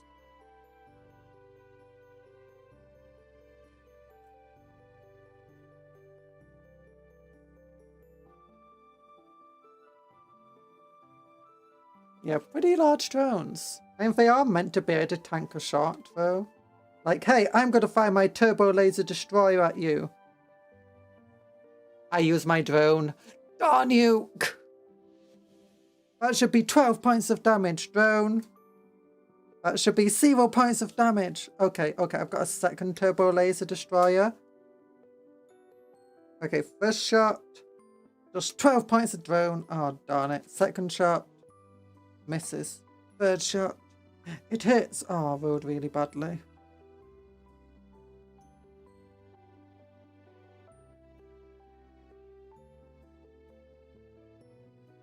In reality, it's not the drone just taking the shot. It's the fact that you just missed.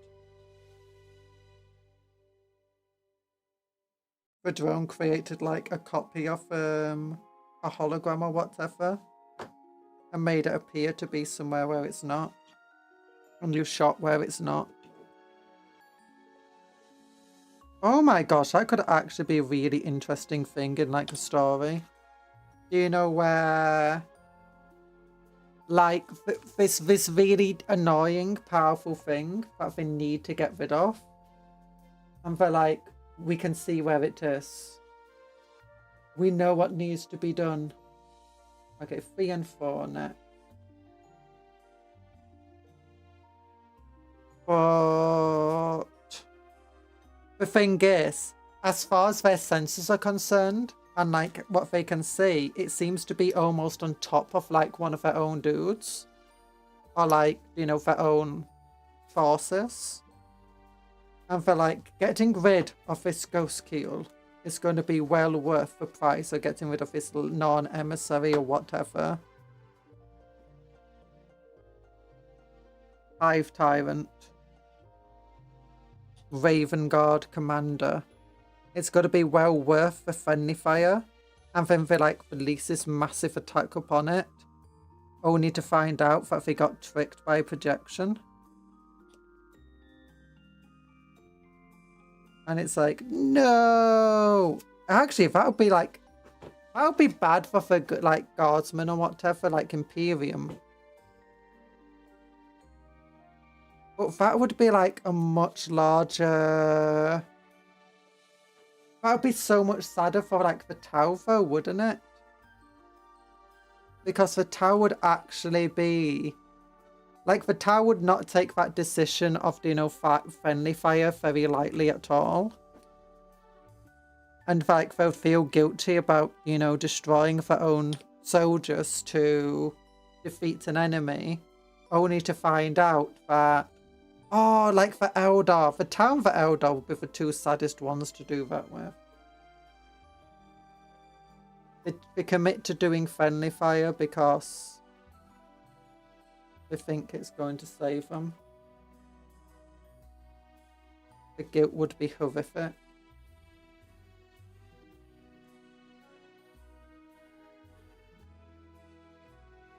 I don't know if in atmosphere aircraft or aircast, but for exo atmosphere capable pilots Manta Barracuda are. Oh yeah, the plane pilots are. I've seen stuff where it says the aircast, do you know, are flying for devilfish. Of the pilots of the devilfish and hammerheads and stuff. Because, you know, they fly around. They're often seen in art, you know, flying around and stuff.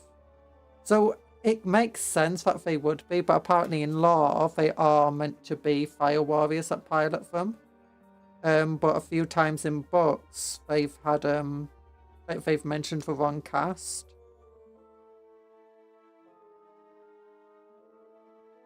Well, the books are just Imperial propaganda, so... 1, 1, 1, 1, 1, 1, 1, 1, 1, 1, 1, 1, 1, 1, 1, 1. Oh, there we go. What the heck is this thing? What's that for? No idea. Oh, I know what it's for. It's for the ammo of the fusion thing.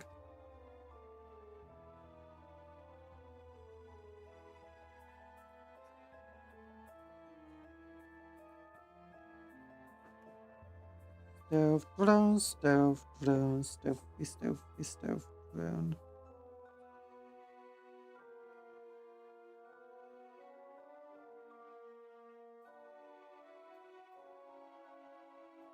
I could also see Chaos doing something like that.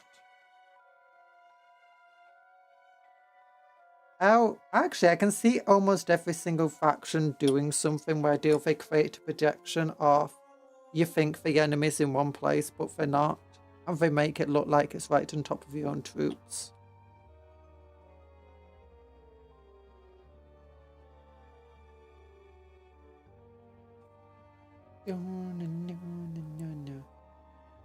Stealth drone!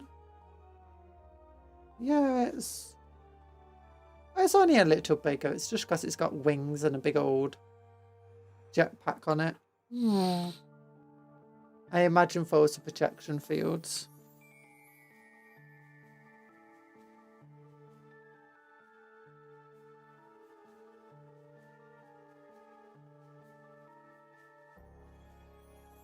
Didn't shield drones used to give you an invulnerable save?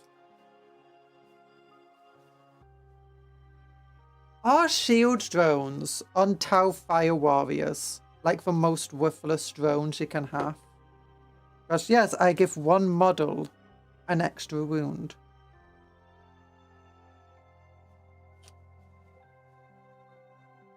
A kind of not very good model. That doesn't do a hell of a lot.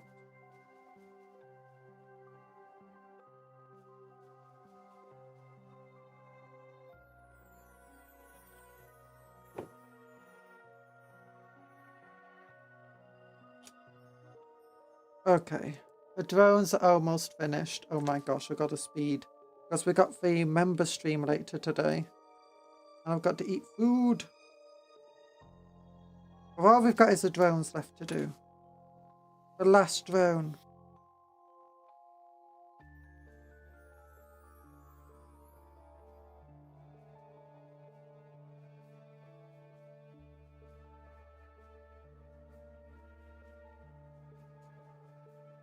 There we go, just neaten this up.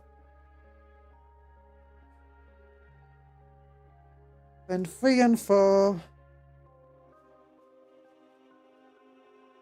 That's all that's left. Not much now.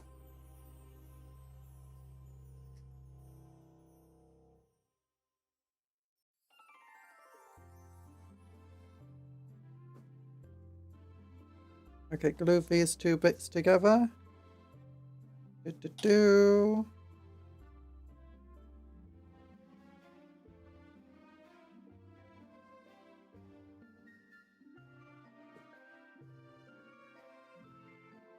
Glue this onto here. Glue this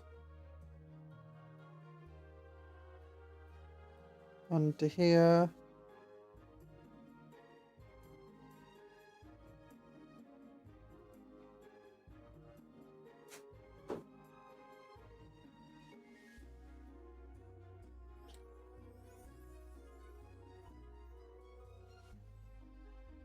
Glue that on. Then down, ba-down, ba-down, ba-down, ba-down. And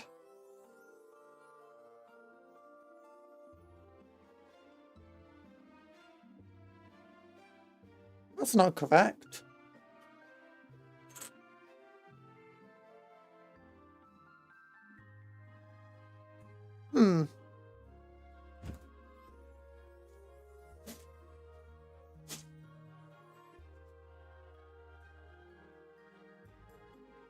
This is the correct one.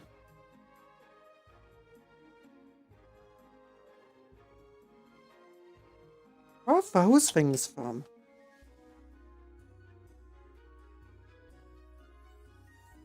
Did I get given the wrong flying stance? I don't know. Anyway, here we go. Another drone! And let's see how big it is compared to some other stuff. Compared to the Devilfish is actually pretty large as far as like vehicles go. Compared to a person, that's pretty huge. But everything is huge compared to a Tau.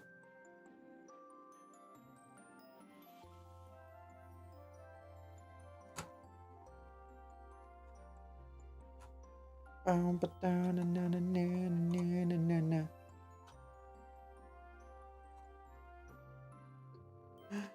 no, no, no, no, no, no, no. Okay, let's compare it to the Bloodthirster. I think this is actually bigger than the Bloodthirster's main body. Ah, my headphones are getting caught to my hair. There we go.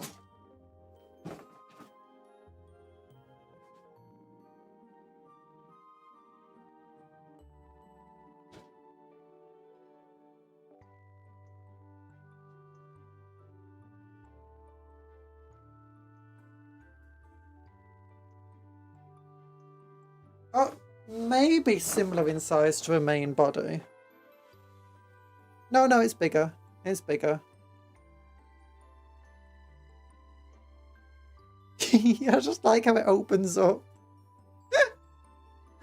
Oh, it's so silly. I mean, it would still get absolutely destroyed by a Bloodthirster, mind you. Look at little footprints.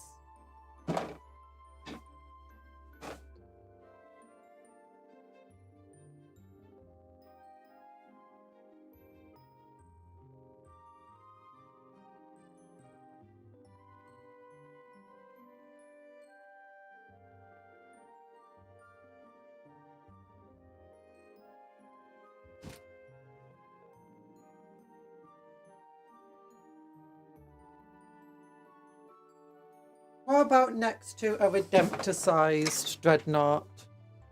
Yeah, it's about similar size to Redemptor. A little bit taller, but not as bulky. And this is Ballistas, but Ballistas is the same size as Redemptor.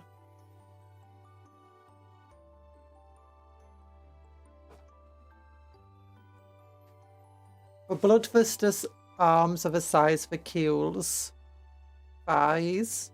They're thick, yeah. Look how tiny these arms are. It's not gonna. No wonder they can't do melee. He can't punch anybody. Like, I can't reach you. I'm gonna hit you. I'm gonna try to hit. Oh. Ow.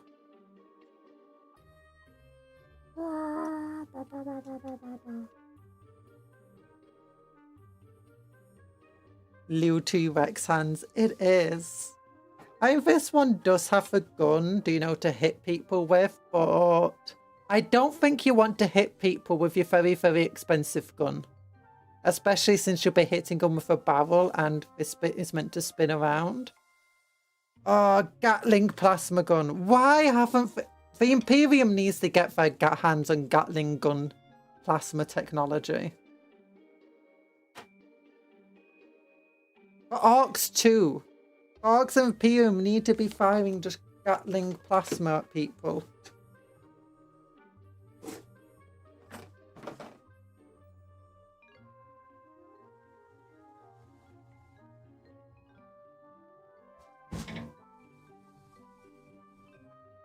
Well, here we go. Thank you anyway for coming to the stream. Big love hearts to you all.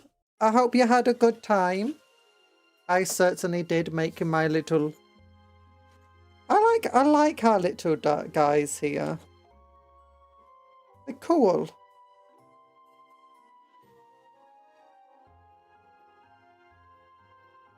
For broadsides, I expected to be more crisis battlesuit size, but yeah, they are pretty massive, aren't they? That gun, though. This feels like it should be way more powerful than it is. And it's still pretty powerful. Still, the twin lances do not care for the concept of guns breaking. The guns will hit hard and wreck. No, no, no, no. They don't hit people with their guns. They shoot them with their guns. They just pull down the trigger. They go up to somebody and it's like, hey, you. They basically, once they get into melee, they just don't stop firing. They just hold down the trigger, keep firing. That's why it's got the exact same profile, other than lower hit chance as the shooting profile. Hitting people is, but that's not what it does in lore. Hi, Glonk does stuff. How you doing? We've made ourselves a little Ghostkeel, and come on, it opens up. Hi. She looks so surprised. She's like, oh, you can see me. Oh no, it fell over. And we've also built ourselves a broadside battlesuit. With little shield drones.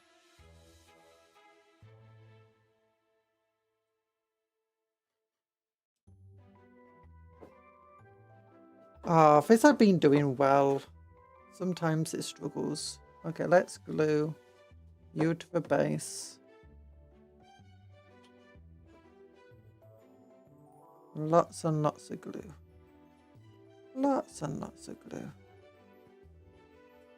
It's because if they were just flat, we'd have more connection with the base.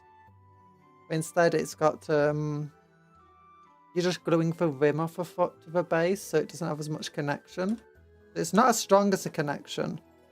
But also, because the bases themselves are rough and textured, it's got very, very little actual contact with the base.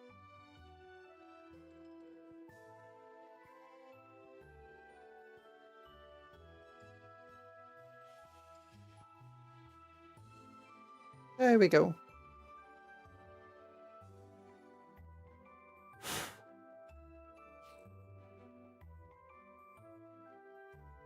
I like our Ghostkeel. It's pretty cool. Ghostkeels do have a disappointing amount of firepower. But I mean, I can't really blame it. It's I'm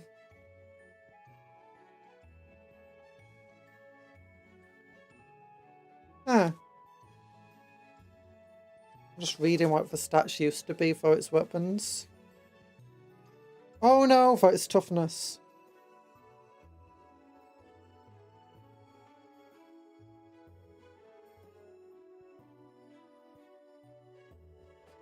Yeah, well, it's not meant to be super hitty hard. When board game wise, it's not meant to hit super hard because the entire point is it's hard to kill. And it can get very close to the enemy and get onto objectives and stuff. But, oh my goodness. I do like the fact that, I don't know if this flamer here, it's too big and too heavy for Tau to use. Like, Tau Fire Warriors can't use Tau Flamers. It's literally meant to be a battlesuit weapon. But the Thespid use a Tau Flamer, and it's literally listed as the Thespid are so big and strong that the Tau will let them use the battlesuit flamers because they can wield them. And they've earned the right to use them. But yeah, I do find it funny that the way that the orcs view the humans view the orcs is a very similar way that the Tau view the humans. We've got a bunch of technology that they don't know how it works apparently, and it shouldn't work by any laws of physics, but somehow it does work. That's Imperial tech. Somehow just praying for things to work works. If enough humans believe something, it kind of just starts happening and starts existing, especially Sisters of Battle and priests and stuff. Oh gosh, but also humans are really, compared to Tau, humans are quite big, they're very, very strong, and they are also very fast, very good senses, quite long-lived, and they can survive ridiculous injuries. Tau Fire Warriors generally can't survive, like, a lot of injuries. I don't know if that's old law now or not, but I remember it's like a human could get shot and, you know, there's a good chance that you're just going to get better. Maybe not perfectly better, but you can walk around. A Tau gets shot, even some way where you wouldn't necessarily think it's vital. The chance that for surviving is quite low, even with very good medical care. I remember Tau somehow semi-successfully reverse engineering Arctech. Yeah, it's with a tractor cannon. They reverse engineered that. People have said it's like, oh, why can't the Imperium do that? The Imperium has better tractor weapons. The Imperium have better tractor stuff. In fact, if you look at read how torsion cannons and graph weapons work, they're just way better than arc tractor stuff. This is because the Tower soulless relatively and should be treated as such. This is no, you can't say that. But the Tau, what did the Tau do? Oh yeah, the Tau also, the way humans view the Eldar is also kind of similar to how the Tau view the humans at the same time. Because humans are very long-lived compared to Tau. Wait, she's building Tau?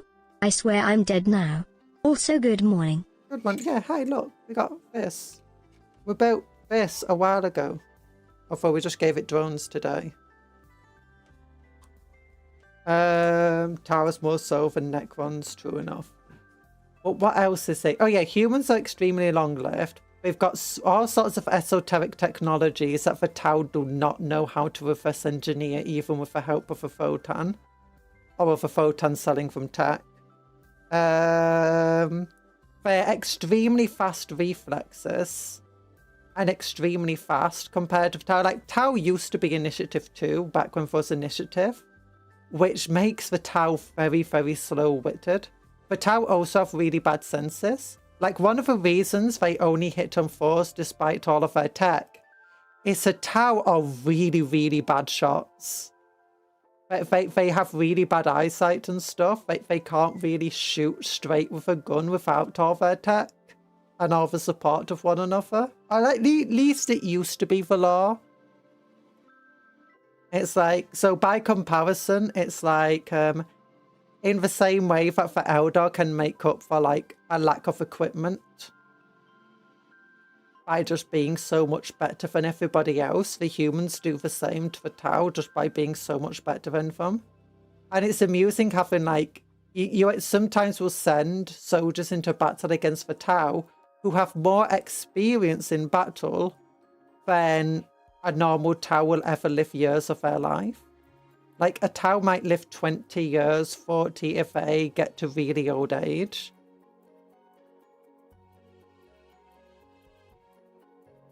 Really have nerve my fishes to quell for 2001. It's not that, it's meant to be... They're kind of... It's meant to be a race that makes humans look strange and alien compared to them. Like everyone else, like the orcs are basically superhuman. They are incredibly tough, they're incredibly hard to kill, they breed in really weird ways and really rapidly. The Eldar are just so incredibly fast and so incredibly fierce. So incredibly, just all sorts of things compared to humans and long-lived. The humans affect both of them to the Tau. The humans breed weirdly quickly. Their technology is all sorts of weirdly esoteric and I don't understand it. So kind of just like if you mix the orcs, if you take half of what makes the orcs good and half of what makes the Eldar good and smack it together, you get humans. You take away both of those things and you get Tau. The main thing that the Tau have on their side compared to the humans and stuff is that they are actually innovating and they learn at an incredible rate. Technically, it's just how humans are today. In many regards, the Tau are meant to be what humans are today, just in space. Like the entire way of doing battle, the entire generally trying to be kinder to things, their entire even for long lives and stuff, like we humans in 40k universe don't just live for 40, 60, 80 or 90 years. They live for hundreds of years. Even humans that don't have lots of like advanced augmetics and stuff, humans have been genetically engineered so much that they're barely reminiscent of actually modern day humans. Like they can live much longer than modern day humans, they're much tougher than modern day humans, they're generally better in most respects than modern day humans. Or at least that used to be kind of the law, I'm not sure. I think it's been referenced a bit in like Horus Heresy and stuff that the humans of the 40k universe have like adapted so much and been like evolved so much that none of them are really true humans anymore. Because don't forget, like the same humans that created the Photon and led to the Ogrins and the Longshanks and stuff are the same humans that were genetically engineering. Oh yeah, and gave us the building blocks of which Space Marines were built from and stuff. You can imagine they've been genetically engineering and stuff for like the entire Age of Strife and the Dark Age of technology. So Tau are basically just meant to be the kind of mundane people thrown into the world. Also, if you don't know, in real life, with automatic guns and stuff, the vast majority of shots that people fire miss.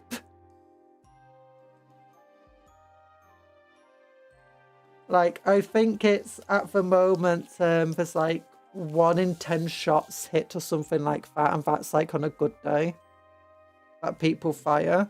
So if humans today had a ballistic skill in this, it would be like ballistic skill 6 or 5 or something. Oh gosh. In fact, most of the time that we're hitting stuff, it's using missiles or drones.